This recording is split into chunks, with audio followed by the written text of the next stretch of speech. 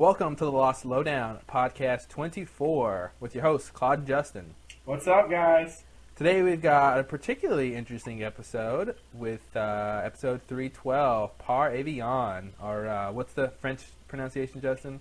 Pot avion. Yes, thank you. Yes, I would like a piece of Par Avion. I don't know, it sounds like dessert. Sounds tasty. I will bring you one, monsieur. All right. We've got two bits of news to share with you guys before we get into the episode review.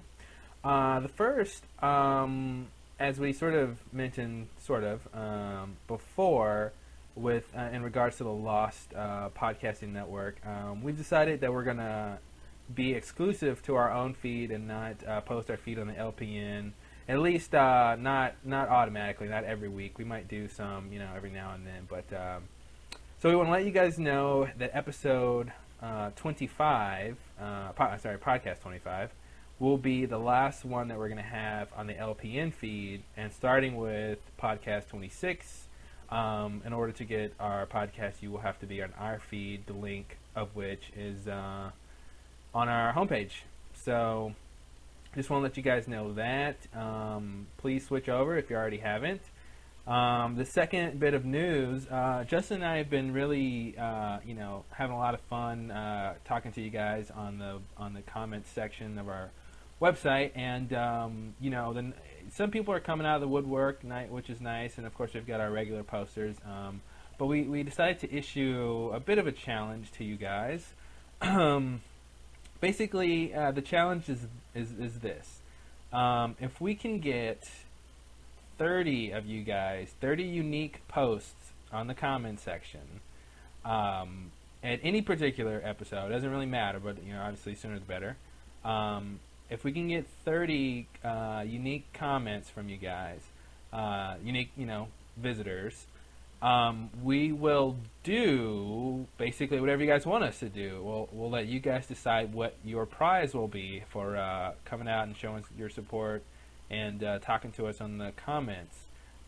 So one of the things you can post your comment about is what you want us to do, because I'm sure we can get 30 of you people to come out, so you guys will win this little challenge.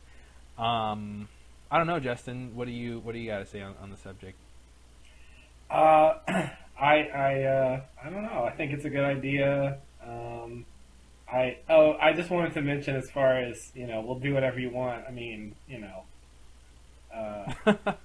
No, I've already said it. It's written in law. Yeah. Whatever.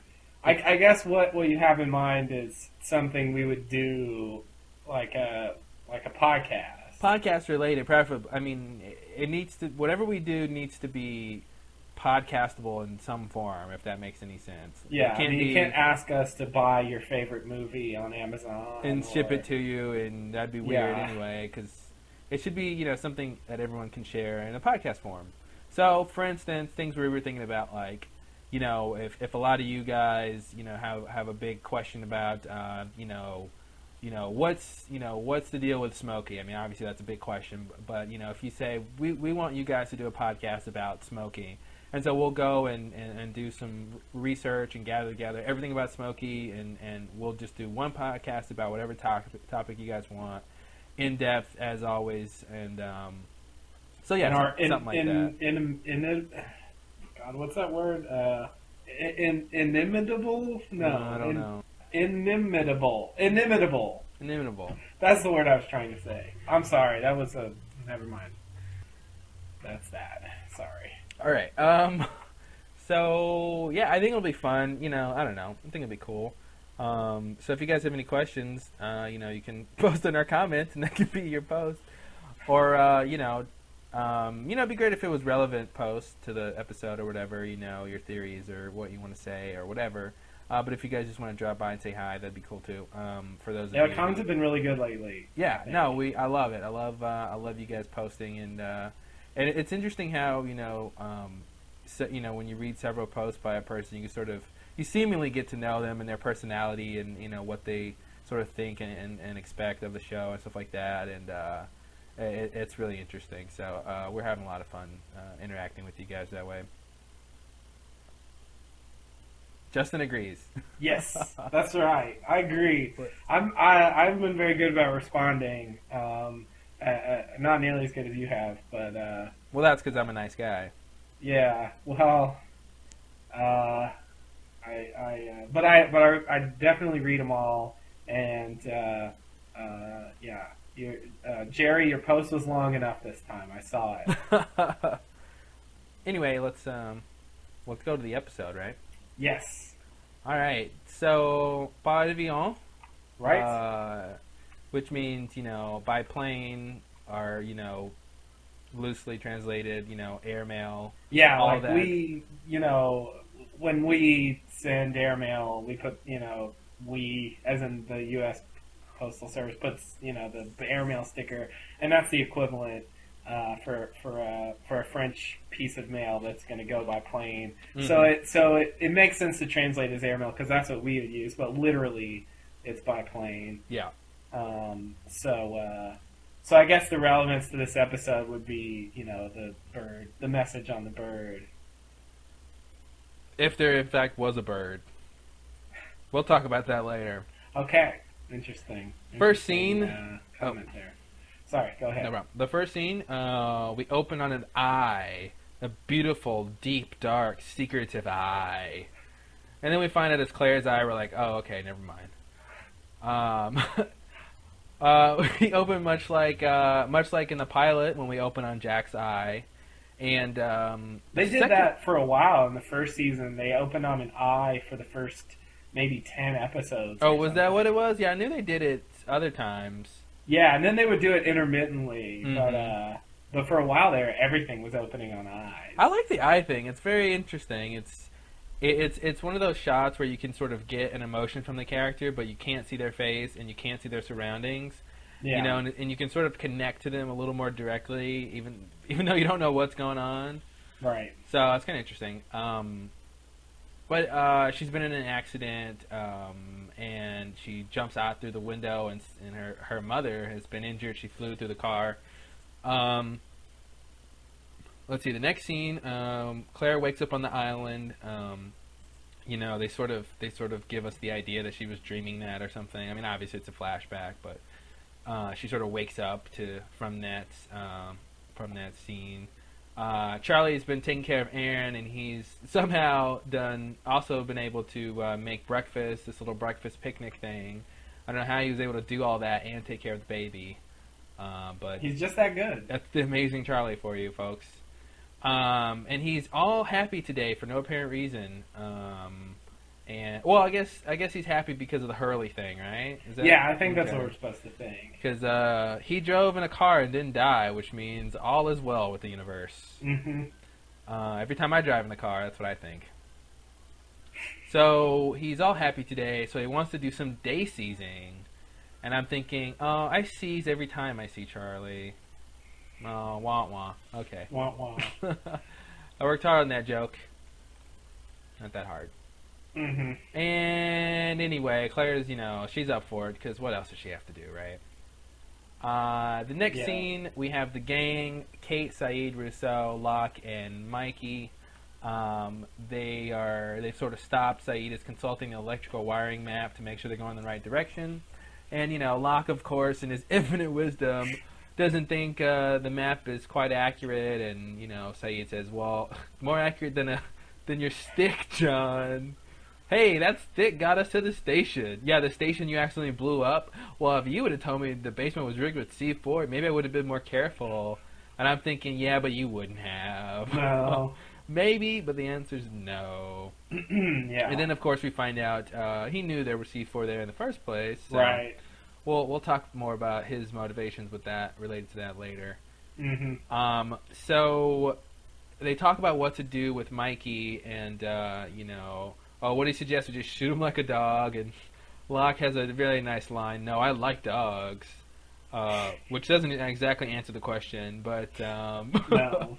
Shoot him like a cat, I guess he's saying, because he doesn't like cats, I don't know. It calls into question what that line really means, I think, that phrase, shoot him like a dog, because whether or not you like dogs, the dog gets shot the same way. Mm-hmm. You know, there's not some extra way to shoot a dog that you don't like versus a dog you do like. You know, so it's a really weird response. Now, I like dogs. Don't shoot them that way. But, you know, anyway. Yeah.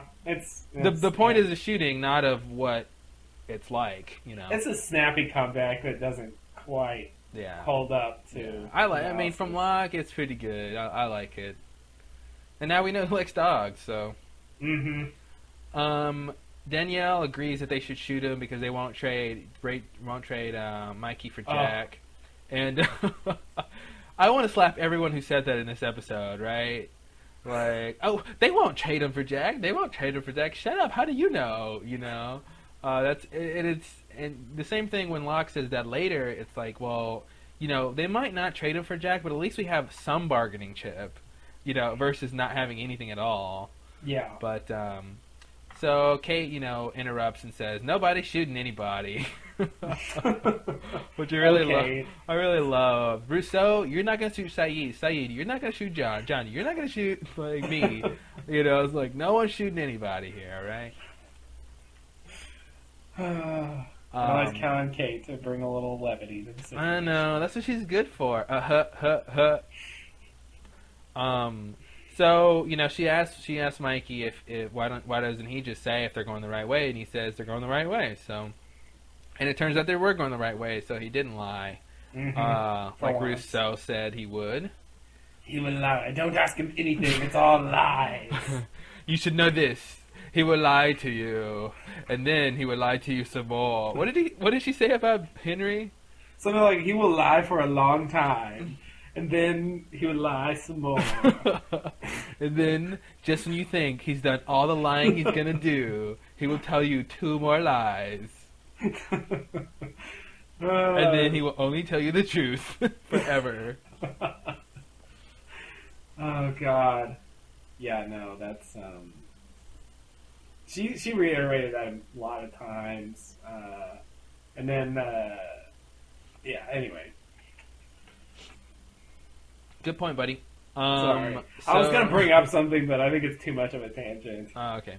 So, so the next scene, we've got Charlie and Claire about to start their little lovely picnic, and Desmond comes running out. He wants Charlie to go hunting with them, and he sort of insinuates, you know, hey, Charlie, you know, of all the things you could do today, hunting with me is probably the best bet, you know, which, you know, we're thinking he's had another vision about Charlie, and that he figures a way to keep him safe that day is to have him not be on the beach. Yeah.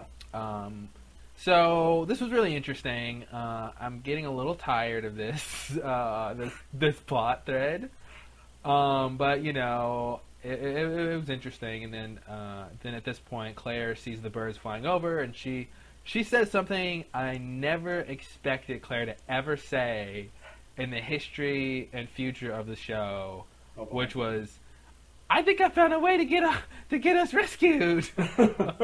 Never thought I'd hear Claire say that. I was so stunned, and I'm like, what are you gonna do, Claire? You're gonna make a giant bird and fly everyone off the island? Oh, jeez, that's something Gilligan's Island would try, and it would probably work, but then the wind would come and knock them down.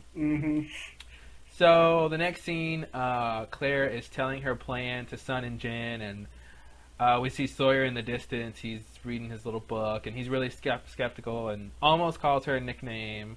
Yeah, exactly. Ooh, I forgot what happened just last week, or yesterday, whatever it's supposed to be. Who knows? So she sees that she figures she wants to catch one of the birds because she thinks it's tagged, and that researchers will find the bird, you know, once it flies to Australia or New Zealand. And I'm thinking, she said that the birds, you know, fly south, right? And I don't know why she thinks Australia or New Zealand would be south of them when they clearly went east. And didn't Arnst already say that, you know, the only landmass south of them is Australia? I mean, sorry, Antarctica. Antarctica, yeah, he did. Yeah, I mean, maybe she was she there in that scene? Do you remember that scene, Claire? And I don't think, I mean, based on the month it is, I think it's early December. It should be coming into summer where they are, since they're in the southern hemisphere. So Yeah. I wouldn't see the birds flying farther south. Yeah, You know. that's I didn't really understand, or maybe she was saying, because I don't have the transcript handy because it's not up, but maybe she was saying like in general the birds fly south, and this is as far south as they get, and when they fly back north to Australia or New Zealand, then that's what her plan is. Yeah, that's what I sort of thought she meant. Oh, okay, maybe that's. Although what she my meant. understanding where the island is, it doesn't seem like It's- Australia or New Zealand are that much farther Yeah. north. But whatever. I That like was- to think the island floats around in the South Pacific there. Okay. I don't know. I mean, I guess the idea is those birds will go back somewhere where there's civilization, and Mhm. of course the problem is that note doesn't help them find the island or anything. It just sort of tells them that the people on the plane survived. Yeah. Which is good for them to know, I suppose, but it's not. It doesn't seem to me that it's going to get them rescued, immediately. Well, I really think Claire should have.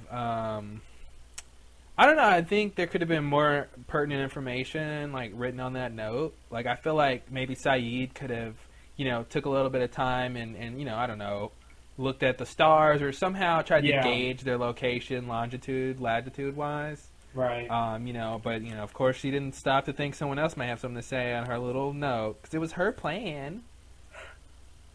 Yeah, and this whole thing sort of struck me as SOS Part 2. Yeah. That it's sort of the same idea. And then Charlie in the Rose part, don't give people false hope and whatever. Don't waste your time. Hey, but you know what? We learned it's never stupid to have hope. Right. I forgot. We just learned that. We too. learned that just recently. It's never stupid to have hope. Hope can start a car even if it doesn't have an engine. Oh, God. Yeah, I think, where's your romanticism? It died from all my failed relationships. It killed them. It's lying burning in the deep crevasses of my heart. Oh, God. Was that too much? Was that too much? Great word. Love that word. That's my soul. You love what word? Crevasse. How many points do I get? Oh, it's not a big pointer. I just like it. Jeez. I'm gonna, that's like a good 3. Oh, great. Yeah, I can get 3 points by saying nothing. I mean, I like it, but it's, okay, sorry. Anyway. All right. Okay. Anyway, I think there's a lot to talk about with her bird plan.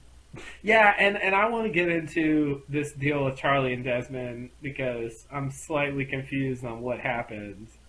We'll have to... That's because what happened was stupid. Okay. Oh, there it is. Okay, well, we don't have to talk about it now. See how simple that was? Wow. Yeah. I was ready to have a 20-minute conversation about it. I solve mysteries left and right. Yeah, the police asked me who committed that big murder last week, and I was like, "Does it matter?" And they're like, "Hey." Hey. And they just left. The police aren't very good in this town. Apparently not.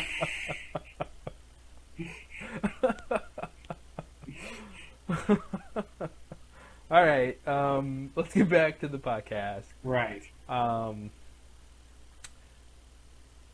Okay, so in this scene, Charlie is basically poking holes in her idea. He doesn't really see the point. He talks about, I don't want you to have false hope, and like you sort of brought up, or we talked about, this idea of hope is coming around fairly often, and it's really sickening to me. Because it's, I agree with, I guess I'm a, I'm a Rosist. I'm in Rose's camp as far as hope.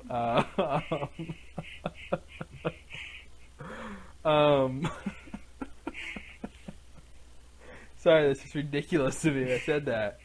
But I am a Rosist. And I believe that false hope, I don't know. Am I a rosist? I guess I'm a rosist. Well, she believed that Bernard was alive without any evidence. Yeah, that's true. So And maybe her hope made him stay alive. maybe it did. So she's not immune to having hope, So I suppose that hope might be more reasonable than other kinds of hope. No, that's what I was saying. I was saying a rosist in terms of she believes that false hope is better than no hope. At least I think she thinks that. Oh, really? Yeah. Well, I think I think her whole point about the Bernard episode when he was trying to make the SOS sign is that wasn't her whole thing about letting the people have hope that they would be rescued and not like squashing that? Was that her thing? She didn't want him to make the sign because she didn't want to give people false hope. Oh, that's right. Oh, yeah, I totally forgot. I totally misremembered that. So I'm not a rosist. I'm a Bernardist. Okay. I see. Yeah, I'm a Bernardist. But I thought you didn't believe in hope. What do you believe, sir? Oh God, now you're gonna I feel like a politician. Been dodging the issue, and now I have to say, I like your shoes. Where'd you get those? Let's change the subject. Okay, here's what I feel. I feel like I guess I'm in a quandary because I feel like Charlie's explanation that I don't want to give you a false hope is a really lame reason why he doesn't want to support her. With that said, I don't believe that hope is this all-powerful thing that can, do stuff that Hurley tried to get it to do. I think that if somebody has hope, in a situation, there's nothing wrong with, letting them have that hope if it makes them feel better. But I don't think that saying, oh, I don't want to give you false hope is a reason sort of not to do something or not to support somebody. So what I'm saying is if somebody has hope and I think it's false, I'm not going to try to convince them it's false hope. But I don't think that hope is the cure-all to these sort of situations. I see. So you don't advocate not having hope at all, but exactly. But you understand that it's not some sort of all-powerful force that will do anything you want. And if somebody has hope, I think it's fine if someone wants to have hope in a situation. And I wouldn't try to take that from them and be like, no one's ever going to come. No one's gonna, that bird looks sickly to me, Claire. It's going to die soon. I don't know. Mm-hmm. Whatever you might want to say, but I guess my big thing was that I really thought his point was really crappy. Like, oh, that doesn't make you an expert. You watched a couple of nature shows, and now you think you don't have to be an expert to know about tagged birds and how that works, and I guess I just thought his motivation was just really weird. Like, what was his reason for not wanting to help her? Like the false hope thing, it seems like that was his reason, but it's just crappy. Yeah, it just seemed contrived. Like they didn't want him to just go. They wanted to create some sort of conflict, and that's all they could make happen, I guess. Yeah. I don't know. It's really weird. Yeah. There's a lot more to talk about with this whole bird situation. Yeah, I want to get into the Desmond stuff, but we can probably wait on that. Yeah, I don't know when we're going to bring that up later, at the end, or. Yeah, maybe once he finds the bird or something. Okay. So let's see. Oh, yeah, okay. We'll talk about that when he finds the bird, because I have an idea. I have this weird theory about the birds. Oh no. Well, is this one of Claude's signature theories? No, I don't think it's crazy. It's not. Okay. It's not too crazy, but I think it's worth mentioning. Okay. What's also worth mentioning is the next scene. Well, not really. It's Claire in the hospital. But I guess we'll mention it anyway. Claire's in the hospital just after the accident. She's getting stitches. She's all wrecked. Pun intended. And the officer comes in, Officer Barnes, comes in to ask questions. And we find out that on her side of the story, a truck forced her off the road. She was driving, which is a detail I thought the police should already know based on the crime scene. or the accident scene.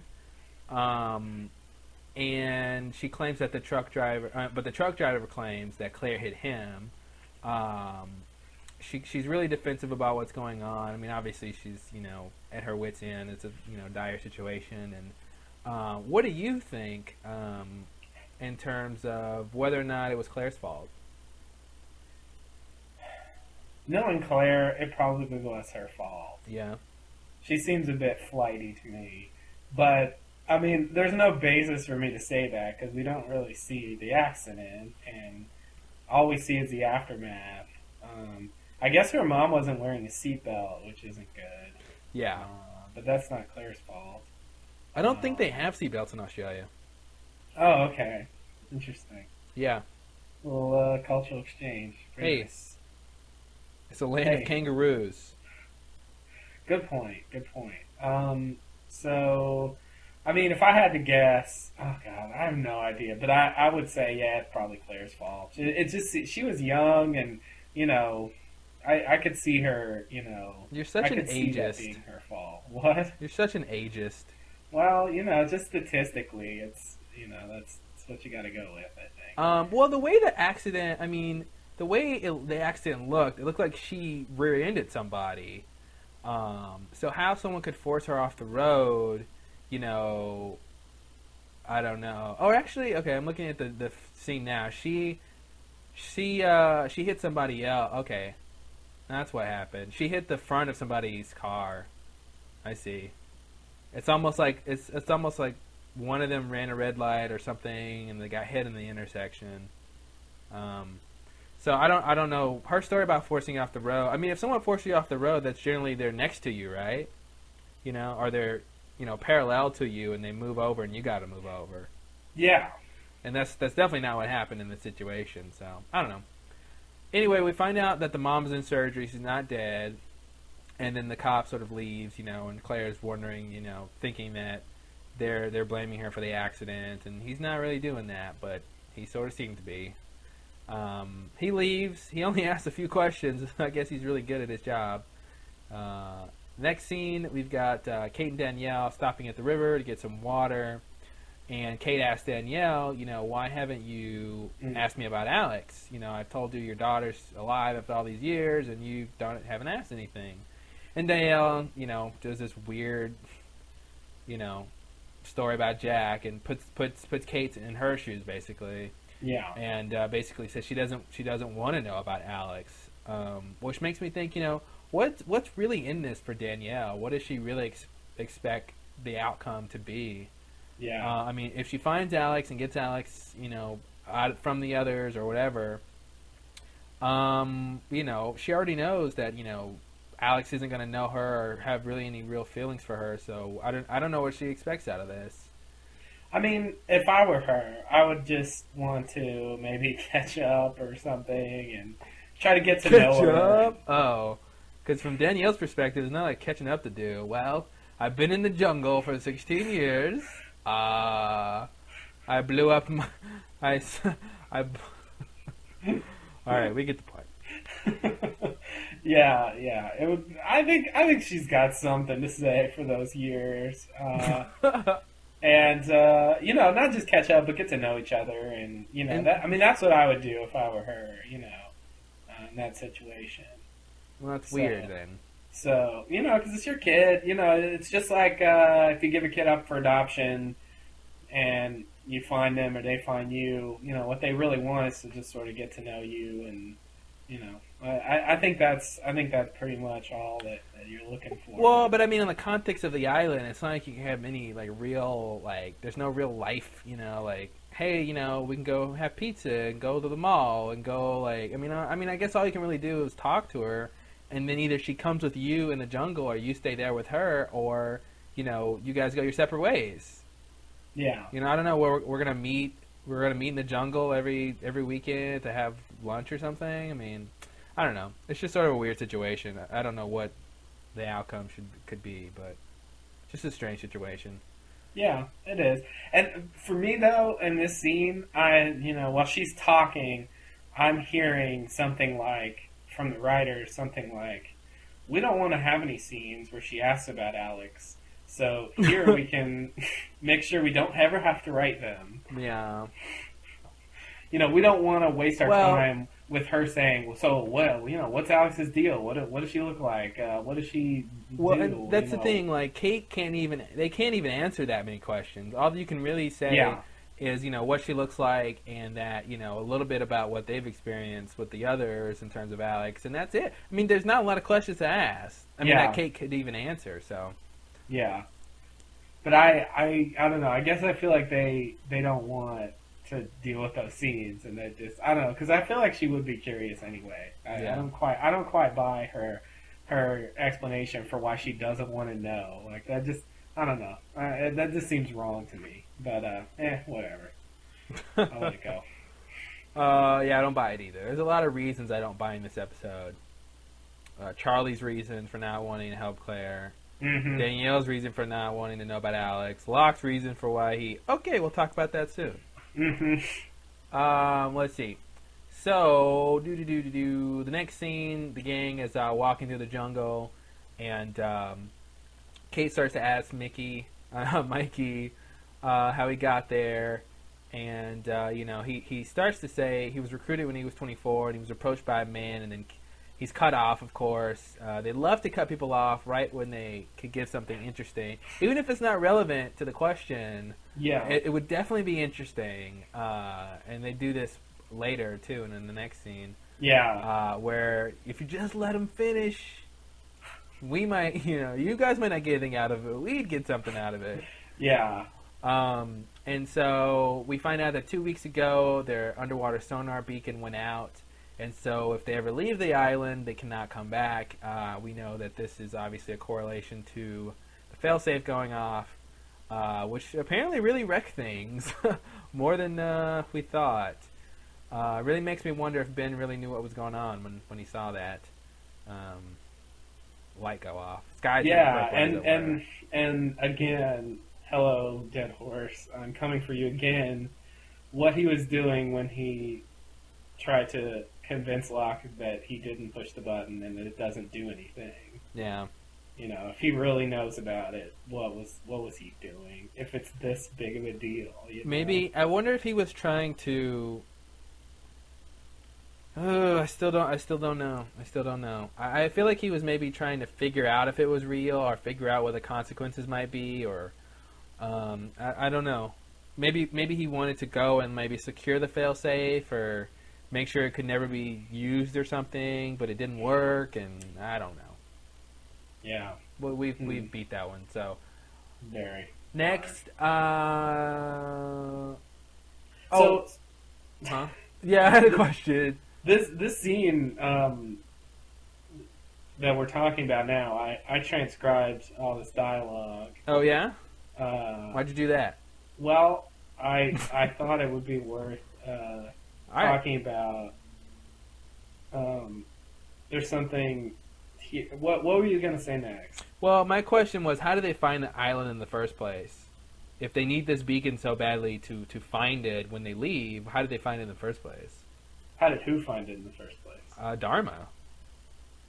See, because I mean, based on the last episode, I think these others were there first. So my question would be, how did they find it? Oh yeah, no, I totally spaced on that one. Yeah. Well, but see, I think the others, you know, predate. I mean, I feel like they could have easily sort of accidentally landed on it, or, you know, their group, and then their group just sort of became, you know, indigenous in quotes, you know, to the island. But I feel like the beacon is Dharma's technology. So how did Dharma find the island is, I think, a valid question too. Yeah, originally, well, I think the story goes something like Magnus Hanso discovered it on the Black Rock, and somehow, you know, Alvar found out about it, and he discovered what on the Black Rock? The island. You know, he was on the Black Rock. Yeah, he was like the captain or something. What do you? Is this like a spoil? Is this spoiler information? This is I don't know. This is lost experience stuff. Oh. So I guess that's sort of a spoiler. I don't know, but Yeah.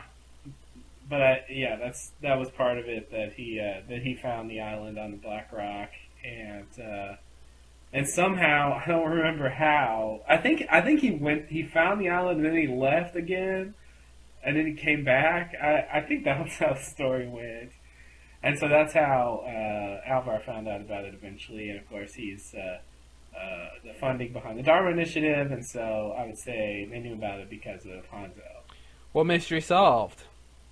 Yeah, that would be what I would say. But nonetheless, within the context of the show, minus the lost experience, it's I'm going to guess that Magnus found it, and I don't know why I think that. Just a wild theory. Within the context of the show, I think it's fair to say maybe somebody just crashed there, and they said, "Wow, this is great," and then left. But then, of course, if you crash there and don't have sonar equipment, how do you get back? Oh man. Yeah. So speaking of that, speaking of not answering your question, this line, yeah, let's see, like I did that. This line. 2 weeks ago, our underwater beacon stopped emitting its locator signal. There was an event, an electromagnetic pulse. And then this final line that he says that I couldn't quite understand the first part. Something like, "It will be impossible to come back." And I don't really know quite what he means by that. And then Kate says, "Why would you want to come back?" Wait. Before you get into that, because that's a whole other topic. What? I said, before you get into that next part with Kate's comments, that's a whole other topic. Right. Well, I'm just talking about the impossible to come back thing. Is that what you're saying? That's what I'm saying. That they use that sonar beacon to find the island, and it's not working right now. Okay, sorry, go ahead. So if they leave the island, they won't be able to find it again because the sonar is not working. Right, so she's asking about, you can leave the island whenever you want. Yeah, but we can't get back because of this problem. Okay, yeah. Okay. Because I was like, God, Kate really knows what he means, and I don't. Okay. Oh. I'm like, why would you want to come back? He's on the island. What are you talking about? Yeah. Okay. So then we have the next part where you can read that. Oh, and what she's really saying is, you wouldn't be trapped on the island anymore. Why would you come back to this horrible place when you could be in civilization? That's what she said. God, man, I did not get that line at all. And you wrote it all down and still didn't get it. I certainly did. Yeah, it all came together right now. Okay, wow. Great. I was also kind of irritated with Kate for interrupting his story. Yeah. About being recruited. Because we talked about that in the last episode, about how did he actually end up there? If his story about being recruited by Dharma wasn't true, but apparently he was recruited.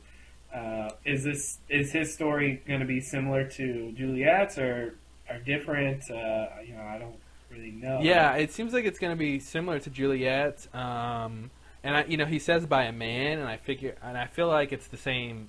Whoever's behind it all, man. But I feel like maybe that man's a little too high up to be recruiting people in person. But but maybe back then he wasn't. I don't know. Yeah, because I feel like Mikey is an original other, I guess, an older other, and he came maybe with the original group. And so back then, the big guy, whatever, probably was recruiting himself, the original group. But now he doesn't, or more recently he hasn't.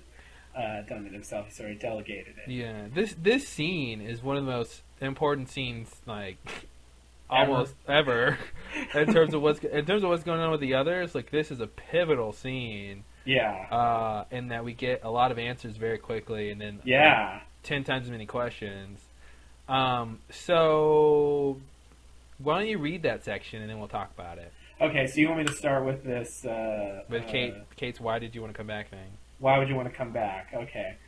He says, "You would not understand." She says, "Try me." He says, "I misspoke. What I meant to say is you're not capable of understanding." And then Kate says... The insult just gets worse. I misspoke. I meant to make that more insulting to you. I'm sorry. It was too mild. Let me... Not only wouldn't you understand, but there is no sense in which you could ever possibly understand. Your brain is too small to possibly comprehend. And then she says, and why am I not capable? And he said, because you are not on the list. Ding, ding, ding. And and the lost community breathes a sigh. Of something. I don't know. I think you mean they take a gasp. Yeah, that's it. Breathes a sigh is kind of weird. Yeah, they gasp. Everybody was like... Yeah. We won't do that till we find out the answer to the list. Yeah, exactly. That's when the sighs come up. Exactly. Yeah, that would be really weird. The list again? Oh, God. Enough. Okay, anyway. Because you are not on the list. Kate says, what list? It's funny because I'm thinking, come on, Kate, don't be so stupid. Don't you know what list he's talking about? I know what list he's talking about. Why don't you know? God, Kate, keep up. Didn't you see last episode? Yeah, and don't you remember when Pickett said he wasn't on Jacob's list? Weren't you listening? God, Kate, what were you doing? Being She Canadian. should understand the concept of them having a list. I think maybe because she's on Michael's list, but whatever. And then she should have heard about the list that Ana Lucia found too. I mean, if they're talking, it seems like they would know about that. But whatever. What list? And then he says, the man who brought me here, who brought all of my people here, he is a magnificent man. Oh, so that must mean that there were no other people on the island before Dharma? I mean, before the others came? I'm not so sure about that. Okay. I mean, I would say definitely, well, I don't really know. I would say... Well, he brought all the others there. There's not any others that came. Yeah. Although, does that mean that the man is the middlemost guy? Yeah, I know. That's. I immediately thought of Juliet when he said that because I'm like, okay, does that include Juliet? And if it does, then whatever. But maybe he means brought them here in the larger sense, in the general sense, not like requested that they come. Not literally, like when Ben says, "I will take you home." It's It's, oh God. He delegated it. He would. So so maybe that's the way we can take that, not literally, because I can't imagine that Milos guy is really. Wouldn't that be awesome? It would be really crazy if we saw him the whole time, and hey, it's the guy from Suddenly Susan. He's behind it all. I should have known Brooke Shields was in on this. I didn't know he was on that show. Yeah. Interesting. A little tidbit. He was good. He was nicely creepy. Anyway, I think so this line is a very close echo of Ben's line from season 2 about the man in charge or whatever. He's a brilliant man, but he is not a forgiving man. He's a great man. That whole thing, and that was a big mystery in season 2. Everybody was saying him. Tom said it. What am I going to tell him? And all this stuff, all this talk of him, and we were all wondering, and we thought our answer was Ben, and here we have it. Here we finally, episode, what are we on, 12? And we finally get him to mention it again. Yeah. And we find out it's not Ben.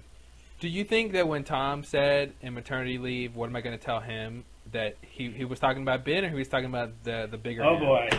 I mean, this is a very minor point, but I'm just wondering what you think. I don't know. Okay. I really could see him saying that about Ben anyway. I feel like Ben's... I mean, we've said this before. It just depends on where the directive came from. But I feel like if anybody, Tom is reporting to Ben, and Ben would report to the upper guy. I agree. So he may be talking about Ben, but I think Ben, when he says that stuff about he's a brilliant man and all that, that was about the real him. Yeah. Now, I mean, I assume that the real him is Jacob. What do you think? Me too. Okay. Me too. Especially because when she says what list, that's how he responds. Mm-hmm. It makes me think he's responsible for the list. Yeah, which Jacob's makes me list. think. Yeah, which makes me think he's Jacob. It seems to follow. I mean, it's not airtight, but it works for me.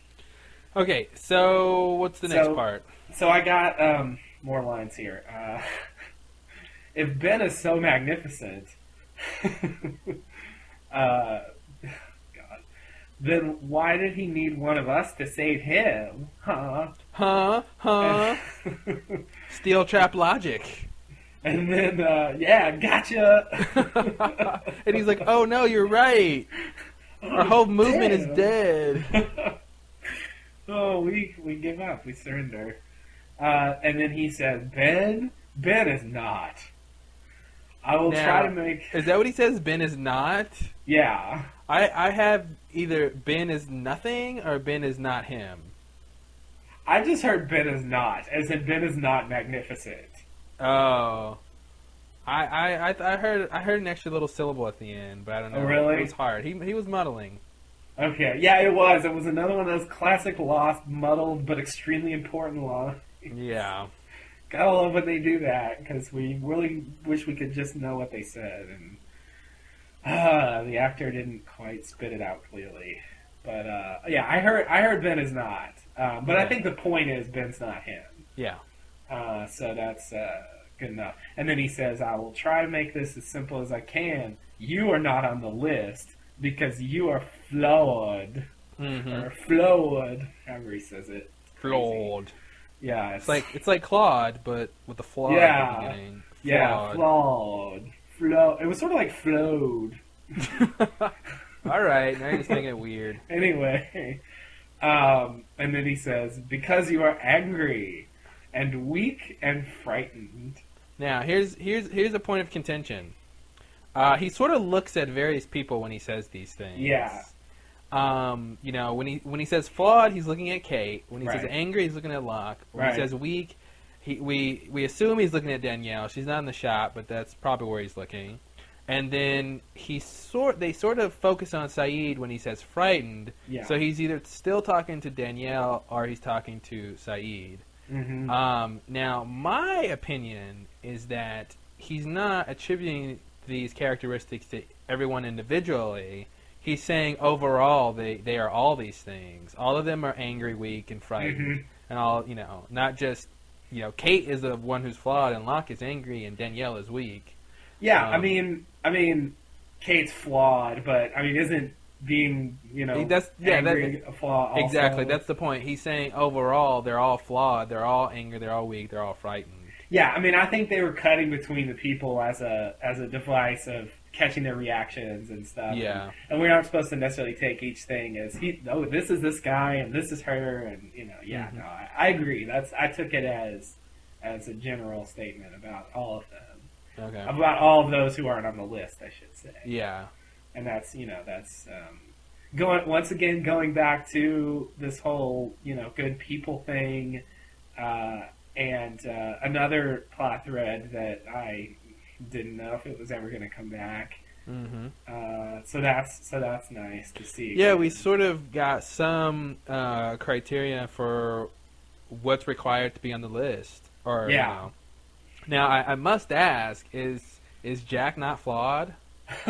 Well, and I got two questions. First, is Jack not flawed? Second, wasn't Kate on the list? I mean, we know Jack wasn't on the list. That's the thing. I infer from this that Jack, Kate, and Sawyer were all not on the list. So there must have been a different list. Yeah.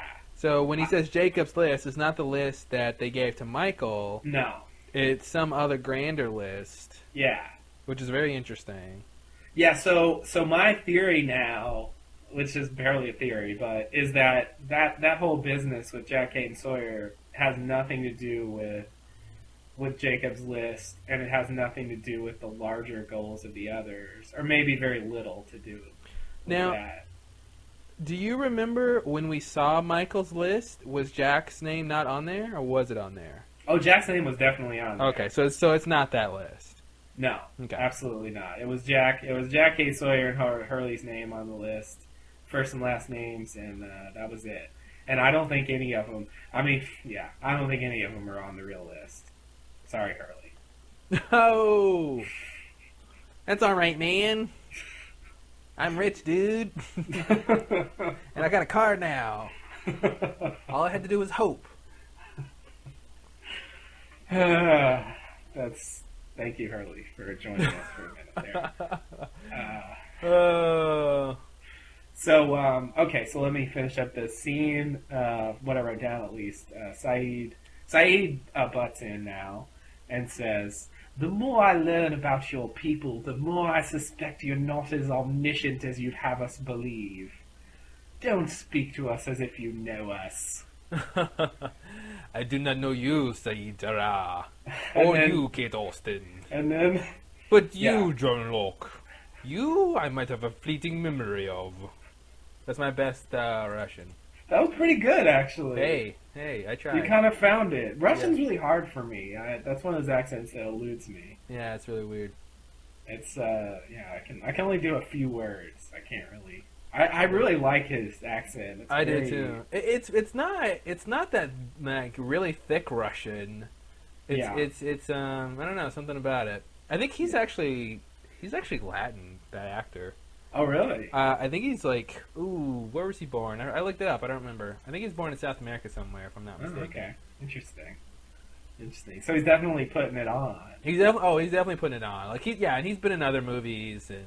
Yeah, but it's nice. I like the accent that he's doing there. Yeah, no, it's good. I'm glad he has that. It makes his character a lot more interesting. It does. It gives it that worldwide appeal, from what the others were doing. Yeah, definitely. And that was the other thing that I said. I think I said in the last podcast that if the others were indigenous, how did a Russian guy appear as one of their members? Mm-hmm. That didn't make any sense. And this one clears that up, that they were sort of recruited. So it makes sense that a Russian guy could be recruited. Yeah. It's not so crazy. So I was glad to see that sort of confusion resolved as far as that goes. So we're slowly but surely getting a better picture of what the deal with the others is. It's crazy. It's nice to know that they'll pose a question and have it go on, but they will eventually get to it. Yeah, it is. It's comforting because sometimes, and you might despair because they don't address it at all for a long time. Yeah. I think, man, that's over, isn't it? They're never going to deal with that again. And then there it is again. Like so Son's anyway. baby. Oh God. Which they haven't mentioned yet.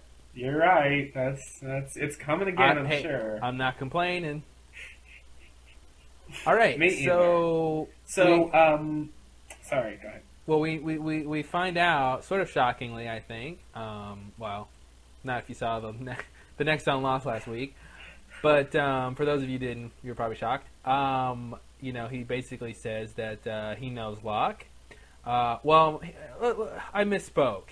He knows a John Locke, but the John Locke he knows was Para. Ooh, wait. Someone just cut me off. Gotta love that. And it was interesting that it was Danielle this time. Right. So I'm like, Kate, you just did that earlier. Shut up.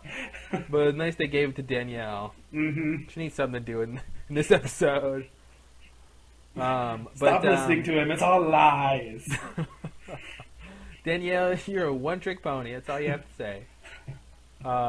It's all doll bombs, and don't listen to him because you're lying. Oh God, doll bombs. Should be the title of her first album. Doll bombs. Yeah. I think it's a good band name. It's just a nice, it's got a nice ring to it. Doll bombs. Yeah. So how in the or maybe a novel, autobiography. I don't know. Oh, nice. Doll bombs. The story of Danielle Rousseau. Part 2. They should do that. That'd be nice. Anyway. What was I going to say? So about this, I think I know what he was going to say. Well, and I know what he's going to say too. I think my tennis shoe knows what he was going to say. I don't think it's a secret. I didn't know at first, and then it all made sense. Oh, really? Okay. Yeah. Well, I apologize. I didn't mean to be cynical. Maybe some people didn't know what he was going to say. I think he was going to say paralyzed. Yeah. That was or really paraplegic obvious. Or something. Yeah. Something to the effect of you Yeah. could use your legs.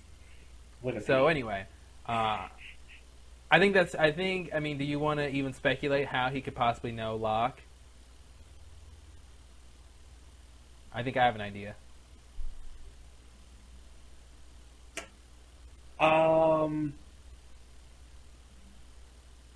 No. I didn't even think about that. I guess the way I took this line, I Oh don't. God. What? I don't know. Here it comes. Yeah, here, buckle up. When he said, of course I don't know you, Saeed Jarrah, and you, Kate Austin, are a complete stranger to me. But you, John Locke, I might have a fleeting memory of, but I must be confused because the John Locke I know was paralyzed. That's basically what he was saying. I guess, he knows their full names. I think he has read the files they have on them, and that he knows. This line's weird. I think he knows who they all are in the sense of knowing information about them. But he says he doesn't know them. He only knows Locke. Yeah, but the fact that he says their full names, I feel like he's being facetious. That he does in fact know them, because Saeed says, "Don't speak to us as if you know us." Oh, of course I don't know you, and he says his full name, and you're a stranger to me. Like I feel like he doesn't mean it. Well, but it just doesn't make any sense. Okay, so what is his point about having a fleeting memory of Locke then? I think his only thing there was to point out that Locke used to be paralyzed.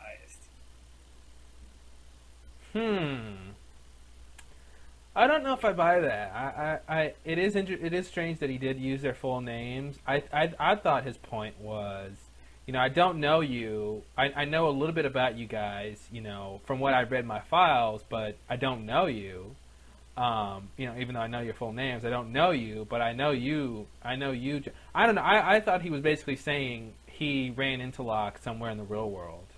See, and I thought he meant the John Locke I know from the files. Yeah, but don't they know by now? It feels like he should have known by now. I mean, I feel like the others in general should know by now that Locke obviously is not in a wheelchair. Ben knows that after meeting him. Certainly. So maybe the point is that Ethan too. That Mickey, no, I keep saying Mickey. That Mikey, that he doesn't know. He didn't get the update that Locke has got his legs back or something. Maybe that's the point. Yeah. But I feel like in general the others should know that, which makes me think, okay, well, what's the point of that? I like your theory only because it makes it more plausible. Like the idea that he knows Locke outside of the island, I think is a hard sell. Yeah. But I feel like, I don't know, it just doesn't add up. But I don't know. I guess we'll see. I thought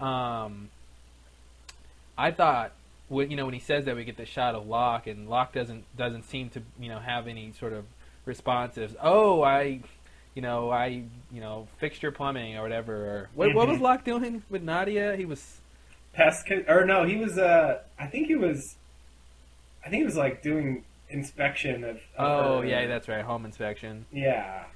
But anyway, I don't know. I guess we'll see. I was thinking, since next week is a Locke centric episode, that we might see something with Mikey in there somehow. I mean, obviously they can't really know each other because Locke would recognize him. Yeah. But I was thinking, that's why, and that's what made me think he said he had a fleeting memory of him, right, because he sort of knows him tangentially, But I don't know. We'll see.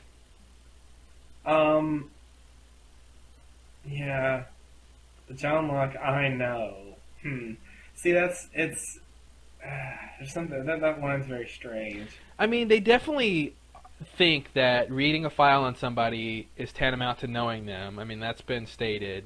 Yeah. So if he's saying, like, I don't know you, Saeed and Kate, although I know your full names, which means I know stuff about you, then I can see that he's just being facetious.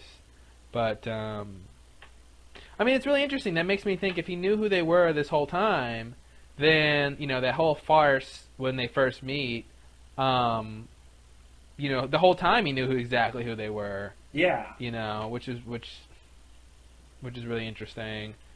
I believe that, and it also, so I think, especially since he died, I get the sense that he's not gonna appear in Locke's flashback, but maybe he will. I don't know. We'll see. That'll be interesting if he does. I'll be very surprised. But what I wanted to say about the last episode was that, oh god, I'm losing my train of thought. Thought if I kept talking, it would come to me. Oh! You were talking about the farce he was doing. That's right. Okay, so if maybe we could assume for a second that he really does know them from their files. Okay. I wonder. It made me wonder, since I interpret it that way. I didn't think about that not being true, I guess. It didn't occur to me to think about it another way. So I wonder, do the others, have they just passed out these files on the A-15 survivors? Maybe just to the higher-ups or something, and they've all, read... if I had a stack of files on, 40 people, yeah, I wouldn't remember stuff like that. What do they do, I think what... In that, with that idea that that's what he meant. He's read the files. He knows them because he's read their files. And even if that's not true, other people clearly have. Yeah. Yeah. I mean, I feel like the only way I can reconcile that is the idea that he was in an area where they could potentially come in contact with him. He did have this alter this story to tell them. This persona to put on if he did meet them, which is what the whole farce that he did. So I think if anything, they gave him their files because he, might come in contact with them. And I think they pride themselves on, whatever this information contains in a file, it helps them to know the people. It helps them to judge what they will and won't do in a situation. Yeah. As they always love to say, you won't do it or you don't have it. And it's very interesting to me to sit there and read whatever they're reading, some kind of records that people leave that you could obtain, and then say, well, you won't do this because you have never done it before, or you were in a situation similar that you didn't do it, and it's that's Russian roulette though, almost literally. Yeah. If they have a gun on you, you're not going to shoot me. It's well, just because I've never done it before, does that really mean I won't do it? Yeah. I mean, sometime has to be the first time. Yeah, exactly. And it's ridiculous to believe that you can really predict people's behavior based on reading their old. Yeah, unless these people had been stranded on an island before for 80 days and had been in a similar situation and never shot anybody, then I'd be like, well, maybe. But these people most of them have never been under as much stress and in such a dire situation in their lives. Yeah. So who knows what they're gonna do? Yeah, I don't think Jack was shooting people back when he was a doctor, but now he finds himself with a gun occasionally, and it's being on the island has put them in that position, and Charlie shot somebody. I mean, come on. Yeah, well, he's a drug addict. So clearly it brings out stuff in people that they wouldn't have done ordinarily. So that sort of reasoning that you wouldn't have done this in the real world, so you won't do it here, is pretty bad. It's pretty crappy. But nonetheless, they all believe it. Yeah. So anyway, I don't know what his point is in bringing that up. I guess I'd take that as sort of a preview for the next episode or something like that, some kind of lead-in. I guess everything with Locke in this episode I take as leading into the next episode. Yeah, I'll buy that. I'll buy that. Up, him saying that, and anyway, we'll talk about that later. But anyway. Yeah. So, The only other thing I could think is if he hasn't really read their files. Others obviously have read some files.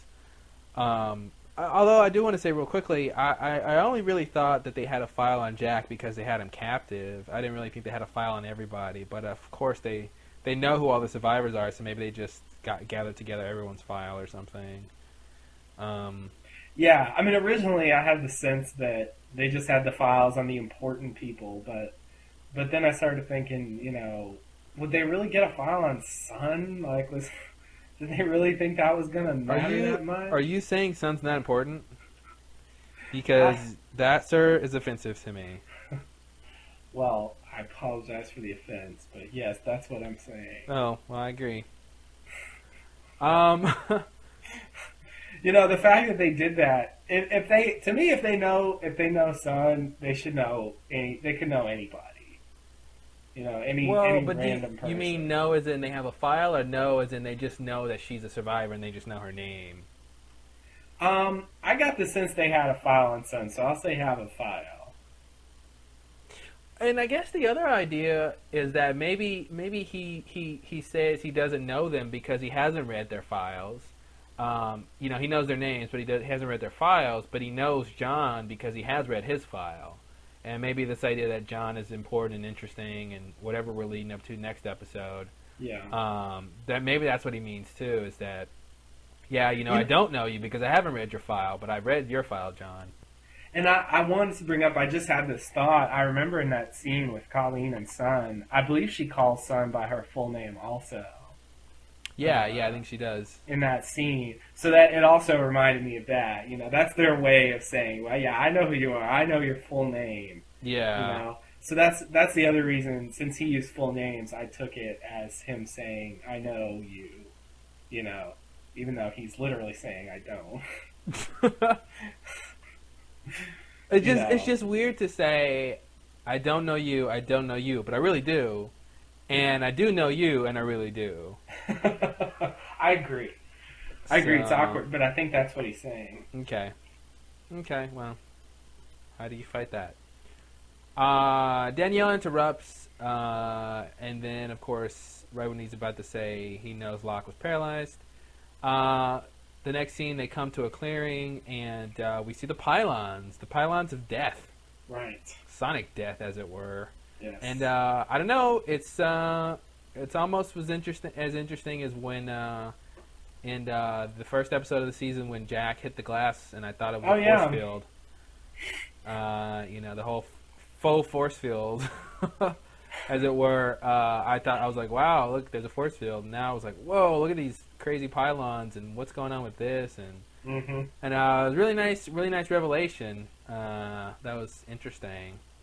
They're trying not to get sci-fi, but they can't help themselves. Yeah. This little fence is a very sort of strange thing. It's not a very good force field because it just sort of kills you if you hit it. But well, it's not a force field; it's a security system. Yeah, I mean it can function that way, sort of. But yeah, right. It's definitely. Much better for security, because they put that on Jack's cage. He would have been dead really fast. Yeah. As he slams against the glass and dies. Let's talk. I got some questions about the pylons. Let's talk about that and after the next big scene with this. Okay. So the next scene, we have Claire and Jen. They're building the bird trap to catch some birds for Claire's idea. Sun's coming down with some buckets of fish so they can chop up to as bait for the birds, and Claire goes over to help Sun, and they start talking. Sun talks about her mom, how she had high hopes for her future, and I love that line. Of course, mine never worked a day in her life. And it sort of seemed a little like, not off topic, but like a little too much information. Like she just wanted to get that little jab in there about her mom. Yeah.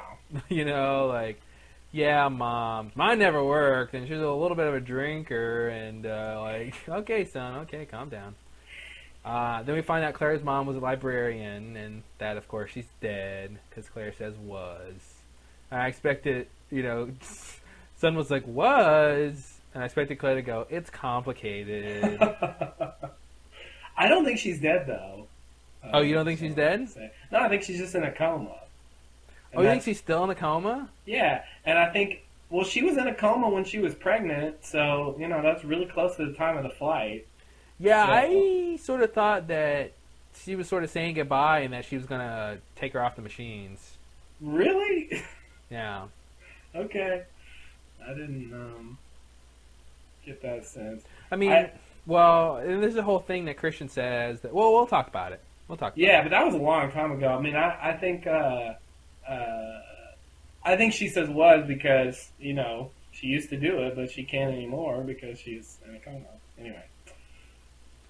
Well, what do you mean? I'm saying the thing with Christian saying that you can't just stop the machines for whatever reason, which I don't know if that's an Australian thing, because I always thought you could do that in America. That if you have, someone on life support, you can decide when to take them off. But it seems like he was saying that wasn't an option there for some reason. I think there are legal issues, but I think in general, yeah, you can do that. I'm not sure, but while we're talking about Australia, I do want to point out that, or maybe I should wait. Did we get to the Christian scene yet? The Christmas scene? The Christian scene, the Jack's dad scene. Oh, I was like, Christian scene? What does this have to do with religion?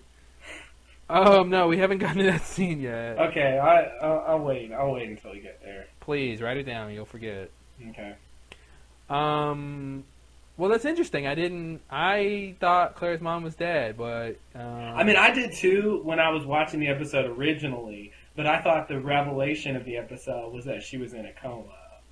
How is that... When is that revealed? You mean that last scene is revealing it? Yeah. Well... I mean, she was in a coma I think the whole just like the flashback reveals it. Especially because, the cop comes in and he's like, what does he say? Something like, we do this when there's a fatality. Yeah. And she says, my mom's not dead. She's in surgery. And he's like, yeah, okay. It seems like they're setting you up for her to be dead, but it turns out she's just in a coma. But she was in a coma almost the next flashback we find out she's in a coma. And then, she's in a coma the whole episode. And we find that out pretty early on. But did we find out she's in a coma before this scene?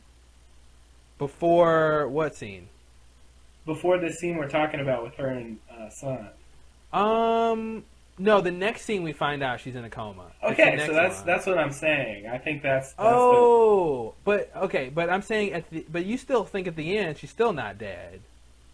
You think she's still in a coma right now? Yeah. Oh, okay. I think she's dead right now. Regardless, I see what you're saying. This little build, you sort of think the mom is dead. Yeah. And I didn't think that was a red herring or anything. I just thought she's really dead because Claire decided to pull the plug. Okay. After she. But that's never stated in the episode. What's never stated? That she pulled the plug. No. I know that. Yeah. I mean, you're inferring. I am inferring. Yeah.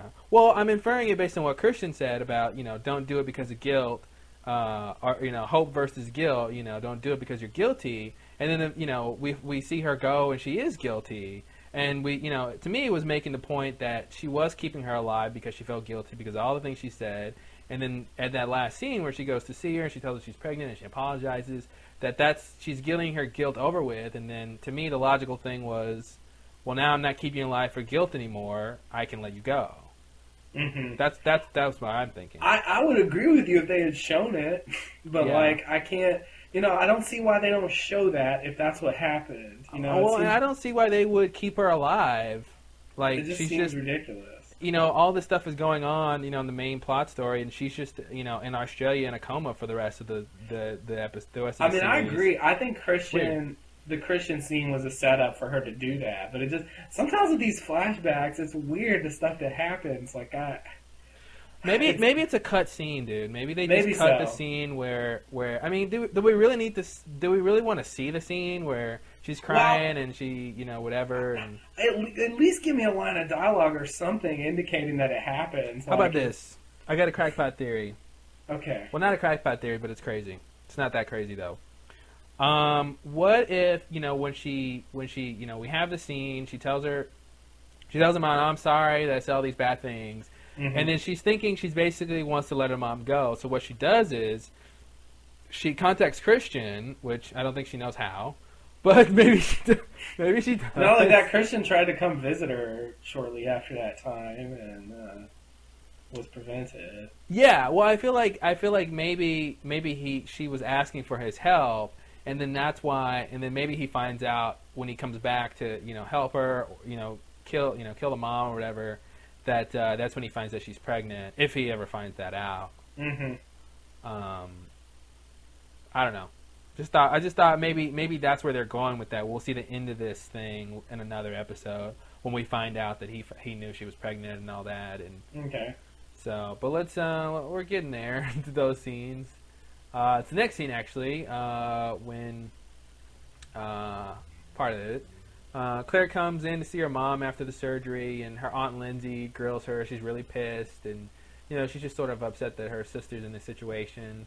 And it doesn't seem like she thinks highly of Claire in general, but it's Claire, so And Dr. Woodruff comes in, and he basically says that her brain is swelled. It doesn't look good, but we'll have to wait till the swelling goes down to see how much damage was done. And then they get the kicker that someone who wants to remain nameless is footing the bill. Did you think it was Christian when you heard that? Yes. Okay. Good. That's immediately what I thought, because this whole, as soon as I heard this was a Claire episode, and then also they had that preview where they said a shocking connection will appear between two of our survivors or something like that, and I knew it was a Claire episode, so I immediately thought the thing that us and us real Lost fans have known since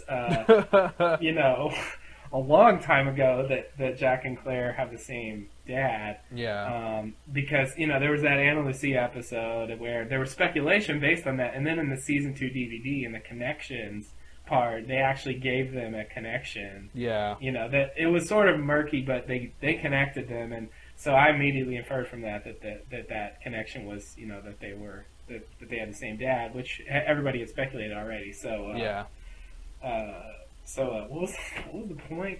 God, if you knew that Christian was footing the bill. Oh, okay. So anyway, so for me it was just a matter of time before he showed up or somehow in this. So when I heard that, I immediately thought, okay, that's him. Yeah. Nice. I don't usually do that. It was only because I was so, I was really expecting that to happen at some point. Yeah, I thought the revelation that was that they have the same dad. It was sort of a yawn, because we did speculate that for a long time. But yeah, glad we have it. But I think if I remember correctly, in that post, I almost want to look at it right now on the Lost Lowdown that you made right before season 3 started. I think you make reference to that. Oh, really? Yeah. Let me just have a look, just for fun sake. Fun. Let's see. Okay, maybe it was September. I hope I'm not wrong. Did you delete it? Maybe you deleted it. Why would I delete it? I don't know, but I remember this post, and now I can't find it. So, what did I say? I don't remember. You said something like the new season's coming. You said like, who's the real Sawyer? Are Claire and Jack, siblings? What's blah blah blah? And then you said something else that was funny, but it was a whole the new season's coming kind of post. Yeah, I see that. But I can't find it. So I think you deleted it. I know exactly what you're talking about. Good.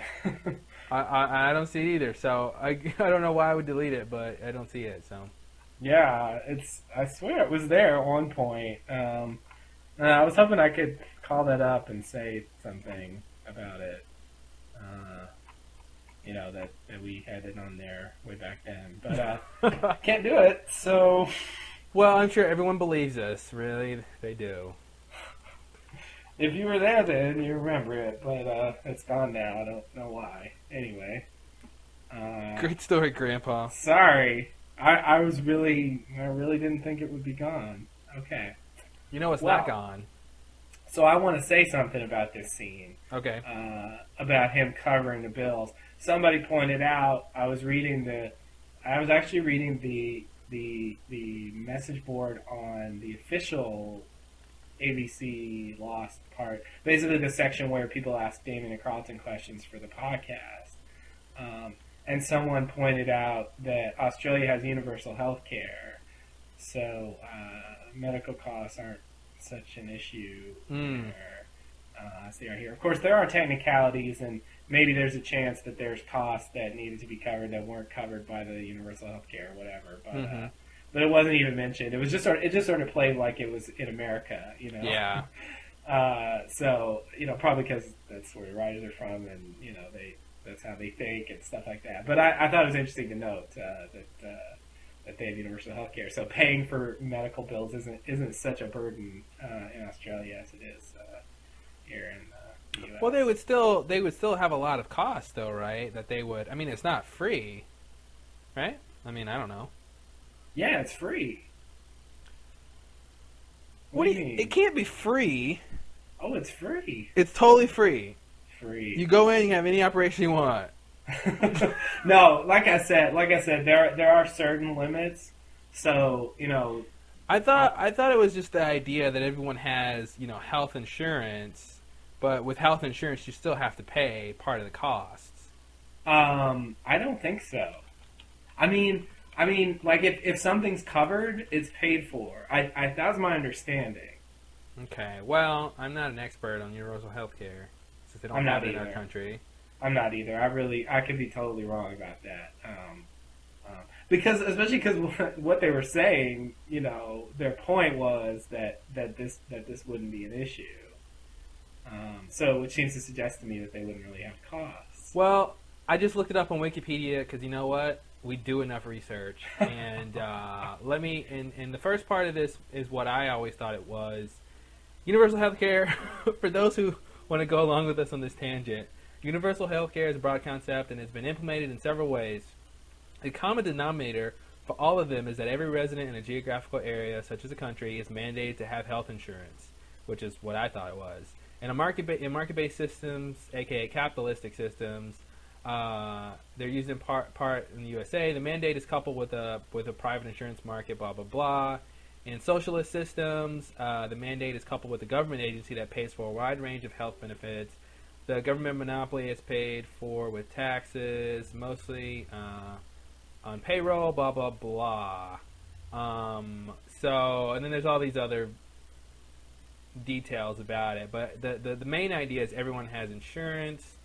Now, just to be clear, when I say universal health care, I mean government-funded health care. Okay, well that's a subset of universal health care. Yeah. I don't mean everybody has health care from a private company. Yeah. No, I understand that. This says that in a lot of countries, the UK and most, not all services paid for by the government, and most. It says, okay, let me read the sentence. It's not making any sense. Universal health care is not tied to any particular healthcare system, though it is the motivation for the socialized medicine practice in some countries, such as Italy, the United Kingdom, and most, not all services paid for by the government, and most all services provided by the private sector. So it looks like it's heavily privatized, which is interesting. It's paid for by the government, but provided by... Not all services paid for by the government, and most all services provided by the private sector. Which makes sense. I mean, the government's not going to set up their own... Yeah. You can't all have government, state or whatever, healthcare facilities covering everything. So. Right. Anyway, nevertheless, she would most likely have stuff to pay. But I definitely see the point, and I definitely agree that it's written as if it was in America. And the whole universal healthcare thing did not dawn on me. So, Yeah, it's just an interesting point. It doesn't really matter. I mean, what are they Yeah. going to do, you know? But we have universal health care, so it doesn't even really cost that much. Like, we don't need his help. Oh, well, Well, I you feel know. like that's the thing. I feel like my point was even with universal health care, I feel like it would still cost more than they have. Maybe. Yeah. I don't think so, though. Claire I mean, works at Claire works at a tattoo place. You know, I mean, we don't know what Lindsay does, but I just don't feel like they've got. I mean, it would still cost thousands of dollars. You know. I don't think so. I mean, I guess the sense I get is it's supposed to prevent that from happening. It's supposed to prevent people from not being able to afford. Well, what I'm saying is, healthcare. I'm saying the average people. The point is that the average person can afford it. That doesn't mean Claire's going to be able to afford it or Lindsay's going to be able to afford it. If it's several $1,000s, I mean, it can cost like $20,000 a day to keep somebody on life support. You know, and they're doing this over years, or at least 9 months, as it seems. So I can see it piling up to being several thousands of dollars, which it doesn't seem like they have available. Mm-hmm. At least I don't. So don't get sick, Mom. But not that much relative to. But not that much. Yeah, exactly. Not that much relative to what it's costing. Yeah. Yeah. Maybe so. I'd like to believe it's all free, but I mean, even if it was 95% and it's $100,000, what's that? $5,000 or something? Did you say 90%? I meant to say 95. Did I say 95? Okay, 95%. Yeah, 5,000. Yeah, and I mean it should be more than 100,000. I mean, $5,000 is a lot of money to come up with. Yeah, Anyway. it is. Well, it's not a lot of money. It's this next scene. Which I don't remember. Oh, okay. So Sun, Jin, and Claire are ready to catch the birds. They built their little cage and a little net thing. And I gotta say, these people are pretty ingenious with their little contraptions. They can just make anything. Jeez. Mm-hmm. I mean, yeah, obviously, Jin is the son of a fisherman, so he's got a little expertise there. But Mm-hmm. I was sort of impressed with what Kate and the gang do in the next scene. Ah, yeah, right. So anyway, they're ready to catch the birds. I mean, they're literally seconds away from catching it, and Desmond fires off 2 shots. And why he did that is why they go and fuss at him and what's going on. And We'll never know. well, we know, but it's stupid. See, okay, that's right. That was our original problem. I'm confused, but you're saying it's just stupid. Yeah. I think you're confused because it doesn't make sense, not because you don't understand what happened. Okay. I'd like to believe that.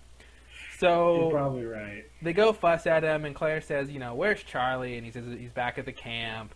And, Claire basically doesn't believe that he was hunting a boar. I mean, I don't even believe it. I mean, why would you shoot a boar? The exact question she asked, I was proud of Claire because the same question she asked were the questions I would have said. Okay, like, you just so happen to be here when we're trying to do this, and where's the boar? And we haven't seen boars in, 2 seasons. Like, what are you talking about? Yeah. Locke has already said the boar's left, Even though he was lying about that, but I still believe him. yeah, I know. I still want to believe that too. Yeah. I mainly want to believe it because they haven't even addressed the boar issue for so long. I really don't know what they're eating. I mean, I it's forgot such they a- got all the Dharma food. It's such an old school, Lost reference, hunting boar. You just Yeah, when he said boar, I'm thinking Claire's like, boar? That was so season 1. We're so beyond boar right now. And why is he hunting boar? There's plenty of food, it seems. I guess his pretense would be that he's doing it for sport. And can I ask where he got the gun? Oh God, I don't The know. rifle? From the Hatch brother. Oh, from the Hatch brother. From the implosion of the Hatch brother. All right, whatever. I don't buy that, but okay. I mean, he had a rifle in there. You think he just magically found a rifle? Maybe he took it. Yeah, I can't. I'm out. I think it would be interesting, and I don't know if our listeners care, but I think it'd be interesting to spend some time and figure out how many guns they have now, and if they're keeping track, because most of the guns were in the armory, which has since blown up, and they're using guns now and rifles. I think they're mostly using rifles these days, right? Yeah, I think Locke's got a handgun. Locke's got a handgun. Doesn't Kate and Saeed have a rifle? Yeah, Saeed's got a rifle. I don't remember what Kate has. I think you're right. I think she does have a rifle. And it's like, where do they get all these rifles from? There were definitely rifles in the hatch, in the armory. And there were, I'm sure, weapons in the flame. And that's what Desmond had originally was a rifle when they first found him. So I think there was a point where we could track the guns. I don't know about doing that now. I know when Jack, Kate, and Sawyer were captured, they had guns. Yeah, that's the thing. Like, which were taken from them, obviously. Yeah. You know, but now they have, they have these rifles and stuff, and I think there's some incongruencies here, but I don't know. Yeah. Yeah. I think. Oh wait, what happened? Let me see. Sawyer had the guns, right? At one point, he took them all, and then. But there were a few floaters, but he had most of them. And then when they went off to get the others, they took some guns, but I don't think they took them all. So I guess I would say whatever left over is from Sawyer's, stash. Well, but then where did Kate get her rifle from? Because when she goes off to get Jack in the last episode, like she's got a rifle in her hand ready to go, and she had just gotten back to the island. Mm-hmm. She didn't even rest up. Jeez. She's hardcore. Yeah. She's very motivated. Yes, I love her motivation. She's got beautiful motivations. All men desire her motivation. All right, last one. That's when you watch her climbing that tree device, you can see her motivations. Oh man.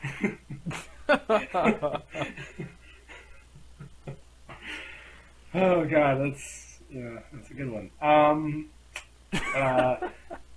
So I would say she went and got a gun from wherever everybody raided Sawyer's stash, and so maybe they put the gun somewhere. Oh, you don't even buy that. His stash wasn't big enough to hold those rifles. Oh yeah, whatever, man. His stash was huge. Oh yeah, whatever, man. What? He's like Hurley. Whatever, man. He had all the guns, so. However he did it, I don't know, but I'm saying he had them, and that's where they got them from. And I'm sticking to that. Because where else could they come from? And that's where the guns were, Yeah, no, I'll buy that. But they were blown up. No. At the time of the hatch explosion, the armory had no guns in it. I thought they got the guns back. No, not really. Not really. I actually just watched the end of season 2. They only got guns back one at a time for the missions. Oh. They never officially got all the guns back and moved them into the armory. Because after Henry escaped, a lot of stuff was happening, and they never got around to returning the guns to the armory. So basically, the writers found a way to get the weapons out of the armory because they knew they were going to blow it up. Probably, yeah. That's nice. Maybe that's the big secret of that subplot. Because that subplot was ridiculously stupid, and maybe it was just contrived so they could get the weapons out because they would definitely need weapons. Yeah, that actually makes sense. Wow. It's still kind of crappy, but at least it gives it some purpose. You heard it here first, folks. I don't know why that's important, but I don't either.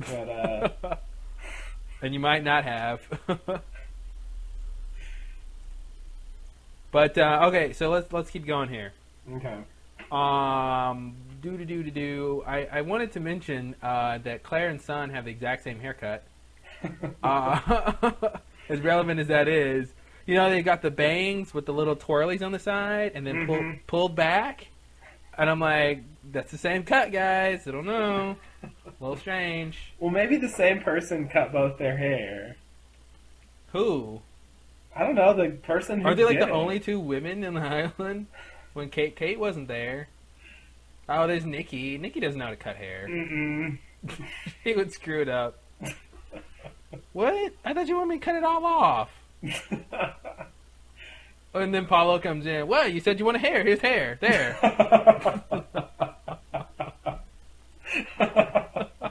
You said haircut. She cut your hair. What's the problem? Oh, God. Oh, Paulo. Oh, yeah. You're so easy to mock. He really is. He's had like 2 lines. I know. They're all goals. It was that line, and I gotta go, get The some bananas. Ooh, I'm on my way to get bananas. I totally want to help you, but you see those bananas? I gotta get them. I don't wanna, but I gotta go get them. I'm sorry, buddy. I'm sorry. Alright, Mm-hmm. next scene, we're back at the Pylon Statue Farm, and as I like to call it, I don't know, security system, layman's term. Kate, is about to go up and touch one, in particularly Kate fashion, although if she didn't do it, I'm sure Locke would love to touch it.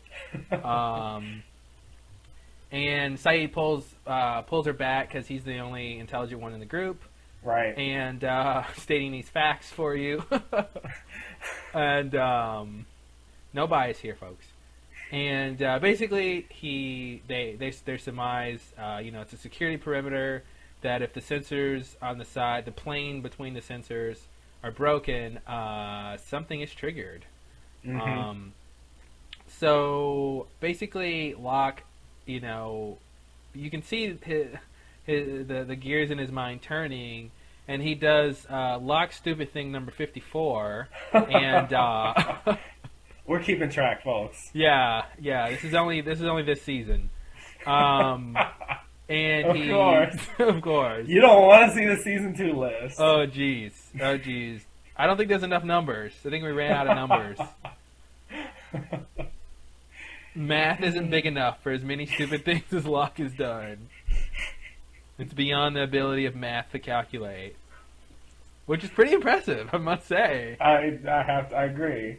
I almost admire him. Well, he's admirable for that achievement. And by admirable, I mean admirable. Right.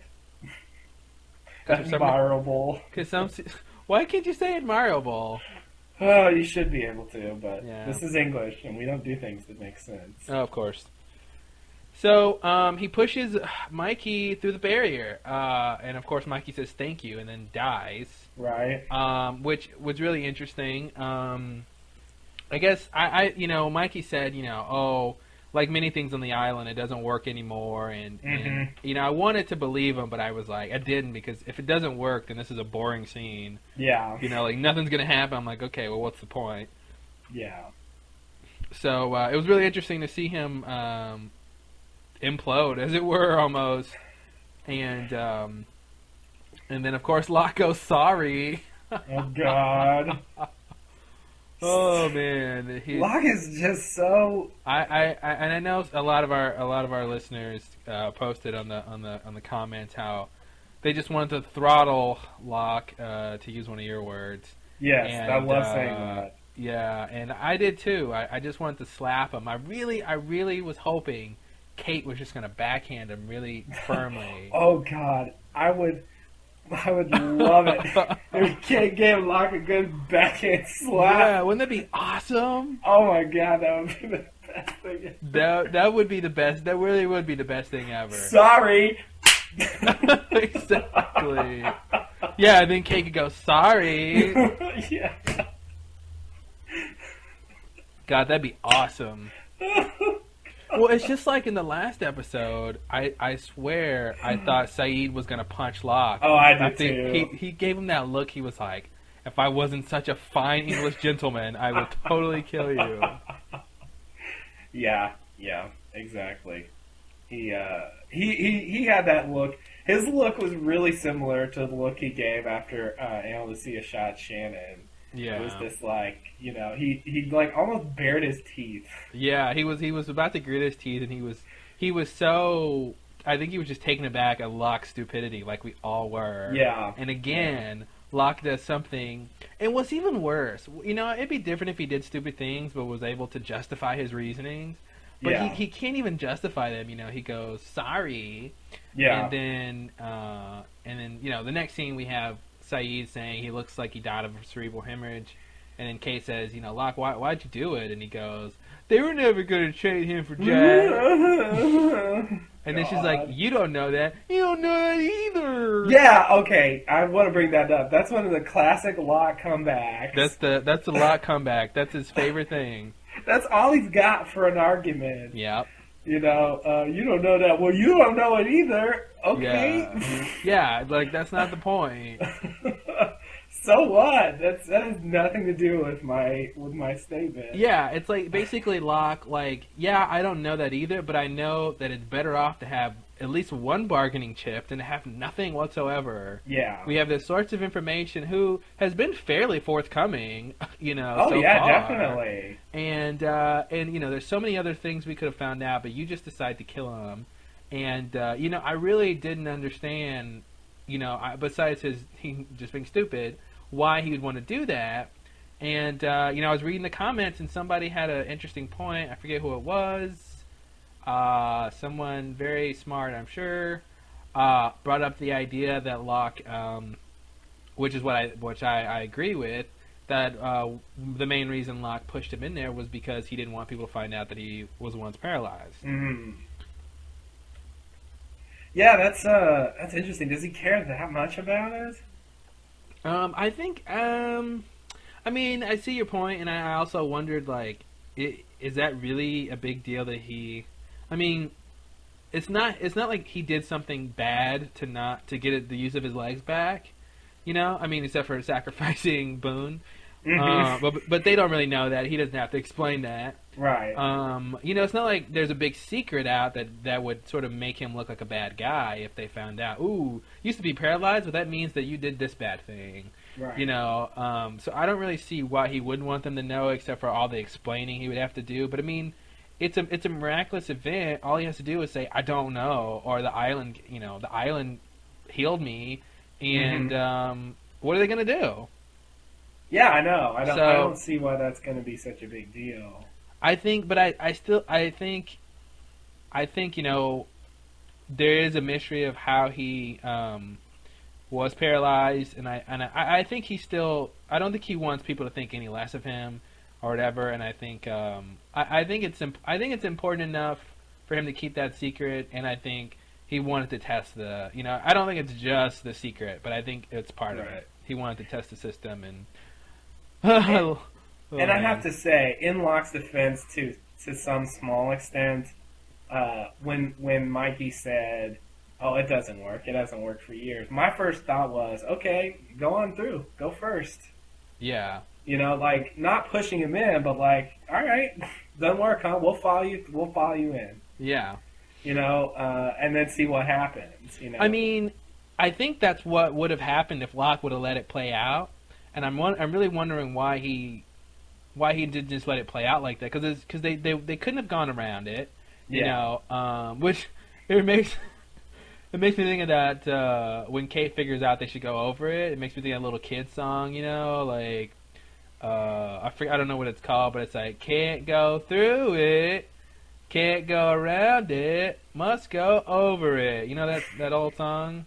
Not familiar with that song. Oh, it's like this story, and it's like this thing. You're clapping and you're slapping your legs or something with the beat, and you're going to some place and you encounter these obstacles. Like there's a tree in your way. You can't go over it. You can't go under. You gotta go around it. And there's a fence. You gotta go over it. And I think at the end you get to a bear cave, and then a bear's there. And then you run away. You run home, but you have to do everything in reverse order. Oh no! Yeah, but really fast, and I'm boring everyone. It's like a brain teaser. Yeah, kind of. It's like you're supposed to mimic what you're doing when you go over things, and so when you go backwards, you got to do those things backwards really fast. And yikes! It's a fun little kids game. It's not just a game; it's a challenge. Hey, well, like all kids, they need to be challenged. A song, not a game. Anyway. Oh, God. All right. Everybody really picked up on my bookmark comment. Everyone loved your bookmark comment. I'm glad you guys like that. It wasn't intentional, but you make one flub, and they won't let you forget. I love it. I do too. It was a whole thing, and I enjoyed it. When can we use bookmarks again? I'm desperate. Help me. No, that was awesome. I love it. Oh God, yeah. So anyway, that's what as soon as he said that, I was thinking, okay, prove it, whatever. So I had, it's kind of the same idea Locke had, but I wouldn't have pushed him in, because then you're killing him, Then you're the asshole. Yeah. It's like, just let him. Yeah, I think they are sort of setting up that he's got something to hide. He's got this C4, which we find, in his bag. I think they're setting up that he's got ulterior motives. Saeed asked him as much. I mean, basically, let's see. Let me see. I think we skipped a little bit.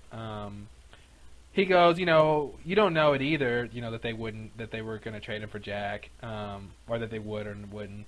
And he goes, all I know is he shot one of his own people, so he didn't have to be in this situation, which makes me think, Locke, doesn't that mean something to you? That he would rather die than be in a situation, mm-hmm. which if you're the captor, that you want to capitalize on that. Yeah. And it's like, that's the thing. He tries to defend himself, but he's not making reasonable statements. Like, oh, he didn't want to be in this situation. Is that a reason to kill him? That seems like a reason to keep him alive. Yeah. I agree. And then I liked his character too.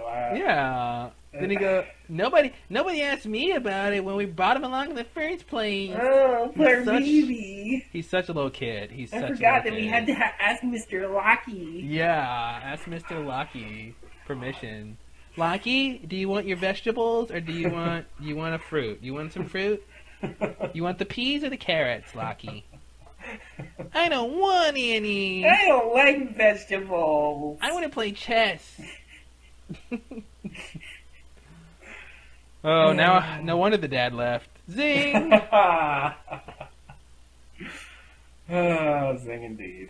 Oh. So shall I ask? Dare I ask? Why does Locke push him into the fence? Did we just talk about that? Did we? I mean, we're talking about that, but what do you think the reason is? I said it. I already said. I think there's two reasons. I think one, he wanted to see what would happen, and two, he didn't want him to say anything else about the parallel. I forgot. I'm sorry. Shame on me. Yeah, we talked about that for 20 minutes. I forgot that you said that, and I'm. God. So, dare you ask it? I already answered it. That's not much of a dare. Dare ask a question that we've already answered. I'm sorry, guys. Oh boy, I'll get it together. Oh, they're not listening anyway. They're doing their spreadsheets. You're right, they are. They are, I can see them. So, blue, he says, well, pardon me for not knowing he had a sonic weapon fence. And it's one of those,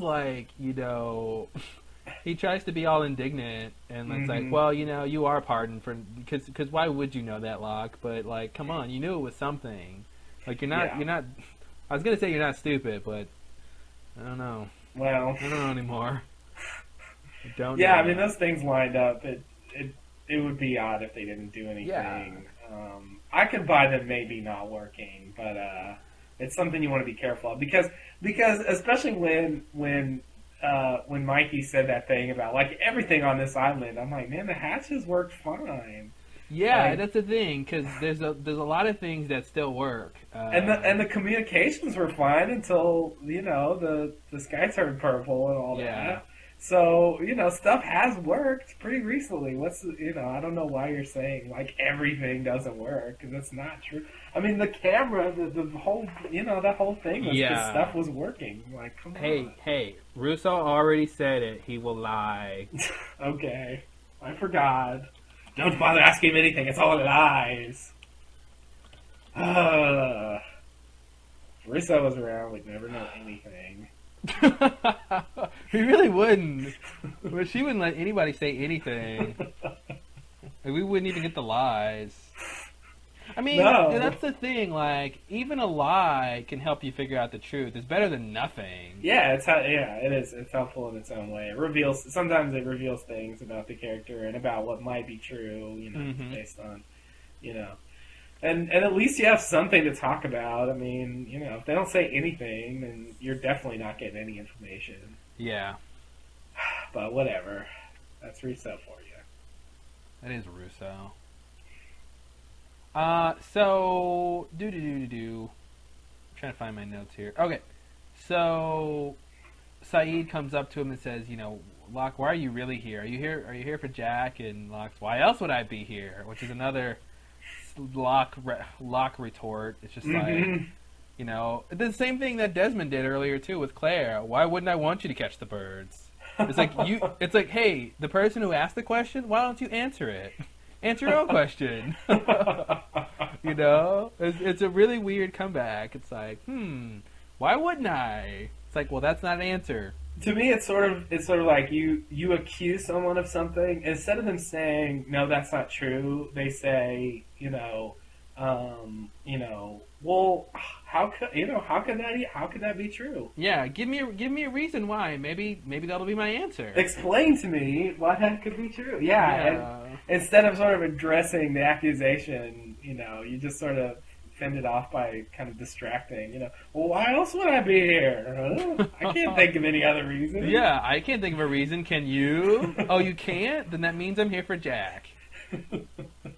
Yeah, it's really bad logic. It's oh man. The writers, they're really not. I don't know if to blame the writers or just to dislike the character. I don't know if they're doing that on purpose because they just want Locke to be that weird, but yeah. Or if they just think that that's good logic. There was a time when I really thought Locke was a really cool character.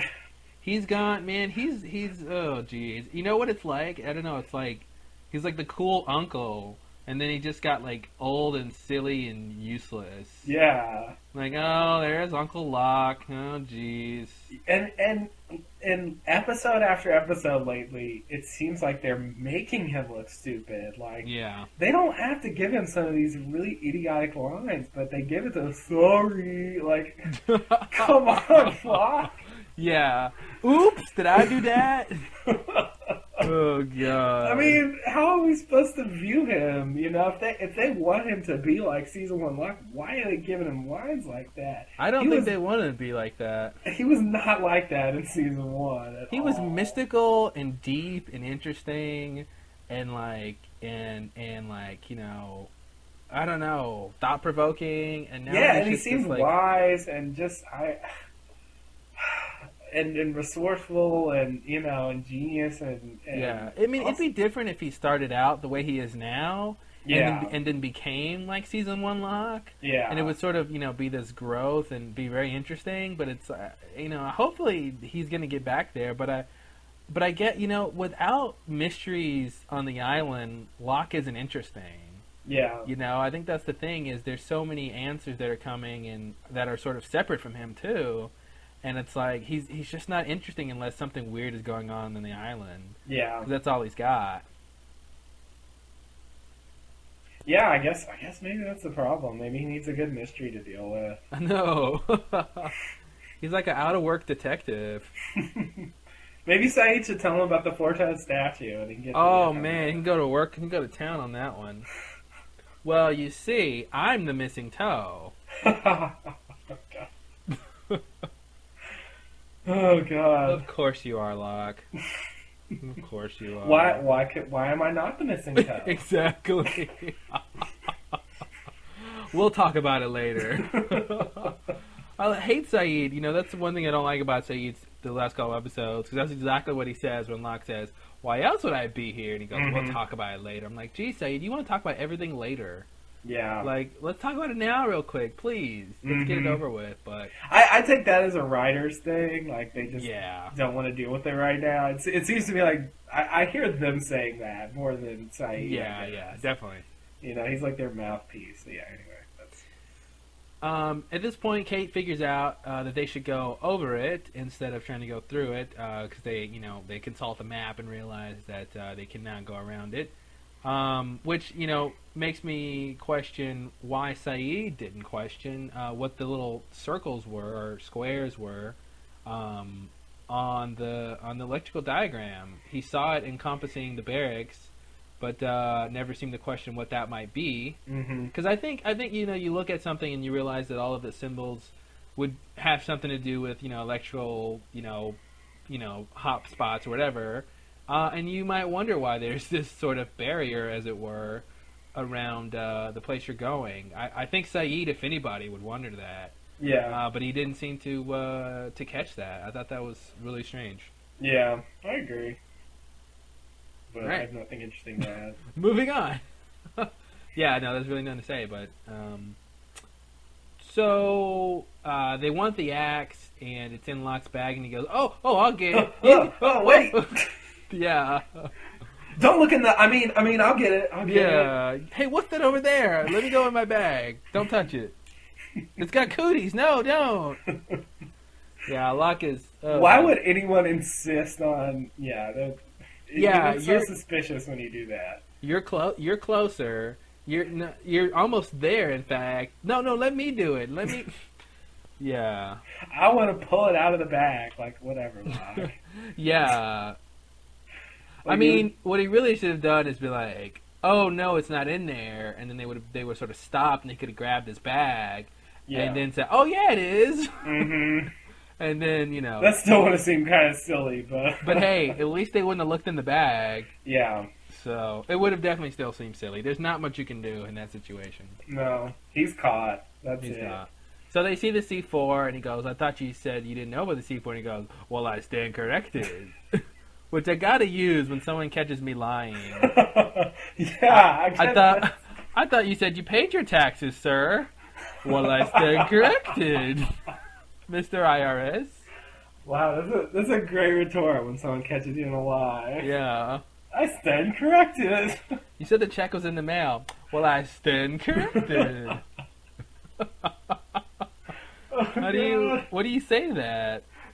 You're like, well, I guess you are corrected. Have a good day. Yeah, that was a weird line. I was like, man, that's how you respond to that. Wow.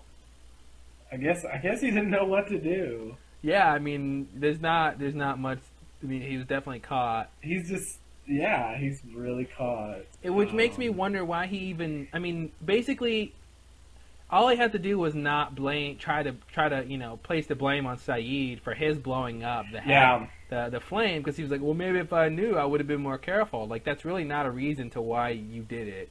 That's what I was thinking. If he had just played the stupidity card, he would have been fine. Yeah. Yeah, exactly. And admitted that he saw it and he took it, whatever. Well, yeah, I saw it and I thought it might come in handy. And he hadn't already denied seeing it, so now that he's caught in a lie, you got to be suspicious of him. They're making him really suspicious. At this point,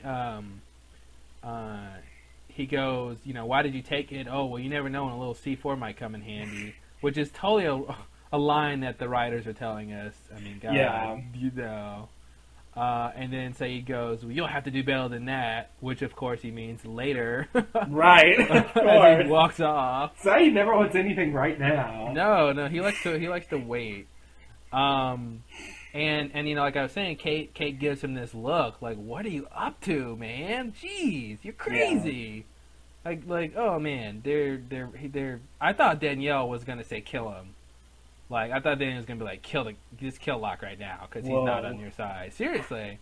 I mean, not really, but because I just expected Danielle to weigh in on it, but she was just sort of in the background. But yeah, he's being weird enough to where I think she could very soon advocate getting rid of Locke, because he just doesn't seem to be on their side. Yeah, exactly. He's clearly got an agenda, and I have to admit, I have a theory about this, but it's a bit of a spoiler theory that's based on the Canadian Next Week on Lost. Okay, well, we'll talk about it at the end then. And so, yeah, I don't really know how to address it, but yeah, I guess I'll definitely leave it to the end if I say it at all. Okay. So my quick question about this whole situation with Locke and the C4 is, when did he go downstairs, or do you think the C4 was somewhere else upstairs that he found? Yeah, I mean that was my question too. I'm assuming that we're supposed to believe he went downstairs off screen. Mm-hmm. But I just mean, obviously, yeah, I agree with that it was off screen. But I mean, sort of when, because they didn't, at a certain point. Just in terms of the timeline of that episode, like they find the floor door, whatever, hatch or whatever, yeah, and to the basement, and and then Saeed and Kate go down there, and then right after that, Locke is guarding Mikey, and then he goes to play the game. Yeah, and then in between, and then when they then Mikey gets up and gets Locke, and then by this point they come out of the basement. So when did he have time to go down into the basement? I would say after that situation resolved itself, after Mikey shot Clue, and then they captured Mikey. Oh, okay. After that whole thing, and they're okay. So maybe when they're gathering supplies, and he's around the time when Locke plays again for the final time. Okay. So do you think that Locke had an inkling to go get the C4, or that the C4 was maybe mentioned in the little video interface thing with Candle? No, because I'd like to believe that we saw everything there was to see as far as that goes. Okay. I'd like to believe that. So you think he just happened to go downstairs and he sees the C4 and he just, I'm no, demolition expert, but I wouldn't. What? I know it's on my business card, but I wouldn't want to take apart a C4 module or whatever, that's rigged to explode. Yeah. And I have no idea why he think he'd be capable of doing that. But obviously he is. Yeah. Unless, I guess this has to be thrown out there because we throw every other crazy idea out there. Maybe the hatch exploded because he took one of the C4 things, and not necessarily because of the Inter 77. I don't believe it, but I think it has to be thrown out there. I don't believe it either, but it is, that's worth saying. It does seem like a dangerous thing to do. And it seemed like they were networked, too. It seems like if you took one out, maybe some of them wouldn't explode. Yeah, and then it's like, well, which one would you take? I guess you would find the beginning of the chain or something, or the end of the chain, and then it's like, did he really have time to figure that out, and go, track it? And I think he barely had time to go down there. Yeah. And I think if he went down there, Kate would have seen it because she was, in the main room or something. She would have seen him either go down or come up, unless he did it right after she left. Because they didn't come out together, right? She came out first, and then he came out. Yeah. Okay, well, I guess... obviously he did it at some point, so... Yeah, I'm not sure... It might just be a little problem. Yeah. That doesn't... It's a little bit off or implausible, but we're just supposed to accept that he somehow obtained it. Or maybe that C4 isn't real. Or maybe the C4 Hey, we gotta throw it out there. We do. Yeah, But I'm going to go on record and say I think it's real. They're gonna be like, Locke, you didn't have time to go downstairs. You're right. It's not real. That's a bad line. That's a horrible scene. Wow, that's it? Reason number 52 why Claude should not be a writer on Lost. That's the scene I would come up with. That was horrible. Wow. That was interesting. Okay. Now we see why they're called professionals. Mm-hmm. So here's another question for you, question boy. Although I'm the one. Wow, I'm question boy now. Well, I'm the one asking the questions, but somehow you're question boy. Okay. Very strange. Do you really think Danielle never found the pylons in her 16 glorious years on the island? Man, she hadn't found shit because she makes it her business to avoid these types of encounters. Oh, nice answer. All right, well, straight from the horse's mouth. It's almost like having Danielle here. Oh, God. Without the wispy hair. This Zing. Is that a zing, really? Wispy hair. Yeah, I guess I expected one, and so I said it anyway. Okay. Sorry. You shouldn't just throw those out there. Well, I really thought one was coming. I was pretty confident. And I didn't think about it. I'll try to be more judicious in the future. Thank you, please. Answer man. Oh! Is that a share thing? Oh! What's that, shares thing? What are you talking about? Like, that noise Cher makes, that when people, like, imitate Cher. No! What? You know that? You know what I mean? Do it again? I don't know. I can't do it. It was like, I'm trying to think of some word, and then I could do it. When did she do it? Well, it's sort of in her singing, and like, if you ever see an imitation of Cher, an exaggerated imitation, they'll do that, that like weird thing she does. I really don't know what you mean. Like, my name is Cher, whoa. Like that weird thing. I don't know. Okay. All week, folks, all week. Now I'm the asshole. All right. My name is Cher. Oh. I think there is people out there who know exactly what I'm talking about, and I don't feel so silly. But okay. No, I believe you. I just your impression makes it sound really. My impression is really bad. Strange. Fair enough. So I don't know. I mean, I guess I have to believe, like you said, she doesn't really go seek out crazy situations, and she apparently doesn't really go hunt for Alex too much ever. So why does she really need to explore the island?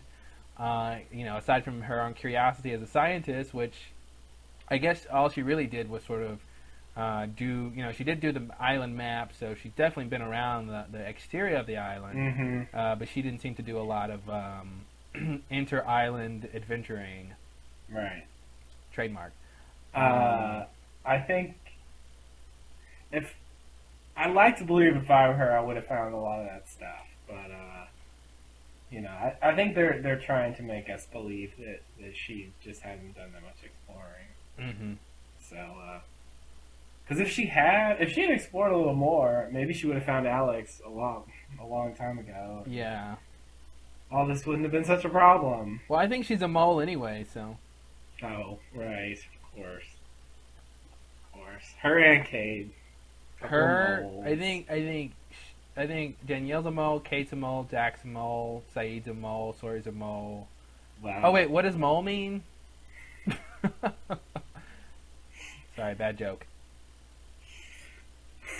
Does mole mean I'd love to know what you thought it meant that they all have in common. Does mole mean character on the show? Okay. There you go. There it is. That'll do it. Is mole the right word? You know what is the right word? The next scene. Okay. I think it's boring, huh? Man, your segues are not much today. Yeah, they're really lame, as usual. So we have the scene where Claire is confronting Charlie. She wants to know what's up with him and Desmond, the whole bird shooting thing. Not that she shot a bird, but scared the birds away with the shot. Mm-hmm. Charlie says, well, you really want to know the truth. The truth is you can be wrong. That's the truth. And I'm like, that's weird. I got to use that someday, too. What's the list of things I got to use? I got to use... what did Locke say? Well, I stand corrected. Oh, I stand corrected. There's something else I'll need to use, too. I don't remember now. I don't either. I just love that, like, she's like, well, what's up with Desmond? Why don't you guys want me to catch the bird? And he doesn't tell her why he doesn't want to catch the bird. He tells her, you could be wrong, basically. Oh, right. Like, it could be a piece of glass, or, how do you know what you saw, blah, blah, blah. I don't want to advocate false hope. Oh, geez. God, Charlie. And you wonder why I don't like you.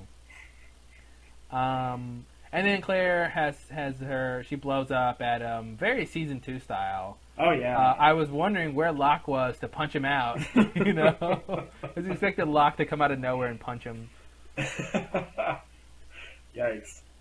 But she's really good at those like outbursts, and because no one ever trusts her, no one ever believes her, and she's, Right. no matter what goes on, she's always gets this opportunity to complain about that. Mm-hmm. And I just want to know if I'm on my own. Now that I know I'm on my own, no, shut up. You're gonna be asking him to watch Aaron next episode.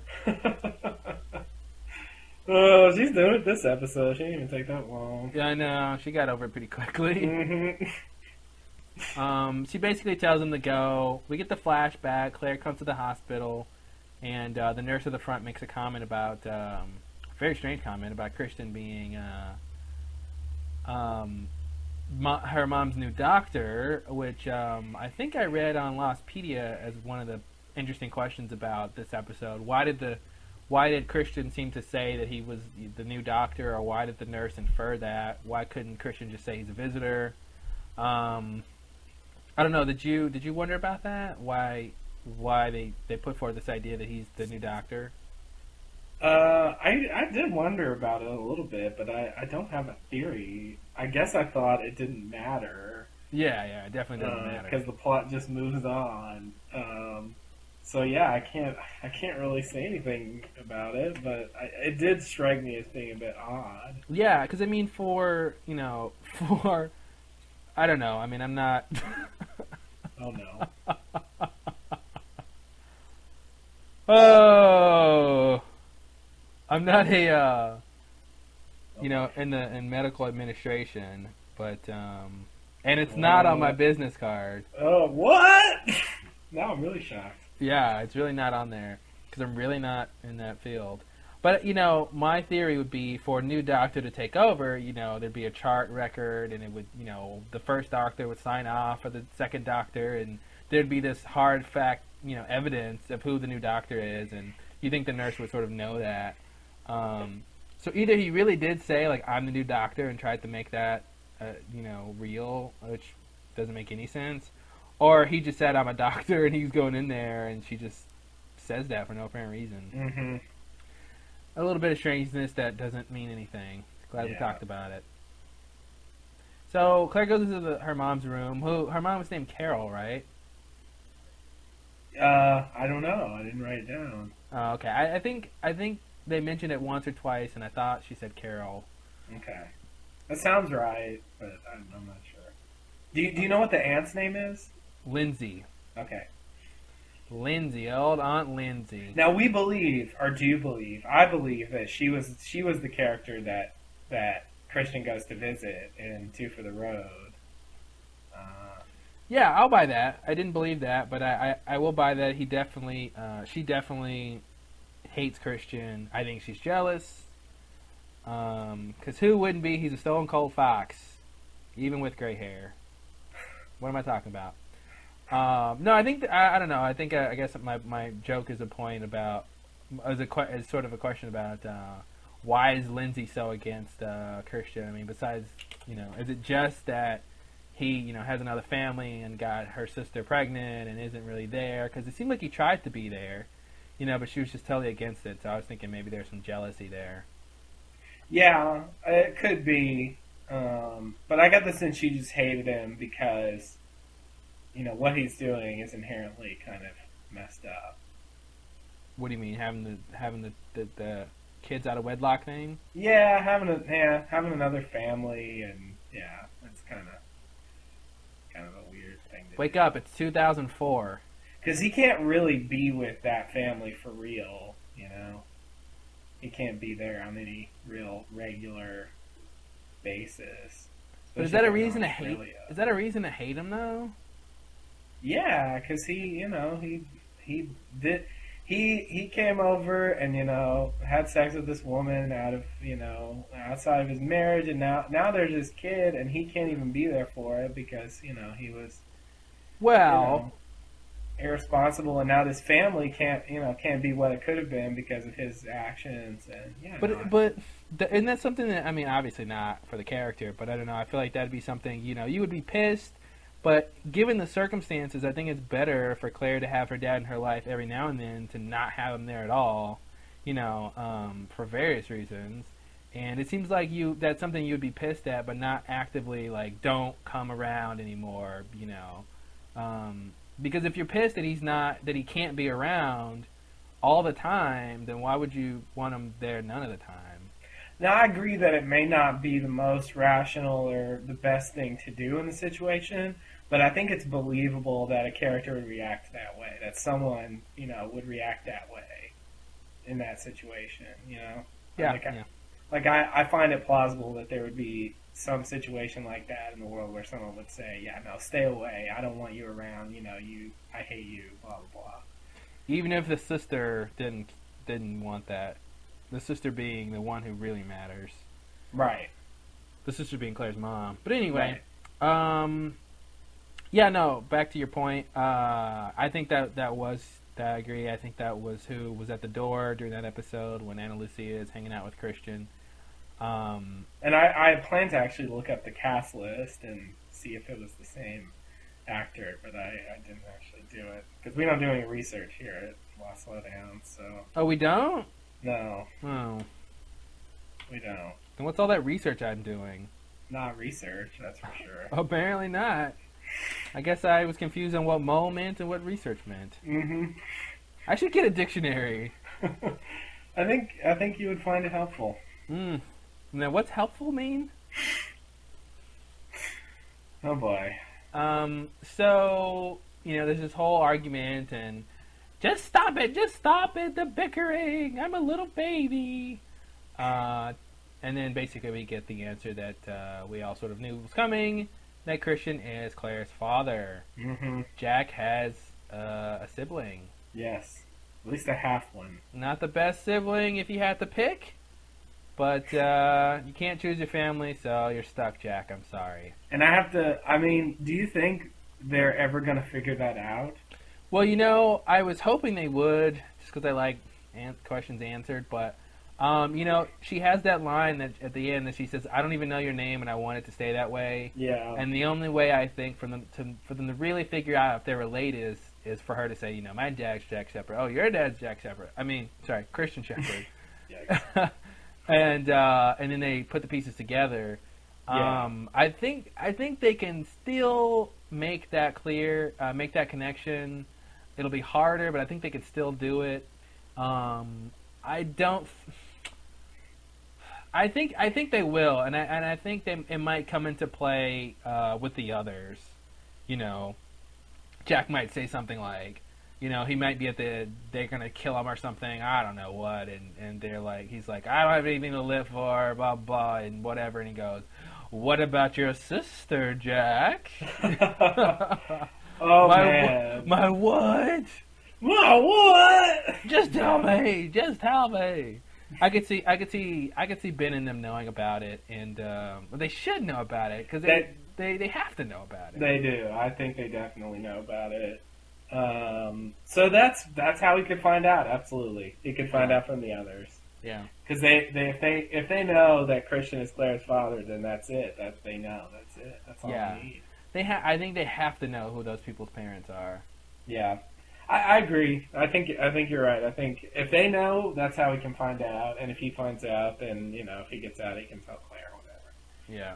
So there you go. So maybe they will. Maybe they will. Not in this episode though. Not in this episode. Like to Claire, that's what's weird about it. To Claire, this flashback is this is a flashback of my life.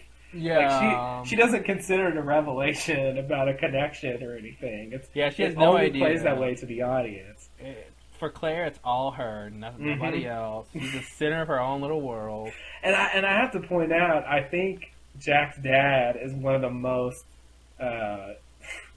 ubiquitous flashback characters ever. He's in everybody's flashback. He's been in, obviously, Jack's flashback, but in a significant way, also in Sawyer's flashback, Ana Lucia's flashback, and now Claire's flashback, with lots of lines and speeches, and man, I'm like, God, this guy is everywhere. Yeah, I really like the dad character, Christian.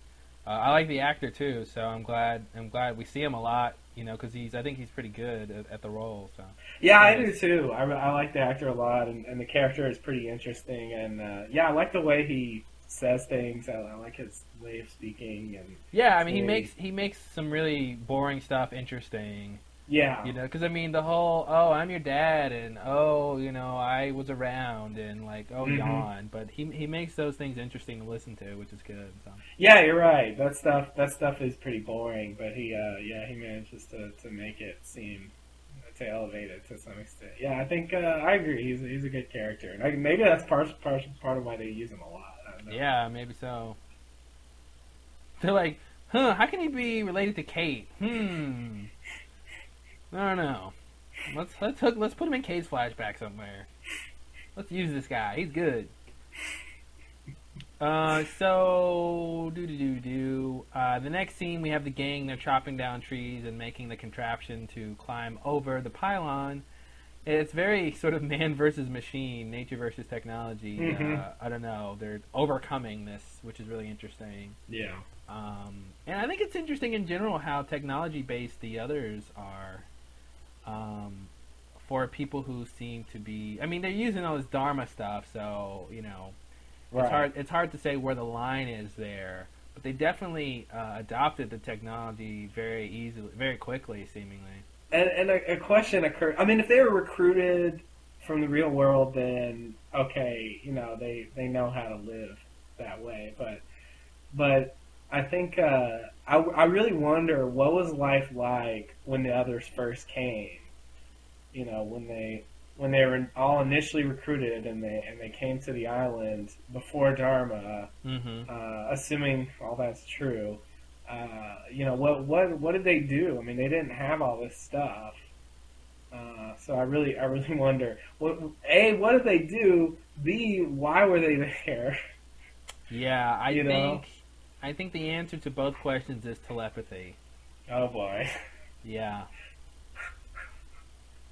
Okay, so they lived by telepathy, and they were there for telepathy, so that was a good coincidence. Yeah. It worked out. Now you see why they were there. Very nice. Wow, you really wow, nice. Your theories are just so all encompassing. You know, that's what I put on my business card. That's why you should, sir. Yeah, I don't know. I mean, I think I'm still torn between this idea that at least part of the others are not indigenous to the island, at least indigenous in quotes, because obviously at some point people don't just evolve out of nowhere. At some point there had to be the first people to come to the island. He says, but that's the thing. Mickey says that the guy brought all of his people there. Yeah, and so if they were recruited, I mean, if he knows this guy, and if this guy's still alive, especially, the others can't have been there that long.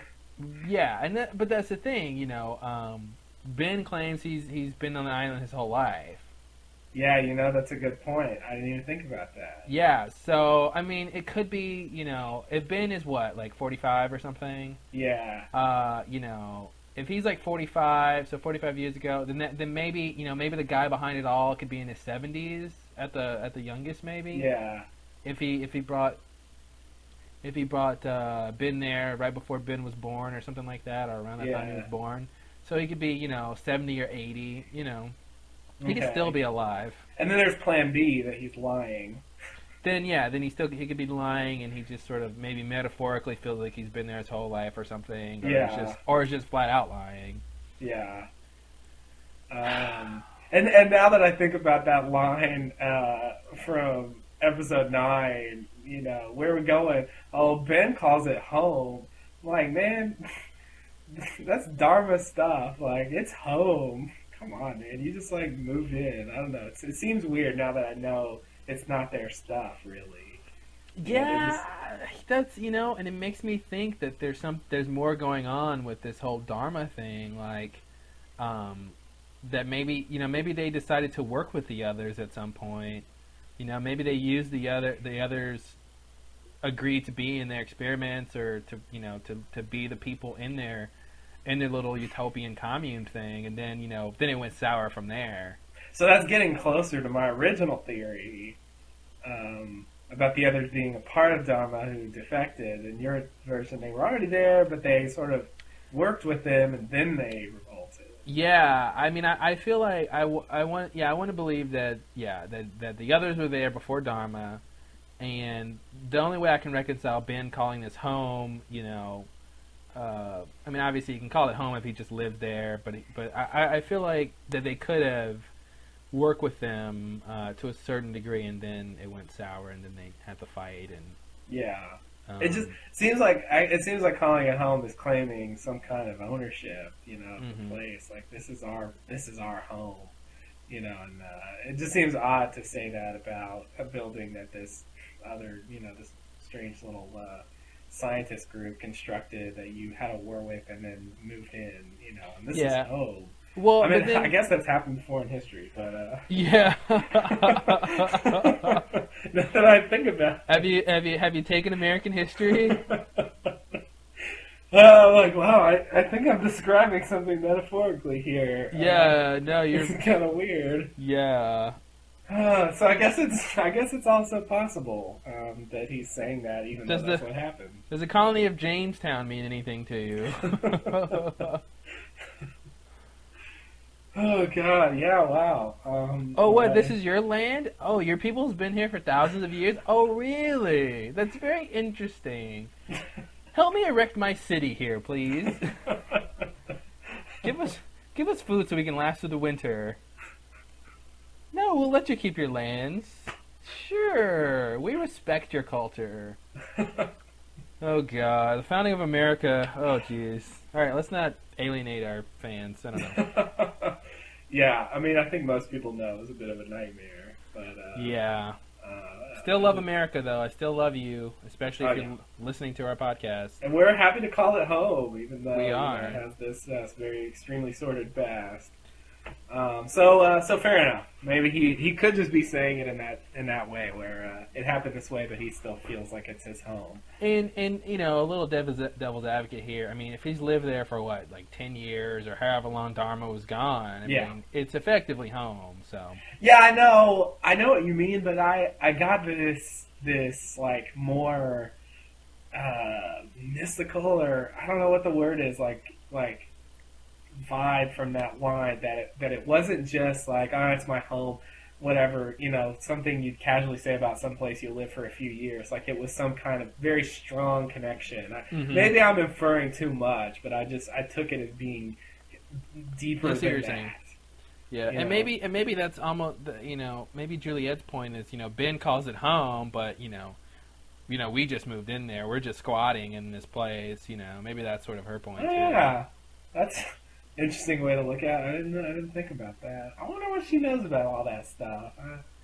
Oh boy. Juliet. You are still a mystery. The only blonde character on the show I can stand to listen to. I don't know if that's a dig at blondes or what, but yeah. I don't think it is, but no. I like Juliet's character. Me too. She I think at one point I really thought she was going to start to be crappy, but she is starting to be crappy a little bit. But, yeah, she's getting that way now, but she hasn't really had a chance to let the crappiness take over yet. Yeah. So, yeah, she's good so far. So back to the scene. They're making this tree contraption to climb over the pylon, which makes me wonder, why didn't Dharma think someone might be able to do that? Yeah, I know. I was thinking, like, man, that security system isn't that hard to circumvent. Yeah, I mean, all you gotta do is, sort of climb over it. Yeah. It seemed like, man, if you just had a ladder, Yeah. you'd be done. Or, well, I guess you'd have to pile up a lot of rocks, but you could pile up some rocks, or... that would be a lot of rocks. It'd be a lot of rocks, But, well, fairly big rocks, but still a lot of them. Still a lot of them. Sure. And it makes me think that, it would be fine if you touched it, because, Saeed's idea is that when the two planes are broken, or when the plane between the two sensors are broken, that's when it's activated. So it seems like if you touched, the outside of it, it wouldn't, like, go off. I mean, no one really wants to take that chance, but I guess that was my question. What do you think? How do you think the security system really works? What do you mean if you touch the outside? The outside of what? Okay, well, you have it's like a square, right? There's four sides to this thing. Two of the sides have sensors, and two To of the what sides thing? to the pylon. Okay. So two of the sides of the pylon have sensors, and the other two sides don't have sensors. Okay. So I feel like if you were on the outside of the security perimeter and you touched the side facing away from the perimeter that does not have a sensor, that the system wouldn't go off because you haven't broken that plane.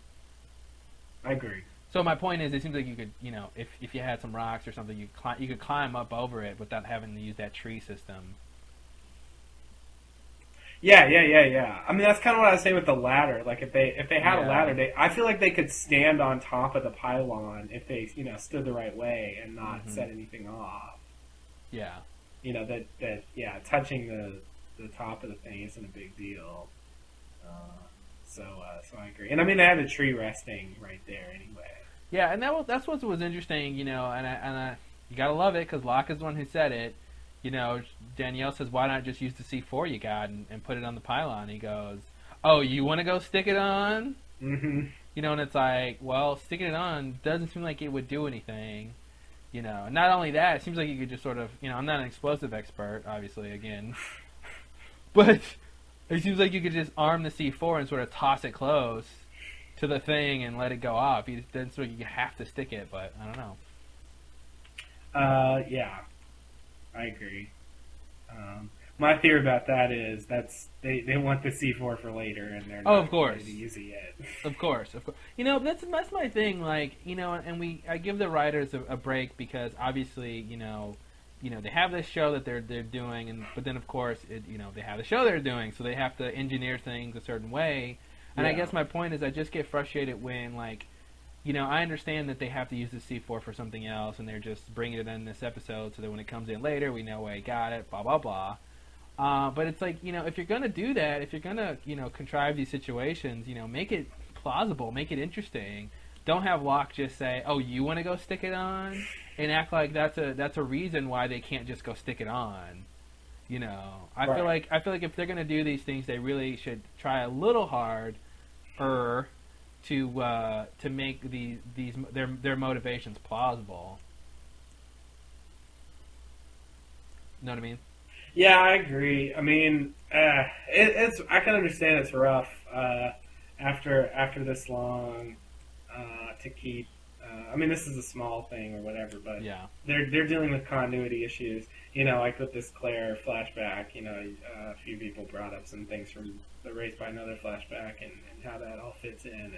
And with the Hurley episode, we were talking about numbers a little bit, and I think it's rough to keep all that working and just those continuity problems. But I guess if you have this plan for this C4 and you want all these things to happen, you want Saidi to discover it, and you know that someone might suggest it's reasonable that someone might suggest using it on this fence, but you don't want to use it there, and so you're trying to think of a way out of it. And I think sometimes, a throwaway little line like that is sort of good enough for me. I mean, I don't want to spend too much time trying to justify why they're not using it, when it just doesn't matter in terms of the story because they're not going to, Yeah. So, like, to a certain extent, I agree, but I don't know. And another way I get why they kind of brush by those issues pretty quickly sometimes.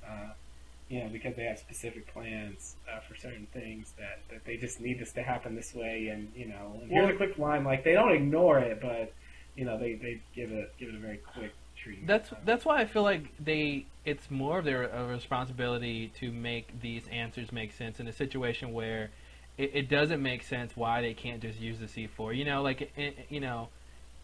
In one instance where their motivations make sense, I don't expect them to sort of, with these answers be like airtight. But in a situation where it's obvious that they're engineering this because they need it for something else, I feel like that means they have more responsibility to make it clear why they can't, just go stick it on.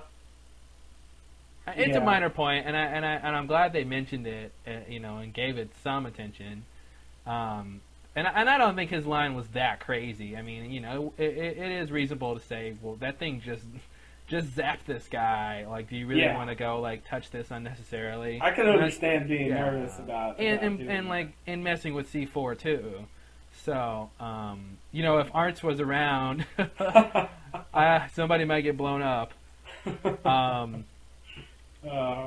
But so anyway, big tangent, minor point. Hey, that's what you're there for. For the minor points or the big tangents, or both? Both. Okay. You're very, very good at catching these tiny things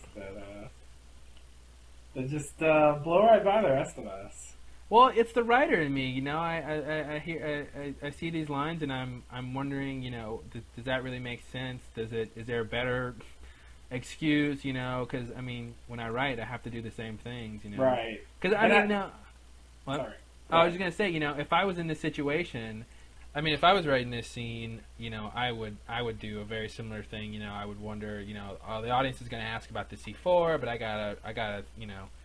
got something else I need it for in a later episode, and yeah, I guess I wouldn't put a lot of time into something like that either, but I guess I would at least add, like, Locke can say, well, you want to be the one to stick it on, and he can just say, we don't know what might happen, but who wants to chance it, just something like that, where it's more of, we don't know what's going to happen versus, like, we know something bad's going to happen. I don't know, right. If that makes any sense. Yeah, it's a good, it's worth talking about. Yeah. But I guess that's my point, is that I definitely approach most TV shows I watch from a sort of writing perspective, especially shows like this where, I think the writing's really good, and, I try to dissect what makes it good and bad and stuff like that. So. Yeah, it's very detailed, very, there's, at this point they have so much story that's in back of them to agree with. Yeah. And at a certain point, I think it must be really hard to make everything you do line up with what came before when so many things have already happened.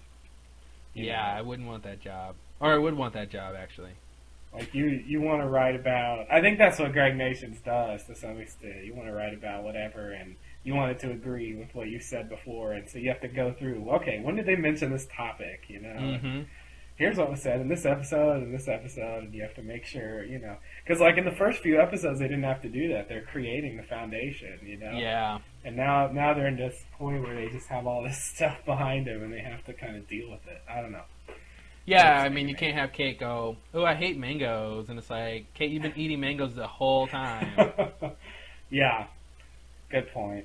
Yeah, I don't think I would want Greg Nation's job. I bet it's really fun and interesting, but to be the sort of, to be the one compiling all the facts and who did what, when, and how, and stuff like that, and oof, that's a job. Yeah, I think it would be exhausting to do, but obviously if you're getting paid for it, it's probably not bad. I wouldn't want to just do it in my spare time, I guess. Yeah, it's not a hobby. So, yeah, my question, how do you think the system works? What do you think it's really doing? Who do you think made it? Oh, God. All those questions. And more. All those trivial little questions. Let's see, what was the first one? How the system works? How does it work? I mean, I don't know technically, but I would say... I mean, well, how do you think it works? I know you don't have, like, a blueprint diagram. I mean, I don't even have, like, a real technical theory. I guess I feel like it works kind of like those little... what do they call them? Like, those little, like, laser things they have in those heist movies when they're trying to steal something. And, if you touch them, then the alarm goes off. Like, I think something like that's going on, where if you, cross in between the two things, then it sets off the thing, which then hits you with some sort of whatever that gives you a seizure. Yeah. Well, okay, my question, I guess, okay, that's a good answer. And to further it, so what if you ran in and then ran out?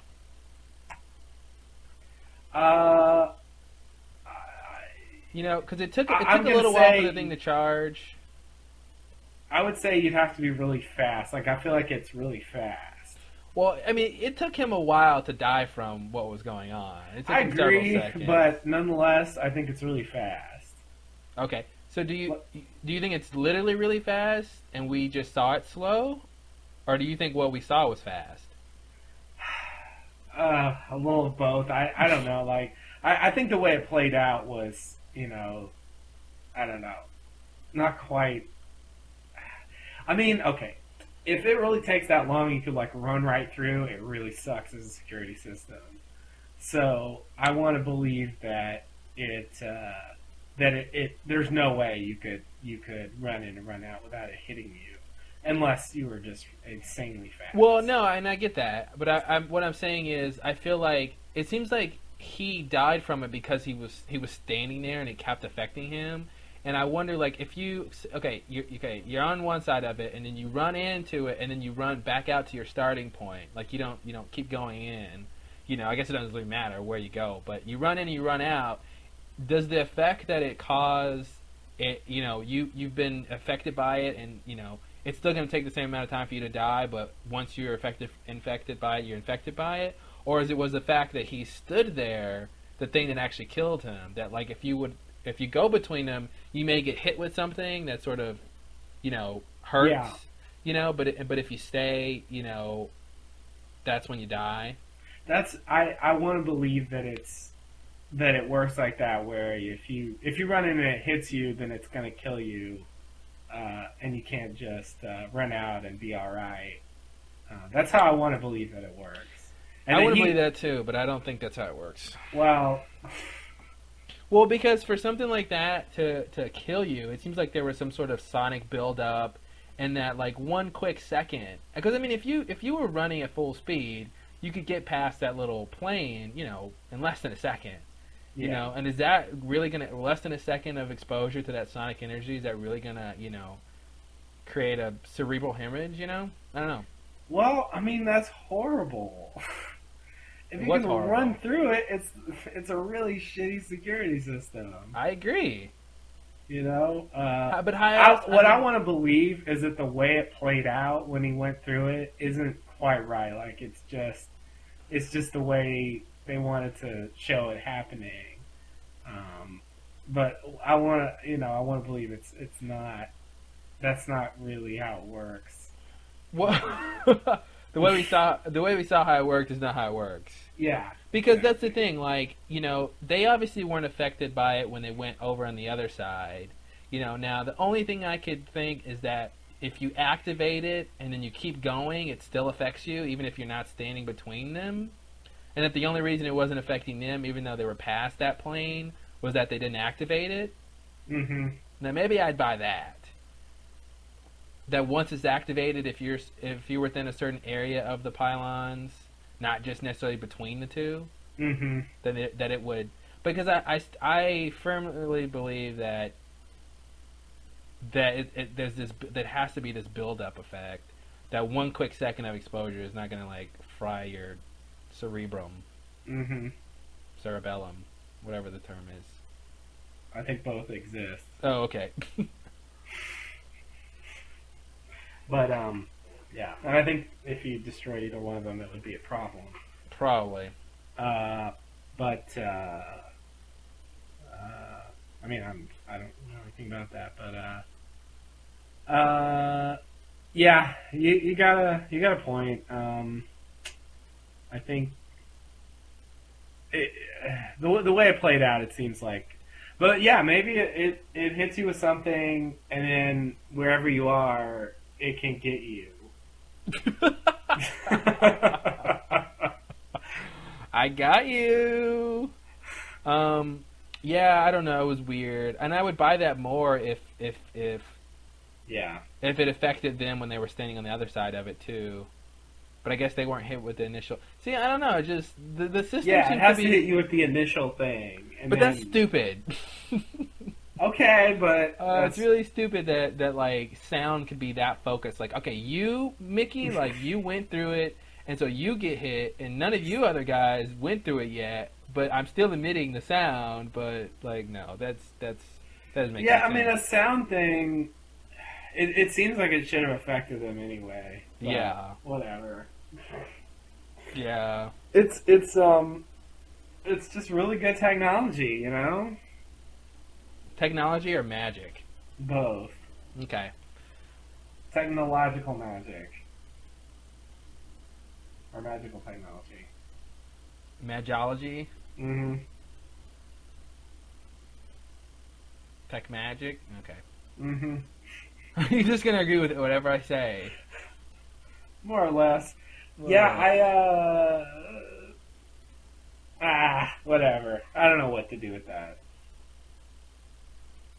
But it's, I mean, I'll buy that maybe they drew out his death just for a fact, and that if you sort of ran through it, you'd get hit with the bolt of it, and then you would just sort of like collapse and die very quickly. And I guess I could buy that. They just extended it for extension's sake. yeah, to make it more dramatic. Yeah, so maybe at some point we'll see somebody run through it and see what happens. I doubt it though. I don't know. I mean, I doubt it too. I don't know what I meant by I don't know. I just meant something. Here's another question for you. Do you think that pylon security system was built to keep people out or to keep people in? Well, it seems to do both. That's But my I'm gonna answer. say. Well, I don't think it does both. I mean, I guess it does both technically, but obviously the others have a way around it. I guess what I mean is it can do both. Yeah, you're right. It can do both. Yeah, I think the barracks were a place for the Dharma Initiative members to stay originally at. I guess I feel like to keep people out. You know what I wonder now about the whole polytheory and that's how you get to the barracks thing? Mm-hmm. What if this is weird. I don't know. Maybe would be silly, but what if at the barracks there's some sort of some sort of tunnel system or something that's connected to the the surrounding ocean, so that you could get from the polytheory to the barracks in a submarine, sort of going through some tunnel system in the underwater tunnel system in the island or something. You think the polyferry is a submarine? Well, I think the polyferry is where you catch the submarine.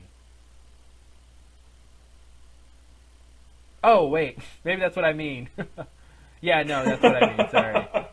Yeah, I mean, that's pretty much what I was asking. Yeah, for some reason I was thinking I meant the polyferry was the docks. Okay. But, I mean, no, literally the polyferry would be the submarine. Okay, good.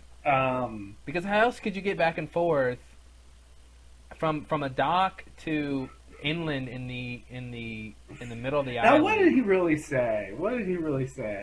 Now I wonder. He said when you're done with your cycle, you can take the polyferry back to the barracks. Did he really say that? Or I'll did look he it up say right something now. else? Because now I just want to be sure, because I don't quite remember exactly what his wording was, and I want to make sure I'm not. Hold on, let me. I want to use evidence to guide my. Okay, here we go. Let's see here. At the end of your 8-hour shift, proceed to the polyferry, which will take you back to the barracks. Yeah, you're right. Is it? Okay. Yeah. They. Either what you said or they fucked up. Yeah, I mean, and I think the idea that they can get from the ferry to the barracks through some sort of underwater system, tunnel or whatever, in the submarine would explain how they can get around the around the barrier. That's true. Although I would assume that the people living in there would have some kind of code or something that could shut off one of the things and walk through it, or some kind of door somewhere. That's a weird theory. Who's ever heard of a code that can turn an alarm system on and off? You're just making up stuff, man. I know. A code you can input into an alarm system. You know me. I don't know. I come up with these crazy ideas, and they never make any sense, and Jeez. nobody ever believes me. But You should go post that on a forum somewhere. I'm gonna stand by it. All right. Against all odds. Maybe Enter 77? Yeah. No, don't please. God. It'll blow something up. Mm-hmm. Or will it? So, So I like to believe they have a way around it other than, some possible submarine tunnel thing. Uh, You want the real world theory, I want the craziness. I mean, your submarine tunnel theory at least solves the problem of how the ferry gets them to the barracks. Yeah. Unless, I don't know. Unless they have us believe that the barracks are actually pretty close to the coast, despite all appearances. But no matter how close it is, unless the barracks are accessible by water, it doesn't make any sense. If the Polyferry is an actual ferry in the nautical sense, there's no way unless the barracks have water access, right? In which we've seen them, it's landlocked. Well, what do you mean? Why can't they say it takes you to the barracks, but it really takes you to a place that's pretty close to the barracks? But what okay, it takes you close to the barracks and then you just walk from the rest of the way? Is that what you're saying?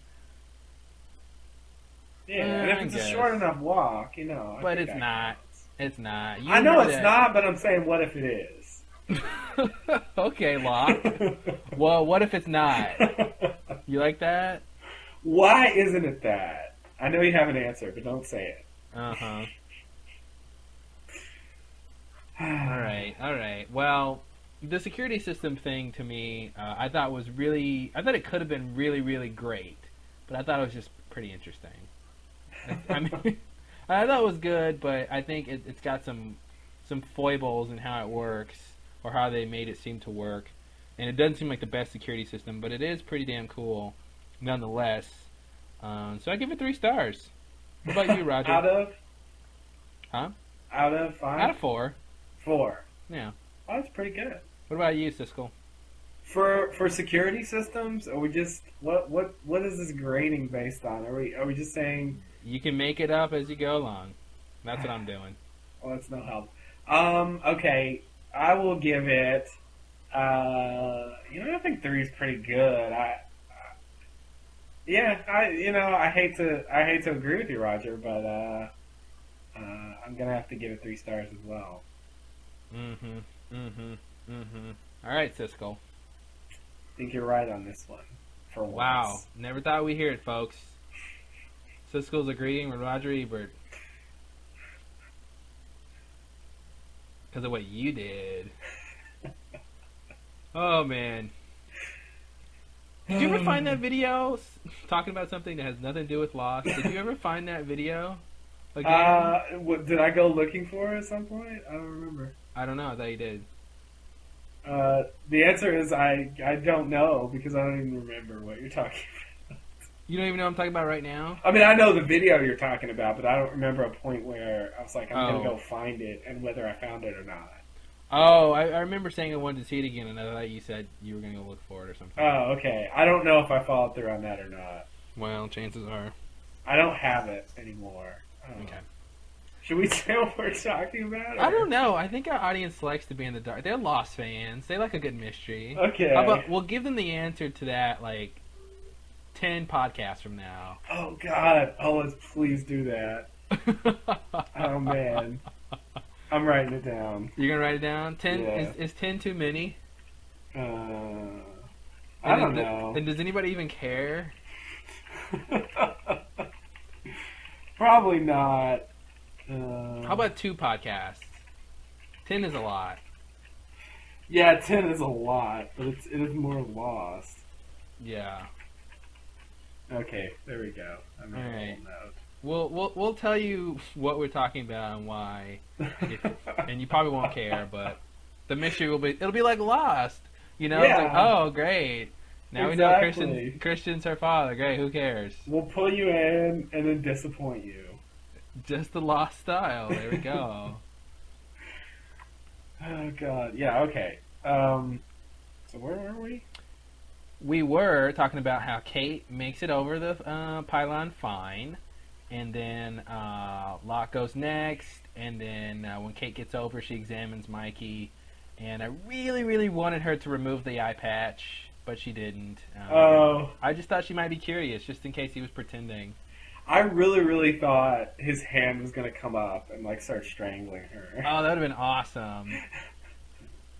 That would have been awesome. I was so ready for that. I'm like, man, this is a setup for the classic villain who will not die kind of thing. Yeah. And he seemed like that kind of character too. He seemed very sturdy. He seemed like an Ethan. He seemed like he could not be dead when you think he's dead. Yeah, he has that way about him. I guess part of it was, when they had him tied up and then he just appeared behind Locke, with a knife, and you never really saw how he managed that. Yeah. Just made him seem like he could go through all this and yeah, he's probably really hurt, but he's still alive and he's gonna fuck you up, Kate. Exactly. Just you, Kate. Just you.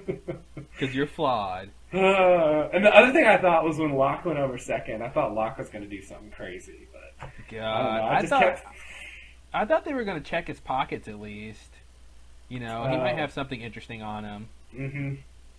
But no, we don't care. No, we're moving on. Moving on. We gotta go get Jack. Because he's too busy having fun without us. Oh, God. Yeah, we'll talk about that. Yeah.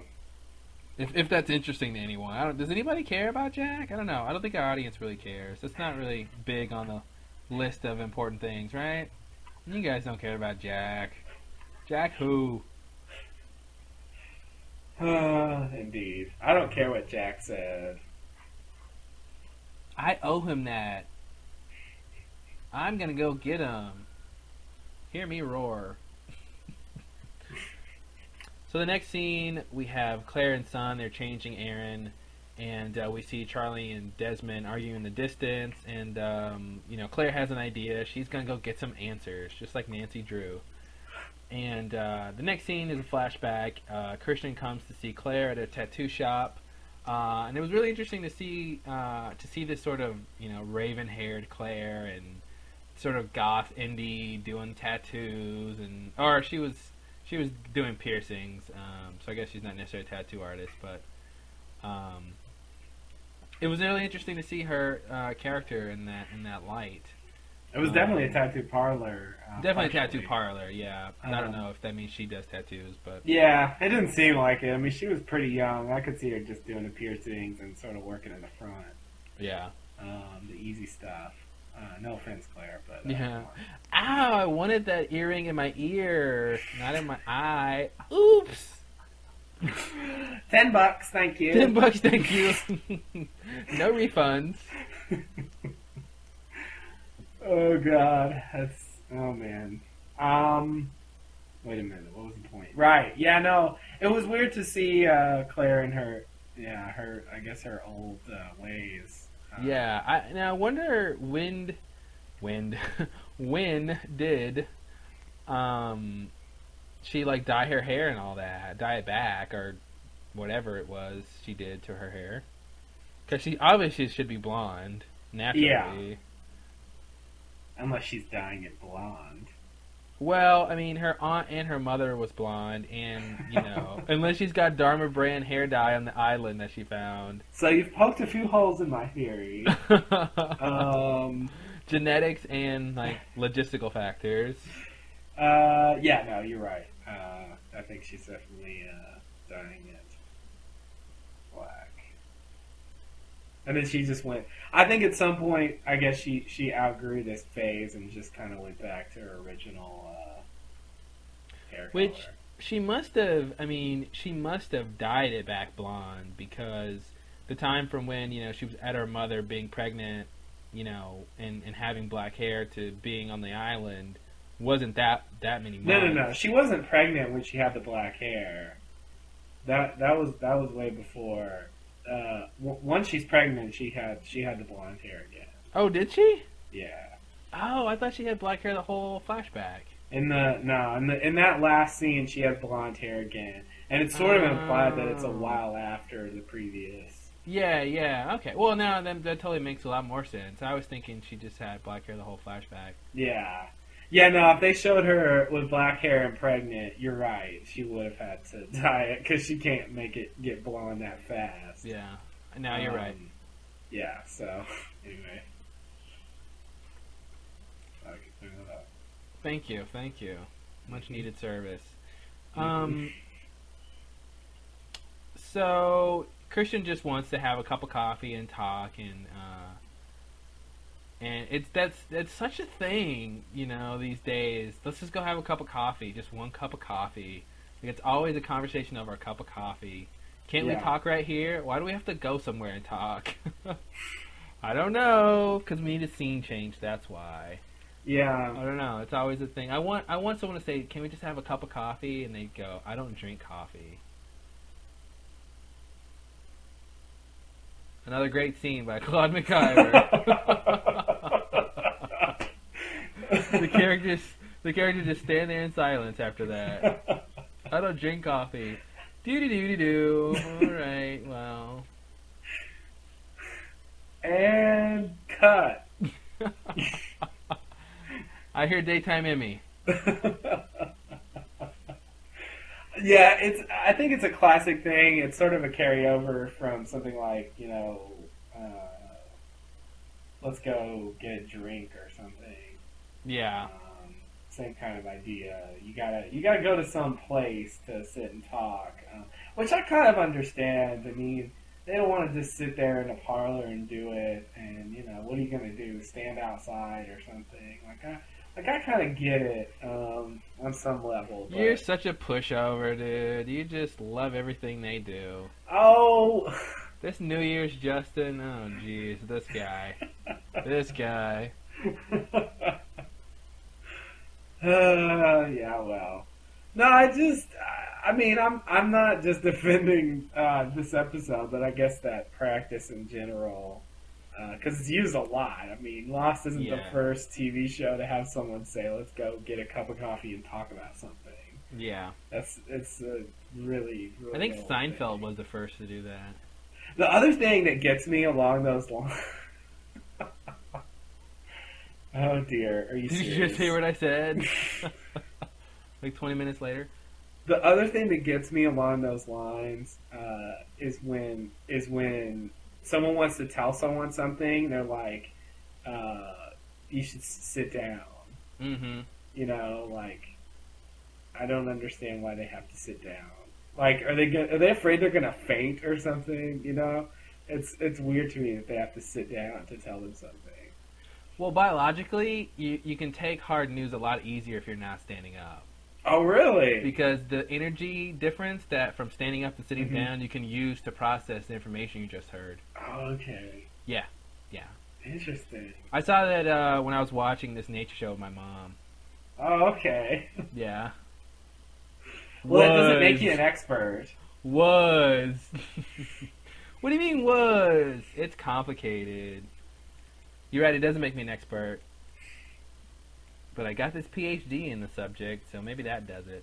Oh, no. Uh-oh. So the next scene, they go and talk. Right. Ipso facto. We basically find out that he found out about Carol, Claire's mom, that she was in surgery from a doctor friend he has at the hospital, which, I don't know. That seems a little suspect to me. Because there's... The flow of information there, I think, is suspect. But, I mean, I believe it. I just think it's a little strange that, the doctor friend, sees on the surgery chart or sees somewhere, Claire... What's her last name? Littleton? Yeah. He sees Carol Littleton, and I guess if he really knows Christian that well, and he knows about the Littletons, then I guess that makes sense that he would see that name and then call Christian and say, "Hey, she's here in surgery," and stuff like that. So, I guess I buy it. A little weird, but I buy it. Yeah, those friends in Australia know more about him than his family. I know, right? It seems weird that after how many years? Claire's at least 20-something, Yeah. And it's it's been 20-something years, and this doctor friend still remembers the name Littleton. Yeah. I don't know. He's a good friend, that's all I gotta say. It's pretty crazy, but yeah. I mean, do you think at all that he's just making that up? That he's been... Because I know some people... I'm looking at you, Bruce. Some people think that Christian's been sort of, continuing to, not study Claire, but, find out things about her and keep up with her life and stuff. And I think there's a good group of people out there who think that he may have found out in other ways that he's been sort of watching her this entire time. What do you think? I can see him sort of following her to some extent, keeping tabs on her. I don't see it being extremely detailed. I feel like he'd want to know, just in general, what she's up to. Mm-hmm. So I could see him trying to find that out. I wouldn't want to go a lot farther than that, though. I don't see him, going through phone records. Hiring a private eye? or hiring a private eye to go through phone records. Yeah. I don't know. I don't know anyone who would think that either. I don't. Yeah. How could you? No, I just I feel like he would keep tabs to some extent because I think he cares, but not like in depth. I need to know what she's doing. All the time. And yeah. I just, the picture that they paint of him right before he dies, he just seems to have a lot more problems than. I mean, I think a lot of his problems stem from the relationship that he has with Claire or the lack thereof. But it seems like there's so much more going on than that he would be too busy in his his spiraling self-depression that to really keep too good of a tabs on Claire. Yeah, I mean, I guess I feel like it's partially that and partially, his relationship with Jack and how that's never been very good. And then his Jack gets him, whatever you call it, because he was drinking on the job. Fired? Yeah, I want there to be a word like disbarred. Yeah, his license has been removed. A doctor. Revoked. Yeah, something like that. But maybe there isn't a word for that. But if there is, I don't know it. But anyway, I got the impression it was largely about that, being depressed about who he was, and his relationship with Jack, and then also he's got this other thing. He's got a lot of problems. This guy. Yeah, exactly. So I think it's fair to say that it seems. Based on his behavior in Two for the Road, where he did try to go see Claire, so that's worth noting. But it doesn't seem like he's on the phone with a private eye, like all right, so who did she call? Like it seems like he just wanted to go see her in a drunken stupor, Yeah, it seems like I think he felt, ruined one relationship with a kid, and never really formed one with another. And I don't know. To me, it seemed like he knew, not that he killed himself on purpose or anything like that, but that he sort of felt like his life was coming to a close, and he wanted to make sure he had some attempt. And I feel like he sort of drummed up the courage to go do that, with the drinking. And I think that's absolutely why he went to Australia in particular. Exactly. He didn't just pick that place as a good place to go drink a lot. Yeah, although it is. let's not get that wrong. Well, I think there's. Okay, here's a quick question, and then we'll continue. Do you think that when he went to, do you think he knew that Claire was pregnant, specifically like when he went to see her? I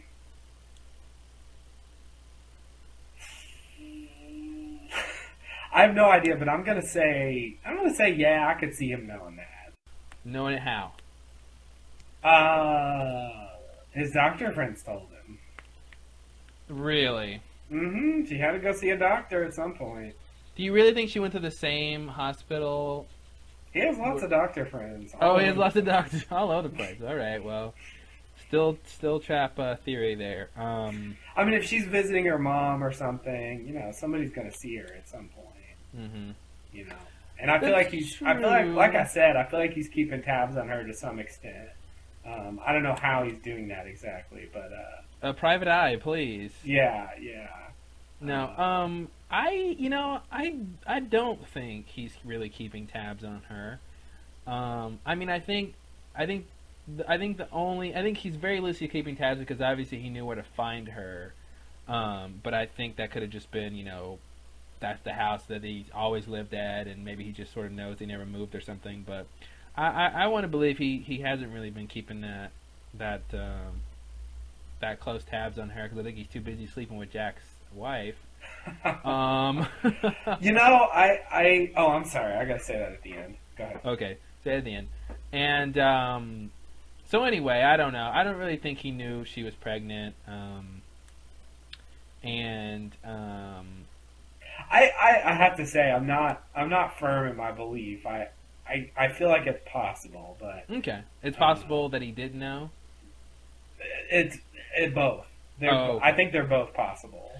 Yeah, I agree too. I think they're both possible. I'm just gonna make the stand. I don't think he did, just because no real great reason. I just don't think he did. Like normally I don't know. I feel or frequently I feel that there's one side that's strongly true or not true or whatever. In this case, I'm not quite there. But I guess I am leaning towards the idea that he knew.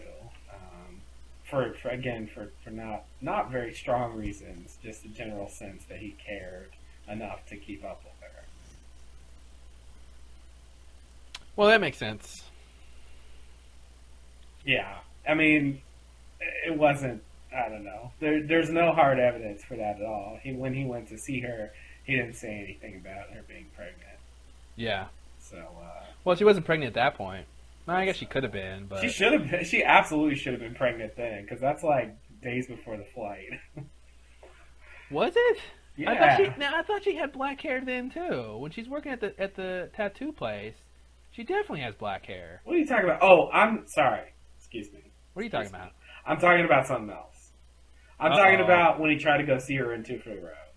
When he on his final trip to Australia. Oh, okay. That's what I was wondering. Okay. Yeah. Sorry. So wait, what was your point? You think what now? I don't know. I don't remember. I forgot what your point was. Me too. Oh, jeez. Okay. Well, I hope it was good. Yeah. So you made a point, and I was like, and you made a point about her being pregnant. And I was like, she shouldn't have been pregnant yet. I don't remember what your point was. I was saying that she was pregnant when he went to see her in Two for the Road. Oh, okay. Which you didn't disagree with. You were saying she's not pregnant during the scene in this episode. Yeah. When he goes to see her. And I agree 100%. She's definitely not. I mean, when she found out that she was pregnant, she had blonde hair. So, yeah. That's the end of that. That is the end of that. Thank you for closing it. You closed the book on that one.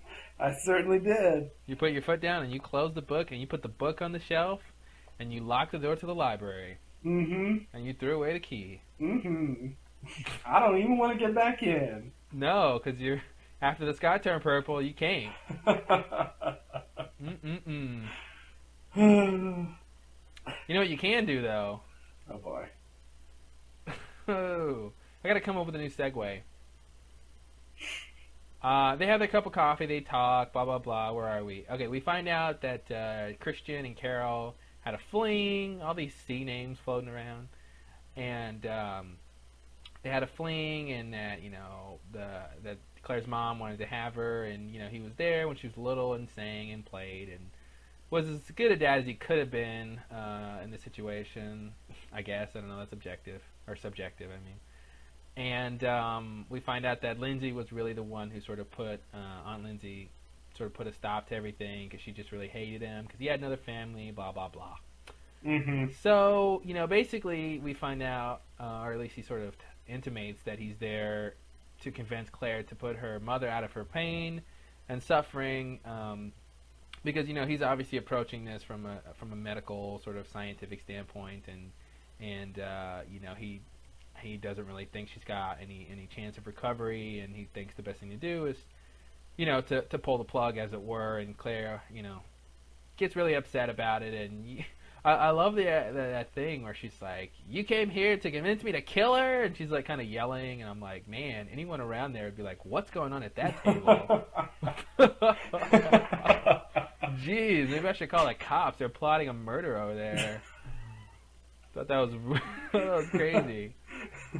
Yeah. And I want to give Emily DeRavin a couple of I really like I do tend to like when she erupts with these little arguments, and she gets really pissed at people. Mm-hmm. And in this episode, she was particularly good with when she's talking to like Desmond and Charlie, and like, oh, you just happened to be at this beach, and like Mm-hmm. her acting, I think, is really good with that, and she's very very incredulous. And I love when she says she tells Christian to go back to his real family, and she shakes her head when she says it. I don't know if anybody noticed that, but she does this like really, I think, beautiful head shake when you go back to your real family. It's just like twisting the knife, and I thought it was really nice. I was like, wow, look at Emily. And not like it's great acting, but I really liked that. I liked how she walked away and then thought of another thing to say and then came back. Yeah, it's very realistic. She was like, you know what? I'm not done yelling at you. Oh man! And then it's a dramatic walk, and oh wait, you know what else? You know what else would even be worse that I could tell you? I don't even know your name, and I want to keep it that way. That almost seems like really crappy writing because they didn't know where to put that in. Yeah. That revelation that she doesn't even know his name, but I like how they did it. I like that. Yeah, I did too. I thought it sort of works. But I thought what she was saying to him about his motives for doing this, I mean, I just didn't buy it at all. Like, yeah, like he somehow, pulling the plug on her gets rid of this like problem or something. Like, I don't know. It didn't seem to me like it. I mean, she's still there. It doesn't. I don't know.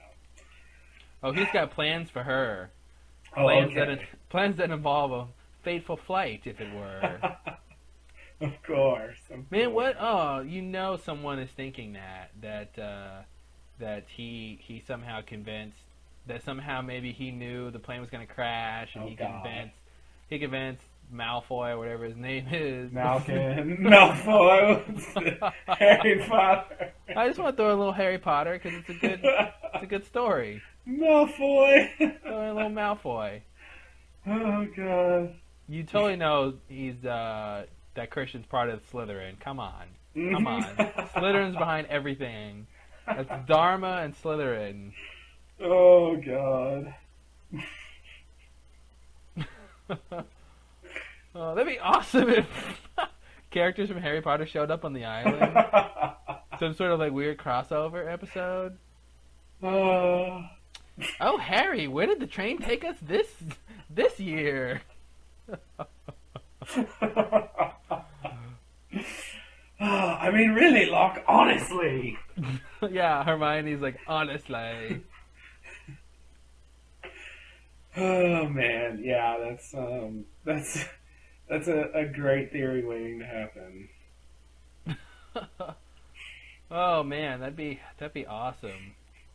Harry Potter has to fight Smokey, which is really Voldemort. Perfect. Of course it is. Of course it's Voldemort. Was it Voldemort? Is it Voldemort? Okay, what are you saying?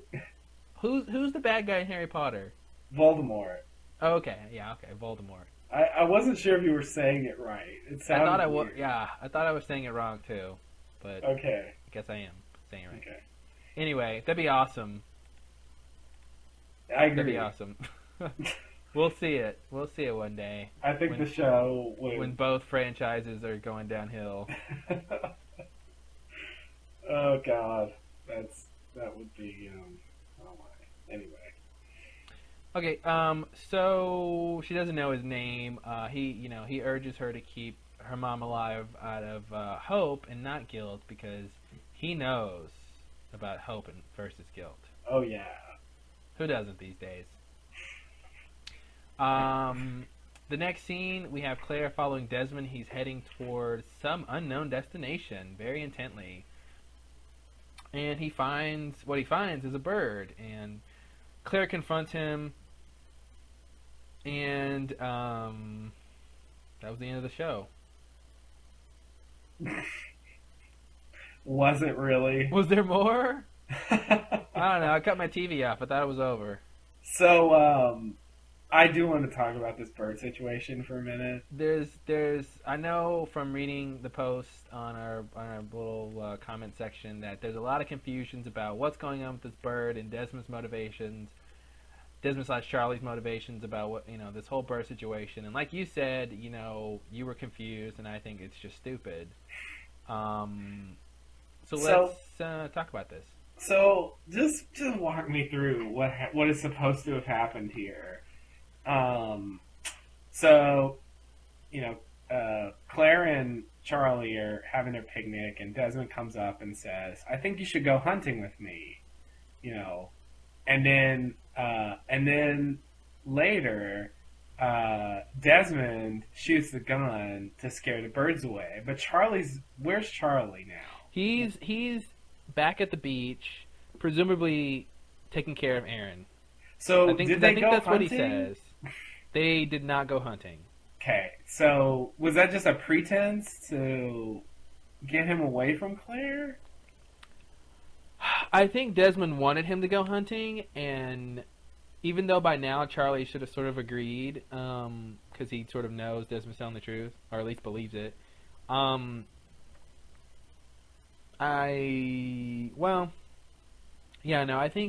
think he should have gone with him, and for whatever reason he didn't.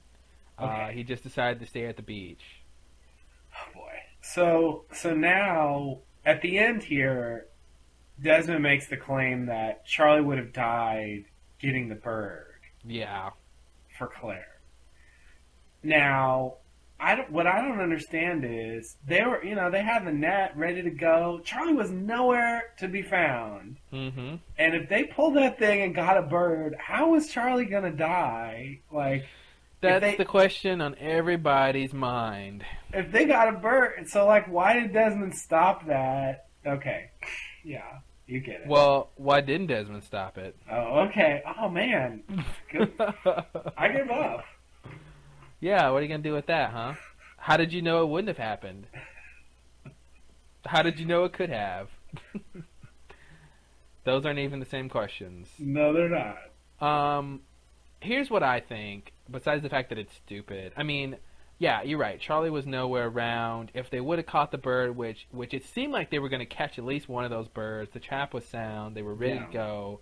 If she would have caught a bird, they could have, forfeited going to get that other bird near Charlie the wouldn't have needed to go get a bird. Charlie wasn't even around. Now, that makes me think that Desmond somehow knew that they were not going to be successful in catching a bird on their own, or that one of the birds that they caught maybe didn't have a tag. I don't know if all the birds were supposed to be tagged or what.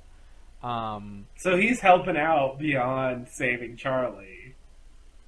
Well, no. Basically, it's the idea that they weren't going to catch a bird, by the little method, the little trap that they had. Well, then why fire the gun? They're not going to catch a bird, so why bother? Well, you weren't supposed to say that. Okay. Sorry for ruining. Let me finish what I was going to say, and then you can ask me again. Okay. I still won't have an answer. But okay. I think it's the idea that they weren't going to catch a bird, so Charlie was then going to go say, even though he doesn't want to advocate false hope, and even though he doesn't believe it's going to help, he just can't help but help Claire. So he was going to go find a bird. He was going to go find a bird and then try to get a bird on the rocks, and he was gonna drown. Now, back to your question of why didn't he just let them not catch it? I think that negates what I said, because it doesn't make any sense if he knew that they weren't going to catch it. Why not just let them catch it? Unless it's the idea that they would have caught a bird, but it wasn't going to be a bird that had a tag, and then Charlie would have still had to go get a bird with a tag anyway. Okay. But still, again, why bother? Why bother what? Scaring away the birds. What good did that do? Okay, if you scare away the birds, then I don't know. I think Desmond shooting the rifle is what instigated it. It made Claire be suspicious of Desmond and Charlie, and it created the conflict between Claire and Charlie, which to me would have been the impetus for him to get the bird. But then again, I want to say, why did he rifle? There's so many. I think there's a lot of flaws with what happened. I mean, because even if, like, first of all, why would Charlie go all the way over to get a bird? Like Desmond only knew where that bird was because he had the vision of where the bird was. Right. There's a point of contention about that too. And the other thing, but why would Charlie walk way over there in the rocks to suspect that a bird might be hiding behind a rock somewhere over there? Like that's ridiculous. I would assume that maybe Charlie would have seen it fly over there. Seen it and fly? Okay. But then it's like, it seems like, that with this time, problem that, once, say for instance at like, 2 p.m. in the afternoon was when Charlie was going to drown trying to get the bird or whatever, right? Yeah. Well, if you shoot the gun and the birds scatter and you have this argument with Claire and all this stuff, like if it's after 2 o'clock, then you're sort of averted the fact that he would go over there, right? Yeah. Because potentially the bird's gone and his idea has passed to go do that. Mm-hmm. So it seems like once you do that, it seems to be over with. But then the larger question, is like you said, why shoot off the gun? If they were going to catch one of the birds, why not let them catch it so they could just be done with the situation? Because if she gets a bird, Charlie won't have to go get a bird and die. Right. And, Then my other thing about, and I'm just throwing crap out here, my other thing about Desmond finding the bird is like, just because you have a vision of like a place or an image or something like that, how do you know where that is? You know what I mean? Like, how did he know where that bird was? Mm-hmm. Just because he had a vision, of where Charlie drowned or something like that. Yeah. That didn't make any sense to me either. Like, how you sort of... Maybe his visions are just really good and they include directions. They include directions, a little GPS. Yeah. Turn here. Continue on. Merge left. And then, here's another question. Why didn't the bird fly away when he came towards it? I have no idea. That bird was really docile. It just sat there, and then it got splashed by water, and it didn't. Yeah, it was just a little. I don't know. The bird didn't care. Didn't seem to care at all. I like when people hold me. God, why does it sound like that? Oh it's man, my bird voice. Scariest bird ever. How come it can't sound like Big Bird? I don't know. It's not that kind of bird. I guess so. That's definitely true. Not nice. Yeah, it splashed. I felt bad when it splashed in its face, but then I'm like, they could probably handle it. Yeah, it's a water bird. Yeah. Scientific term. Because I felt like that wasn't planned. Like it did not seem... Well, if they can plan an ocean splash, those producers need to talk to some people. God, I don't know. In exactly 5:45 p.m. In 5 seconds, a splash of 12.5 meters will happen here at this location. Yikes. Yeah, I guess that would be really nice. Well, a very interesting and possibly useful skill to have. Possibly useful. Don't ask me how. Okay. Did I answer your question? I mean, like I said, I don't think there is an answer besides it doesn't make any sense. I think the biggest problem of the many problems with this plot line is that he shot off the gun, which he didn't seem to need to. Yeah. Yeah, you're right. That's the big problem. one. Okay, so that because like we said, different times. If he didn't shoot off the gun and they catch a bird, yay, okay, we're done. If they don't catch a bird, then I can see, why, how that would lead to Charlie, dying. But if they don't catch the bird, then why shoot off the gun? Yeah. You don't need to bother. He could just go straight and get the bird and be done with it. And then the other thing, I And don't. what's the deal with the hunting? It didn't seem like that mattered either. Yeah. Yeah, there's to me the plotting of that was way worse than the problems with the other half of the story. Oh, I agree. I agree. It was really ridiculous when we've got this nice picnic planned and oh hey brother, why don't we go hunting? Like what?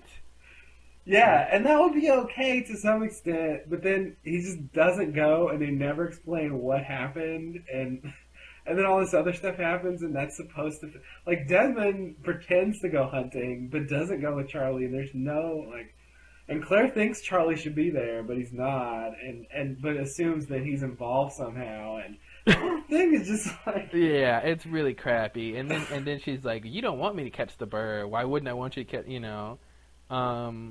And I don't know. I feel like that's the point of shooting off the gun is that he doesn't want her to catch a bird at that point. I just don't know why. yeah. Yeah, it doesn't make sense given what he does later, which is give them a bird. um,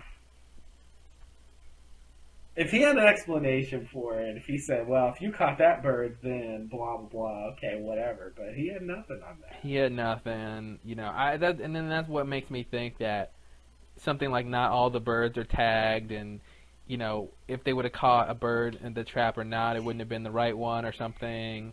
But that still doesn't justify why he shot off the gun. Yeah. So I don't know. Whatever you do, there's some kind of problem. Yeah. What isn't there a name for that? Oh yeah, crappy writing. No, I was serious though. Isn't there like isn't it like some sort of puzzle thing where you solve one thing and it just gives you another thing to solve? There's really a word for that? I Well, want to not know this word. Is that a 10-point word? Yeah, that sounds like a really great word. I don't mean a word for it so much as like there's a thing, some sort of puzzle or game or some sort of thing that does that. Oh, okay. I have no idea though. Help us out, guys. Help us If out, you know. guys. Come on. LostLowdown@gmail.com. Yes. Okay, here's a question. And the whole thing with Charlie dying, like, it's like, Desmond, like, how many times are you going to try to save his life? Like, at some point, you can't do it forever. Right? Yeah, I mean, I was thinking about that, and I like to believe I can see basically doing it as much as he can, to the extent, if he sees a way to stop it, like, is he gonna not do it? I feel like he's gotta do it as long as he can, and I think Charlie's gonna die when some situation arises that he just cannot deal with. I mean, it's obviously a crazy situation, but I feel like if you're getting the sense that the universe wants him dead, and like you almost have hard evidence to the fact, you're getting these visions, you've gotten the proof with the lightning and all that stuff that was going to happen. That for all intents and purposes, the universe wants him dead. It's inevitable, And if you truly understand that the way he should, from his his flashback, or whatever, that you can't change it, you can only postpone it. Then it seems like you would just give up, unless there is something Charlie needs to do before he dies. Like Desmond has some vision of Charlie, saving him or saving somebody else or doing something, and he's prolonging Charlie's life till that point. But I just don't buy that he's going into this with this idea he's going to do it as long as he can indefinitely, because it would be inevitable. If it's inevitable for him to die, then it's just like, hey, you know what, it's not my place to save your life. Like, the universe is bigger than me and it wants you dead. There must be a reason for that. I've got proof of that. Like, I just gotta let you die. I don't see him doing that because it's hard to say because the Charlie character isn't one of my favorites, but if you care about somebody to some extent and you whatever, even though the universe wants them dead, you can give them however many extra days of life, through what in this episode is not that much effort. Like, how do you not do that? You know, what kind Well, of... I think to me, and maybe I'm just being too rational, but I mean not too rational, but too something. I don't know. To me, you realize that there's a reason for that. You know that you have this sort of really interesting proof that death isn't arbitrary, or at least not all deaths are arbitrary, and that there's sort of a plan in the works, and it's like you realize that plan is gonna happen. And what's the point of extending his life unless there's some, like I said, unless he knows he's extending it for a reason, not just to extend his life, but to let him do something else. You know, because I mean, what is he doing with his extra time? He's making picnics and stuff. Like, I mean, is that really important? I mean, not that I'm trying to devalue his life or anything, but I don't know. It's a weird situation to where the universe is saying, "I want this guy dead," and you're saying, "Yeah, I know that, but I'm just going to keep him alive just because I'm a nice guy or something." Yeah, but to me that's not that crazy. Like, if I were in that situation, I can't see if all I got to do is these little things and he's going to live another day. Like, I don't see how I'm not going to do that. But how many little things is it going to be? It's going to be, that means that pretty like every day, every couple days, like you're going to be, this is going to be your main goal. What's the big deal? You know, it's not like he's got business to attend to, you know. I mean, but to be involved in Charlie's, like, the saving of his life, like, that's his priority for the indefinite future. Like, to me, that's a big deal. It's a responsibility that's been handed to him by these visions, and, you know, he may not like it, but I don't know how. I feel like it would make you kind of a bad person to ignore it. I mean, I agree with him doing it the first couple times, you know, before he sort of figured out that it's gonna happen no matter what. But I don't know, maybe I just, you know, I'm just a defeatist or something. Like, you know, I would realize that, you know, at some point he's gonna die. I won't be able to save him, and then, you know, I don't know, I would feel like everything would be in vain. I mean, I guess what I would do is talk to Charlie and say, you know, dude, like, you're going to die at some point. I mean, I can't be there all the time. I won't be able to stop it all the time. And I don't know, maybe this is too, I'm thinking about this too much, but I don't know. I feel like I would come up with some sort of plan, like, okay, I'll give you a year of my trying, but just to say, for the indefinite future, I'm just going to save your life every time I get a vision. Especially since he, you know, there's no sense that he is friends with Charlie or anything like that. I mean, obviously this has brought them closer. But it's, you know, if it was, you know, Jack getting visions about Kate or something, then I could understand, you know. But for someone who's a relative stranger, I don't know. Yeah, but even still, you don't have to be that close to someone to not want to just let them die. But that's the thing. It's not just letting them die. It's realizing that the universe has a plan that's bigger than you that will eventually come into effect. But you have the ability to alter that in significant ways, and like I don't see how you cannot do that. It just seems really horrific to say I can extend his life by these number of days. That maybe I don't care about him that much, but there are others who do. I would love to have him around for a few more days, and I'm just gonna sit here and not go get some bird or do some trivial silly thing like that. You know, just because the universe wants him dead. I mean, you know, whatever. Well, like I'm saying, I would say I don't mind doing this, but I'm not going to do it forever. Yeah, I mean, you can't do it forever. At some point, Desmond's going to die too.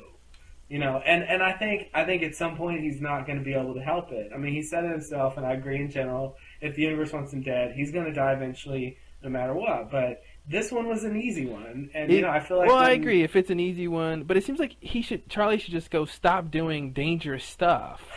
I mean, the lightning, obviously he didn't know, but like he's it's like his ineptitude around Claire is what's killing him. Yeah. You know, and I don't know if the writers are making a point of that, but every time he, you know, is about to die, it has something to do with Claire. Yeah. You know. I mean, the lightning. You know, Claire was there. It wasn't really that connected to Claire. That was a very random thing. It was her tent, you know, and so, you know, if he didn't have a relationship with her, he sort of wouldn't have been there. Yeah. But nonetheless, it's not as though the lightning was caused by him doing something for Claire, you know. Yeah. Where the other ones are like he directly, he's doing this for Claire, and that's why he dies. What if the universe or the island or whatever is in control thinks that Charlie's a bad influence and doesn't want him raising Aaron, and that's why they're trying to kill him off? Oh God, that would be crazy. Hey, wow, you heard it here first. You heard it here first. Not bad, not bad. I just came up with that. I'd like to believe the baby will. I thought they might mention something about the baby in this episode again, but they didn't. The baby. Because at one time, believe it or not, it seemed pretty important. Little Aaron. But nowadays, well, not so much.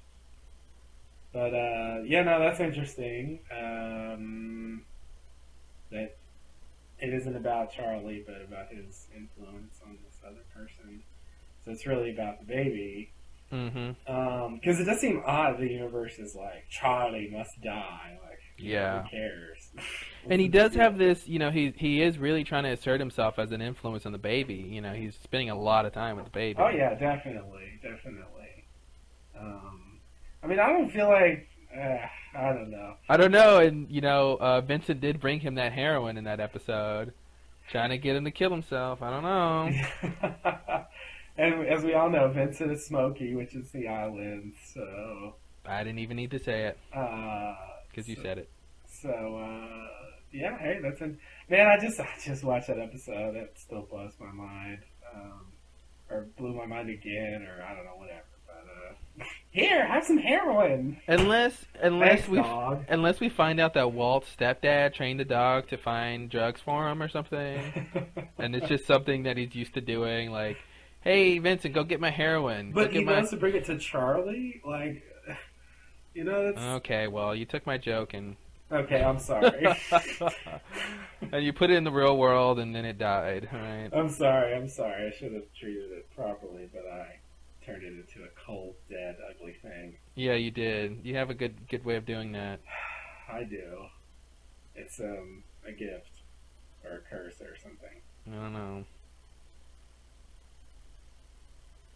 I don't know. Maybe that makes me a bad person, but I feel like at some point I would give up saving somebody's life. I don't know how you could do that and live with yourself. It would kill me to because if it was a situation where I somehow knew that this person was gonna die, but I didn't know why, then I feel like I would feel, I guess it's hope. It's the idea that I can change this, blah blah blah, But when it becomes the universe wants this is inevitable. It's only a matter of time. Like, I feel like it's it's like a nature show. It's like when I was a kid, I would watch like all these nature shows, and I would wonder why the photographers didn't stop the gazelle from being eaten by the lion. Like, they were there, they could have made some noise or done whatever, but that's nature, and they're just observing, and it's sort of wrong for them to get involved in that.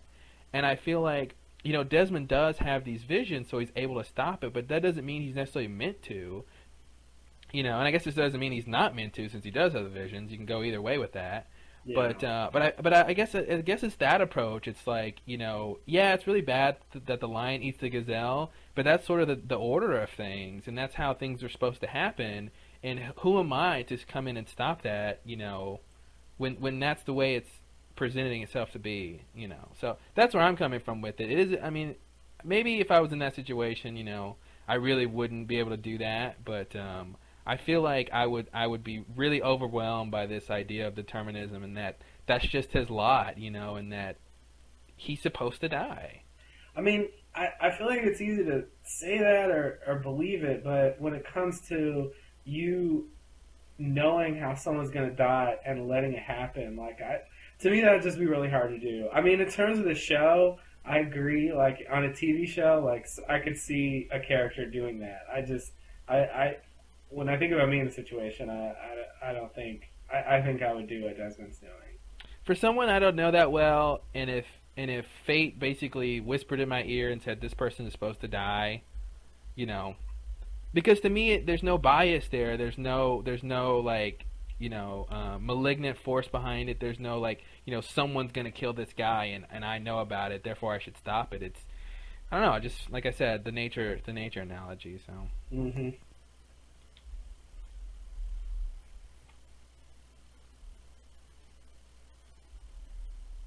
Okay. Here's a question. Or here's a theory, I should say, about the bird. I was wondering if these birds are connected to Dharma in their experiments. Because I was wondering if maybe, that's one of the reasons the birds were on this island. It's because that's sort of one of their nesting places, because that's where Dharma brought them. And I was wondering if maybe, the tagging system is sort of obsolete now since Dharma's gone, so it's one of those failed, semblances of hope thing. Oh. The organization who'd be reading those tags are, gone now. Mm-hmm.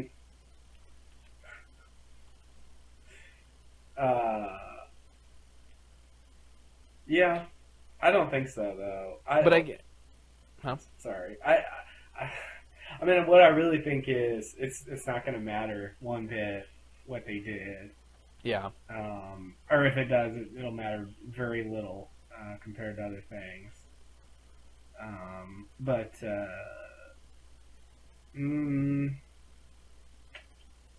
mean, the only thing I think the tag would have said Dharma or something. Yeah, I was just thinking. But and I feel like they would have. I feel like they would have seen that, but maybe they didn't. Mm-hmm. I don't know. Just a thought. Yeah. I don't know. Interesting. Ready to move on? Yeah. I just wanted to mention I really would have. It really would have made me happy in a weird way if once they tied the thing on the bird and let it go free, and the music swells. If he got I don't know 50 feet out in the ocean, and you just saw the letter drop into the ocean. Oh, that'd be nice. Oh, guess I didn't tie it on too tight, huh, mate? That's it. Oh, that'd be awesome. Plop! Or like a big shark comes out of the water and eats the bird. That too, or just something to immediately kill their hope. Yeah. It would have amused me, even though it would have been kind of sad, and it didn't happen. But as some people pointed out, I think someone pointed out in the comments, with paper and these birds, that paper might just get wet and, Yeah, I think that was Makaric. Or okay. Makari Q, as I like to pronounce it. Right. I don't know why, but hopefully is that Angie Q's? I was just gonna say, hopefully not related to Angie Q. I don't know if Q is a last name, but they both have it. So They both have it. I don't know.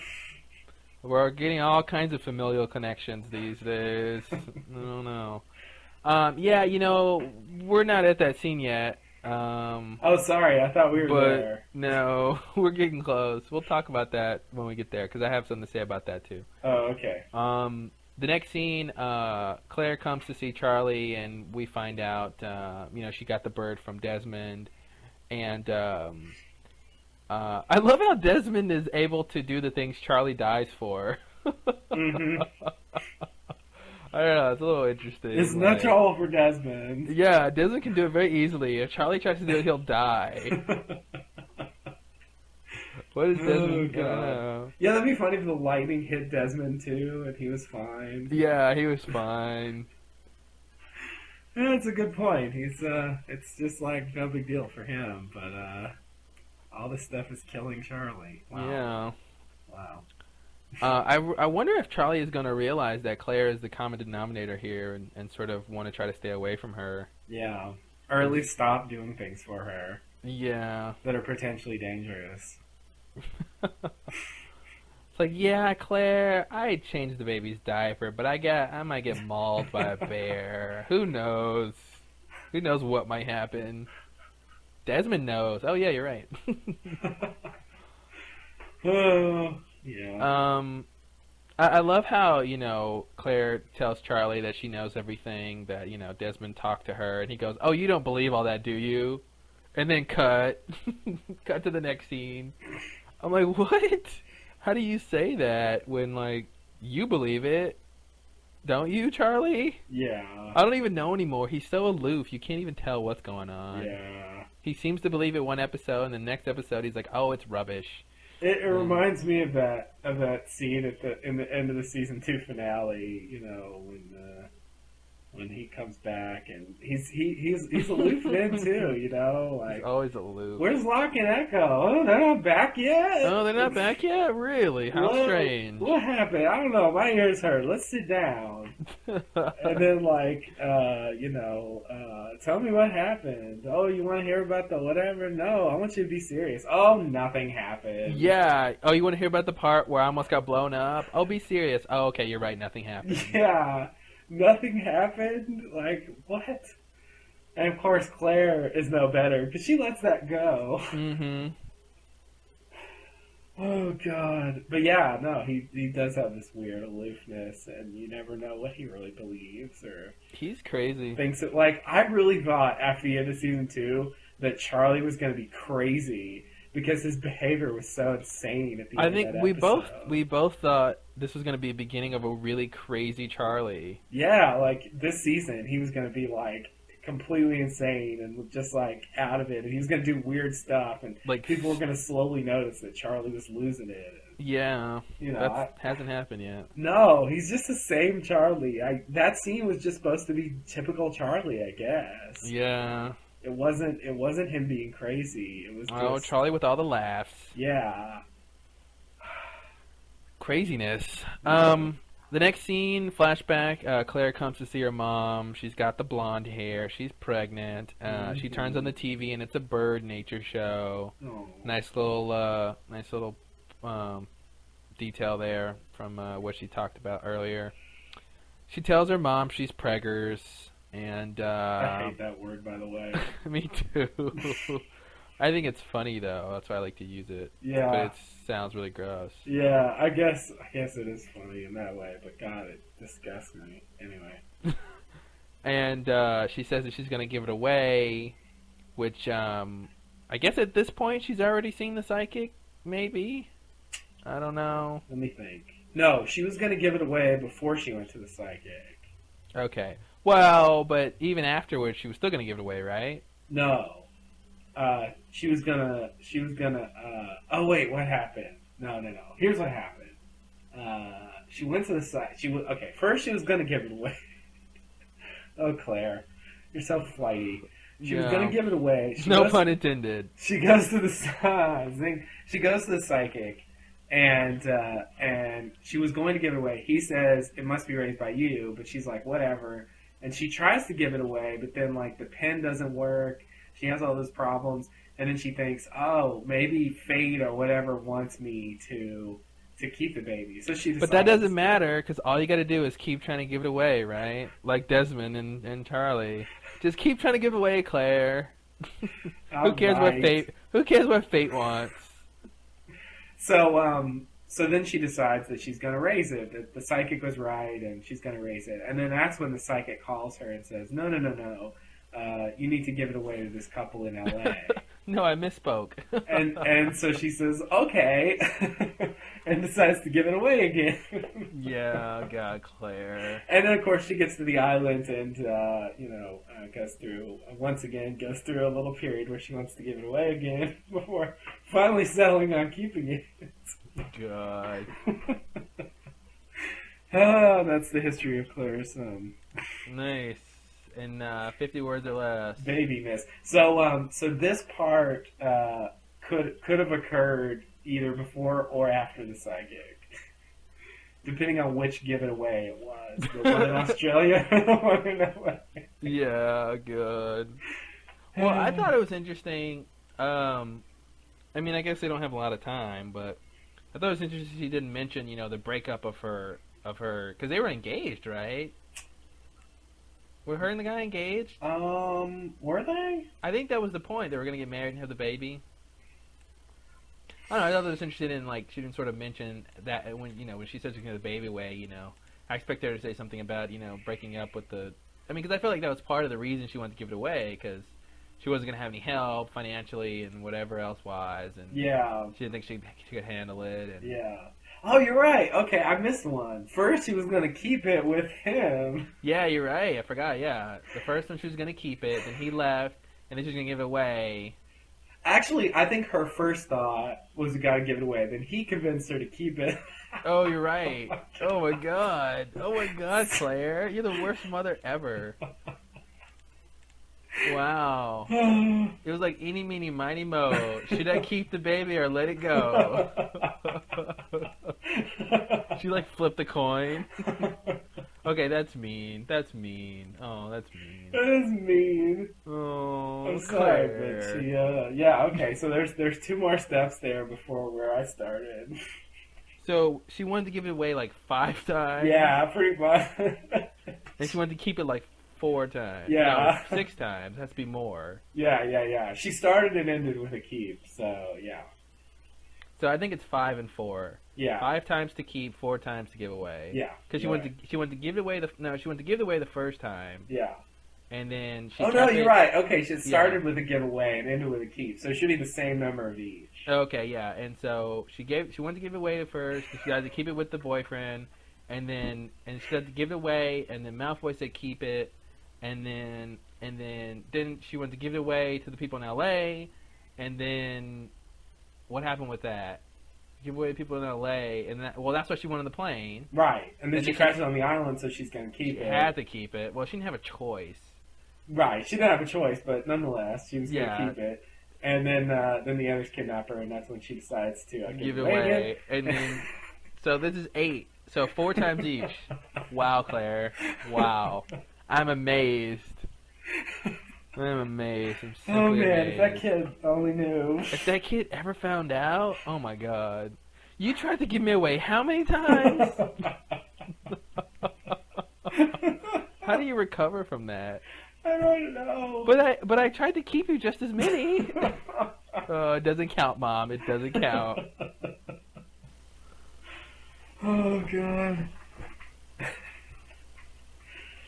Oh, that's really ridiculous. Wow. When you put it like that, it makes Claire seem really silly. Yeah, well, how else do you put it? I don't know. No other way to put it. Alright. Where are we? We just got through the Charlie and Claire scene. So, okay, so yeah, she tells her mom, okay, blah blah blah. Oh right. That's where we left off. The scene with her mom. Yeah. Then she basically tells her mom, oh, I'm sorry, for all the horrible things I said for you, that I hated you. I wish you weren't my mother. I wish you were dead. Right before the accident. Mm-hmm. And I'm thinking to myself, wow, those are the 3 worst things you can tell your mother. Like, it's a little heavy-handed writing, I think. They picked the 3 worst things you could possibly, tell your mother. 2 of them to tell pretty much anybody, but the third one, your mother, and it's great, right? But that's where the guilt comes from. Mm-hmm. Don't have to worry about that one. That was a little lame, but anyway, she's crying and she apologizes. Blah blah blah. Next scene, Charlie is reading Claire's little note that she's gonna put on the bird, and one of the big things we find out is it's been 80 days, so we got a little time frame here. Yeah. And I love that line. We don't know where we are. We just know that you have not found us. As if the researchers are the ones who are responsible, Mm-hmm.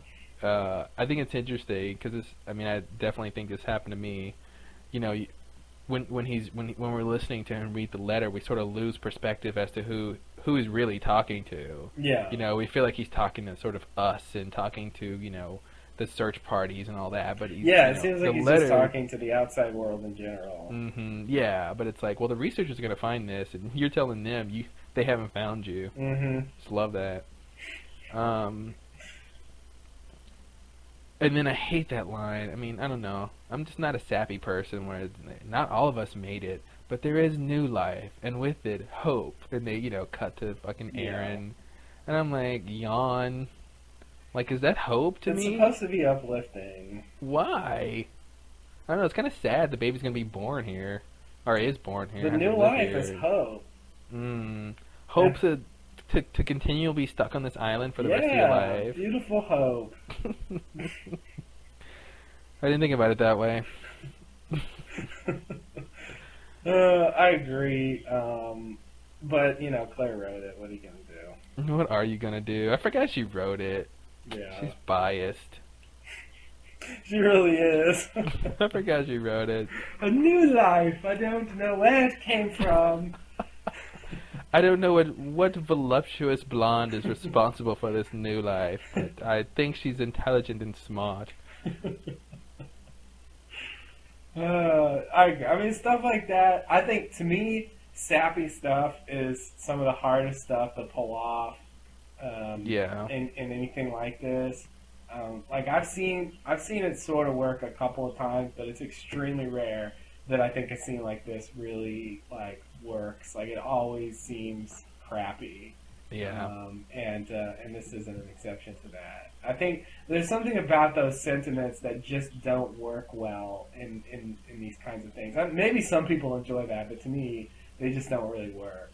I didn't. I mean, I thought it was fine. I sort of got lost in what he was saying, and I thought, it was very similar to the letter in the bottle thing, where it is. I was gonna say, yeah. It's nice that they have an outlet, and I think this mostly works, but I think some parts of it were just a little too lame for me. I think most of the letter was fine. It was really that new hope, new life line that I couldn't stand. Yeah.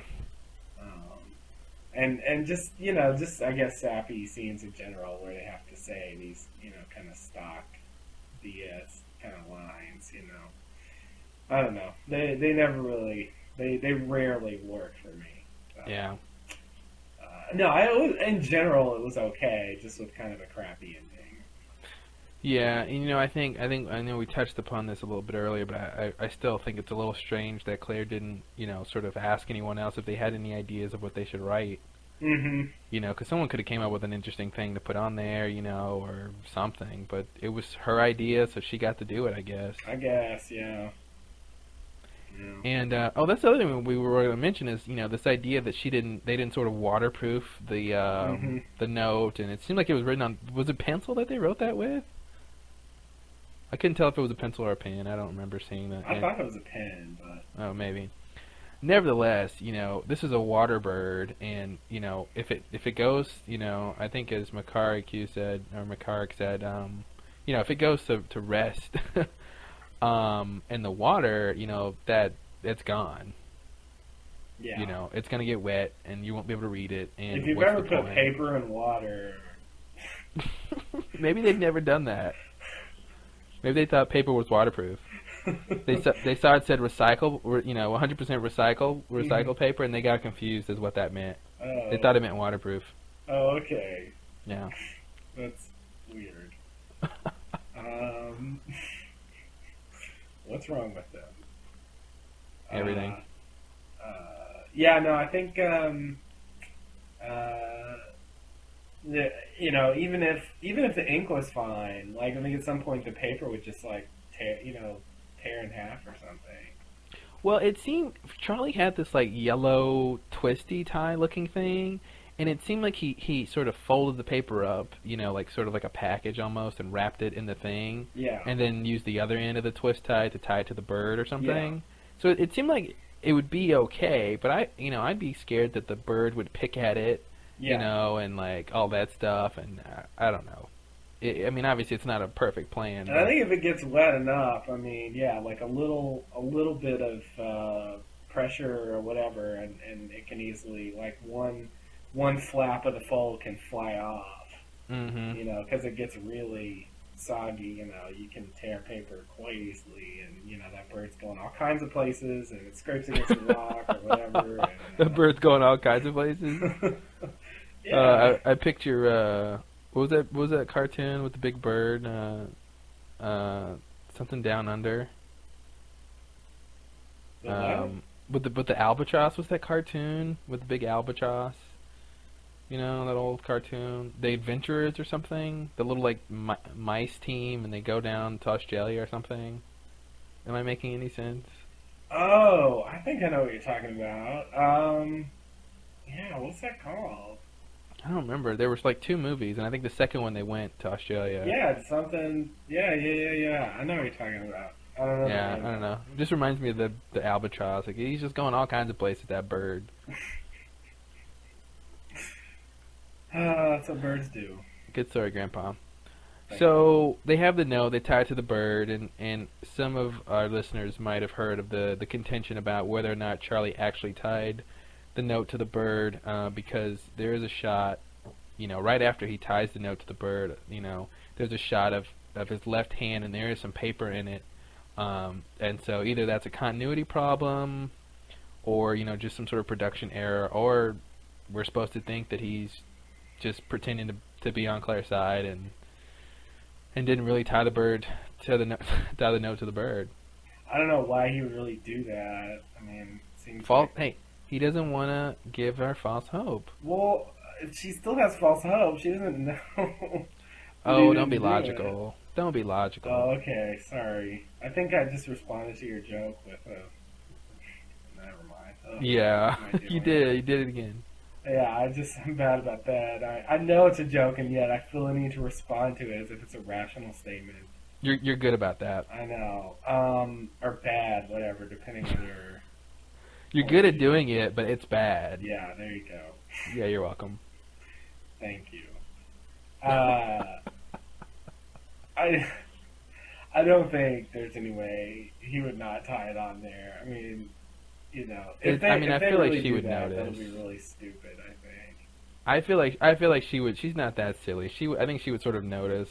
Yeah. But and like I said, when we talked about this off podcast, I did see something yellow tied to the bird. So I feel like it's just a production problem. Yeah, I agree. So they let the bird go, and it flies off just in time to catch up with its other bird friends. I love that. And wait for me! You'll never believe what happened to me.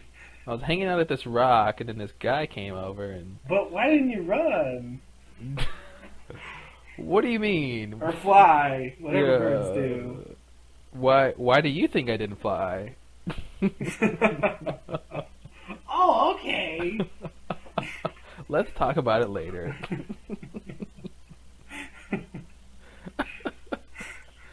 Oh, that's awesome. I love that. Even the birds.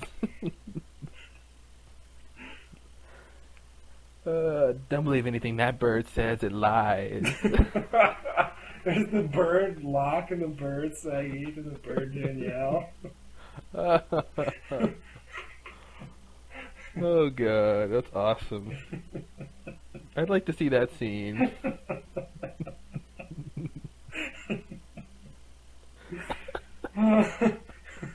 That bird will lie for a long time.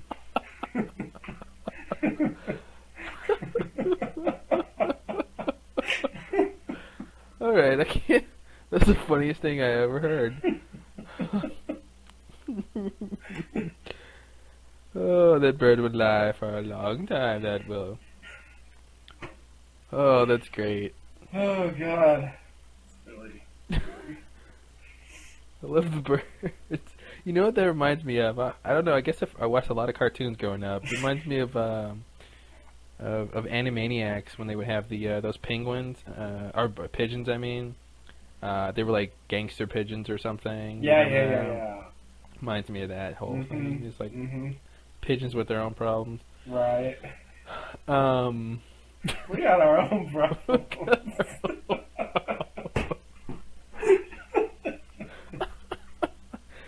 Dude, what are you doing fooling with those humans? We got our own problems. We're lost here. We can't seem to leave this island.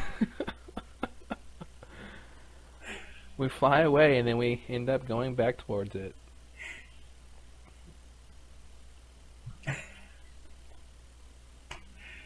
God. That's another episode. That's a good, like, I don't know, side story or something. Some sort of spin-off thing. Yeah. So anyway, they let the bird go, and and then we get that nice cut. Even though they sort of flew out towards the ocean, They ended up flying over the island because Kate. Yeah, of course. See, that's the thing. They like tried to leave and they couldn't leave. They ended up flying back. I don't know. That's weird. Anyway, that's a production problem because Kate should not have seen the birds unless they turned around for no apparent reason. Maybe they had the scenes in the other order originally. Maybe, and you know what? I mean, if they're on the south side of the island, then I mean the birds definitely didn't go north, which is where Kate and them are. So maybe the idea is that the birds turned around later or something. Mm-hmm. But why did they fly that direction in the first place? Who knows? Who knows? Those birds, they're crazy. They're crazy. They got their own problems. Mm-hmm. Maybe that's what the bird was doing. It was sitting there thinking about its problems.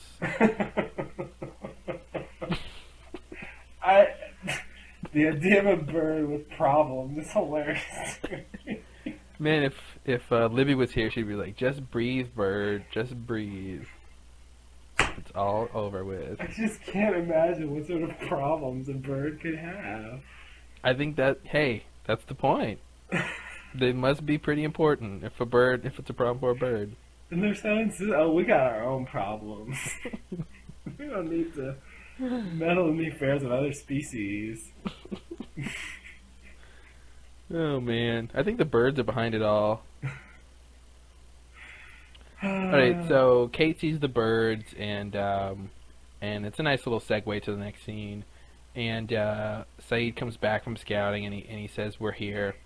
And they sort of move aside the trees, and they see Jack, which probably one of the best little moments of the show. Oh yeah, definitely this episode is Jack running intensely toward them. And my heart was just racing. I'm like, oh my god, not like they just got there in time or something. I'm like, how did he know they were there and all this other crap? And lo and behold, he's just playing football. Mm-hmm. And I thought that was a nice little revelation. And he's having so much fun with Tom, it's ridiculous. Oh my god. Yeah, it's not like they're just like playing to pass the time. Like they're having fun. He did a little dance at the end there. He did a little dance. He made a little love. All they're doing is tossing the football back and forth, but he caught it like it was some kind of touchdown and did a whole little spike thing. And yeah, no, he was happy that he won, or at least got that point. And so it was very interesting. Now we got this idea that Jack is, has befriended them to some degree. And what do you think? Do you think he's really befriended them? Do you think he's just playing around? Do you think he's just making the best of a bad situation? Got a lot of options there. Yeah, I mean, I don't know. I definitely am curious as to what happened between this and the last episode we saw with him where they all left the island. Which was supposed to be like yesterday, right? Or 2 days. No, it's been a couple days, I think. Yeah, because they said... 2 days following Locke's thing. Yeah, Locke's exactly. stick.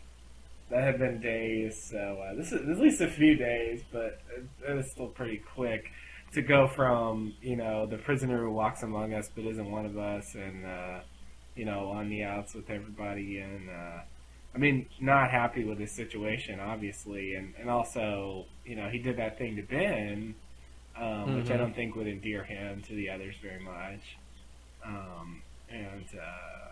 and I don't think he's particularly fond of them. Maybe he seemed to care a little bit about Julia, but it didn't seem like he was particularly friendly with anybody else. Yeah. Including Tom. So I can't imagine what could have happened that changed his mind, but I'm going to go ahead and say my theory that I just thought of right now. Cool. Because I had no idea when I saw it, and I thought I couldn't come up with a theory, but I just thought of one, and that theory is... the intro. Are you just stalling for time to think of your theory? No, I'm really not. I have a theory. My theory would be that the others explain to him whatever's going on with them, whatever their deal is. Basically, whatever they told Cindy that got her to kind of go along with the program, and that he's now been clued in to what they're all about, and that he's sort of going along with it now because he understands. I will disagree, only to the point that I think Cindy agrees with what's going on and knows what's going on because she was on the list. And I feel like they wouldn't tell Jack what's going on because he's incapable of understanding because he wasn't on the list. Ooh. Ooh. You hurt my theory there. Nice one. Jab to the throat. Maybe Shepard was on Jacob's list and we all heard him wrong. Oh, well, there you go. Nice comeback. Okay. So that's my only problem of contention with that. Now, my theory is that he's biding his time. He's making the best of a bad situation. He's just sort of going along with it to make them think, just like he said before, turning you people against each other was my best way of whatever. Like now he's thinking, even though that was a lie. Yeah, even though it was a lie. Now he's thinking. I love that characters can tell lies and they can pretty much, help you out with future theories. Yeah, there you go. And I'm thinking basically now he's saying to himself, I will, instead of, rocking the boat, going against the waves or whatever nautical water-related theory, analogy you want to have, he's basically saying, I'm just going to try to make this is a good situation. I'm going to make them think I'm okay with what's going on until he, basically befriended the enemy. And then he can, plot his escape or his next move, under this guy. They can be more relaxed around him. They don't have to put security on him if he's pretending, to go along with everything and not try to escape at every turn and all that. And, do you think he knows about the force field around the place? I have no idea. I just wonder if because I could see Ben saying, don't try to escape, because it's impossible or... Yeah, I could see him saying that too, but I don't know. I don't know what's going on. I don't have enough to go on to make a good guess about that. Yeah. But I don't think he's playing along. I think he's genuine. I don't think this is acting on his part. I'm gonna go on a limb and say I think he's playing along. I mean, I think is he having fun playing football? Sure. But is he sort of, has he relegated himself to staying there for any significant amount of time on his own accord? No. Like, if they let him leave right now, do you think he would leave? No. Okay. I do. No, I think he's on board. So you think he knows what's going on, even though he shouldn't know what's going on? Yes. Okay. Nothing wrong with that. I don't know. Main exception? Yeah. Something like that. Or saw, I remember there was that line that Ben said back when he was Henry to Ana Lucia that Goodwin said he could change you and you had potential or something like that, that you were worthy. But he could change you or something. Like the idea that a person could be sort of molded into someone who is worthy, even if they're not at the moment. So maybe. But that was proved false, though, right? Well, then he says, yeah, but he was wrong. But the idea that that's possible for them to sort of think that could happen. Yeah. And if anyone could do it, I bet Jack could. Yeah, I know. That's the thing. I don't feel like Jack's all that bad, really, as far as the three that they took. He doesn't seem to be a bad person to me, based on what we've seen him do. I mean, I guess the question is there degrees of flawedness? Is it just like a sin is a sin, or is there like there's certain degrees? It's a good question. I mean, are the others really flawless? Like, come on, guys. I don't know. I don't know. It's hard for me to lying and stealing and kidnapping and killing. If you consider those things bad, yeah, then then no. Right. Right. Well, what kind of people do you think they are? What kind of people don't I think they are? Oh, I don't know, Tom. God, we've gone from that to playing catch. Yeah, Yeah. it was really shocking. I think it really when I saw him running, it got me too. I was, it's I one was of those like, this is like, perfect. Like, oh my god, like he's running towards him. He sees him. Oh man, that was really well done. Something like that makes up for all the crappy stuff we talked about earlier. yeah, You know. yeah, it was. It was one of those really nice little things where, yeah, it worked the way it was supposed to. Yeah. And Did it you really. Go ahead. did you notice he had a new tattoo? No. Yeah, this is something I found out doing a little research. Why do I feel like this is a setup for a joke? I'm being serious. Okay. If you look at the scene, it's right before he does or maybe right when he's doing the little touchdown dance thing. Mm-hmm. On his left arm, like underneath on the underside of his forearm, he's got this what looks like a tattoo. Okay. And I verified it. It's definitely there. Now, what it is, I don't know. You don't get a good picture, but it's some sort of coloring tattoo. Like, Are we sure it wasn't there before? I don't remember ever seeing it or talking about it. Let me find exactly where it is. Okay, yeah. I've never seen this tattoo before. It's almost like a rose. It's something red and green around it. It's basically like sort of in the middle of his arm, like the elbow part, but at the bottom, of his arm. If you go to like 42 minutes into the episode, you'll see right when he's about to spike the ball, he's got a tattoo I've never seen attributed to his character before. So it's definitely new. I don't know if Matthew Fox just got one and they just didn't cover it up or something. Or... God, yeah, because like I can't imagine they'd let him get another one. Write this one in too, like enough. Unless he got one in the last couple days with the others. I know, which whatever. I mean, I guess they could do that. They really wanted to. Yeah, Tom's like, hey, you want a tattoo? He's like, oh, I didn't know you could do tattoos. Yeah, I learned it from this Thai girl. Oh God.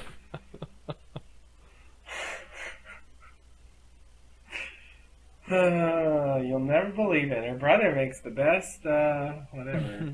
Chicken tikka masala. Yeah. Oh, God. Because that's a Thai dish. Yeah. Oh, man. So, one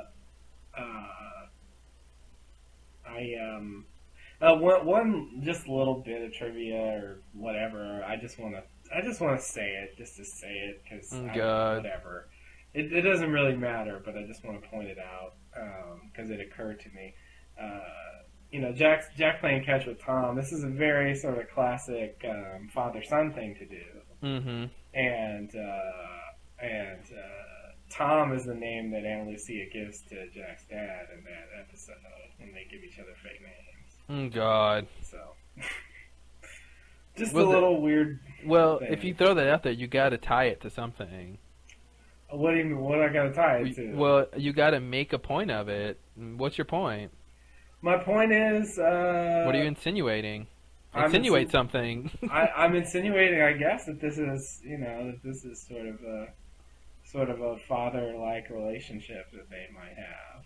I mean, so you're not insinuating anything within the show, like there was some reason behind the fact that Tom's named Tom, and and Christian's pseudonym was Tom.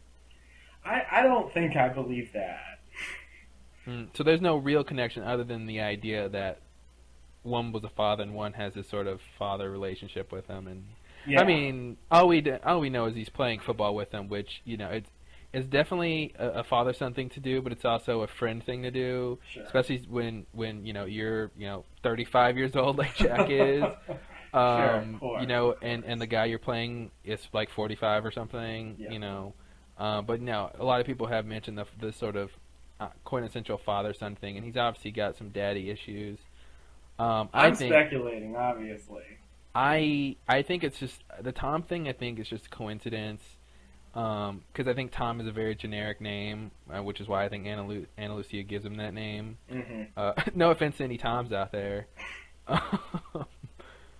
looks like a Tom. I shouldn't say generic. I should just say a common name, and and I think the reason they're playing football in particular is because it gives them an excuse to run.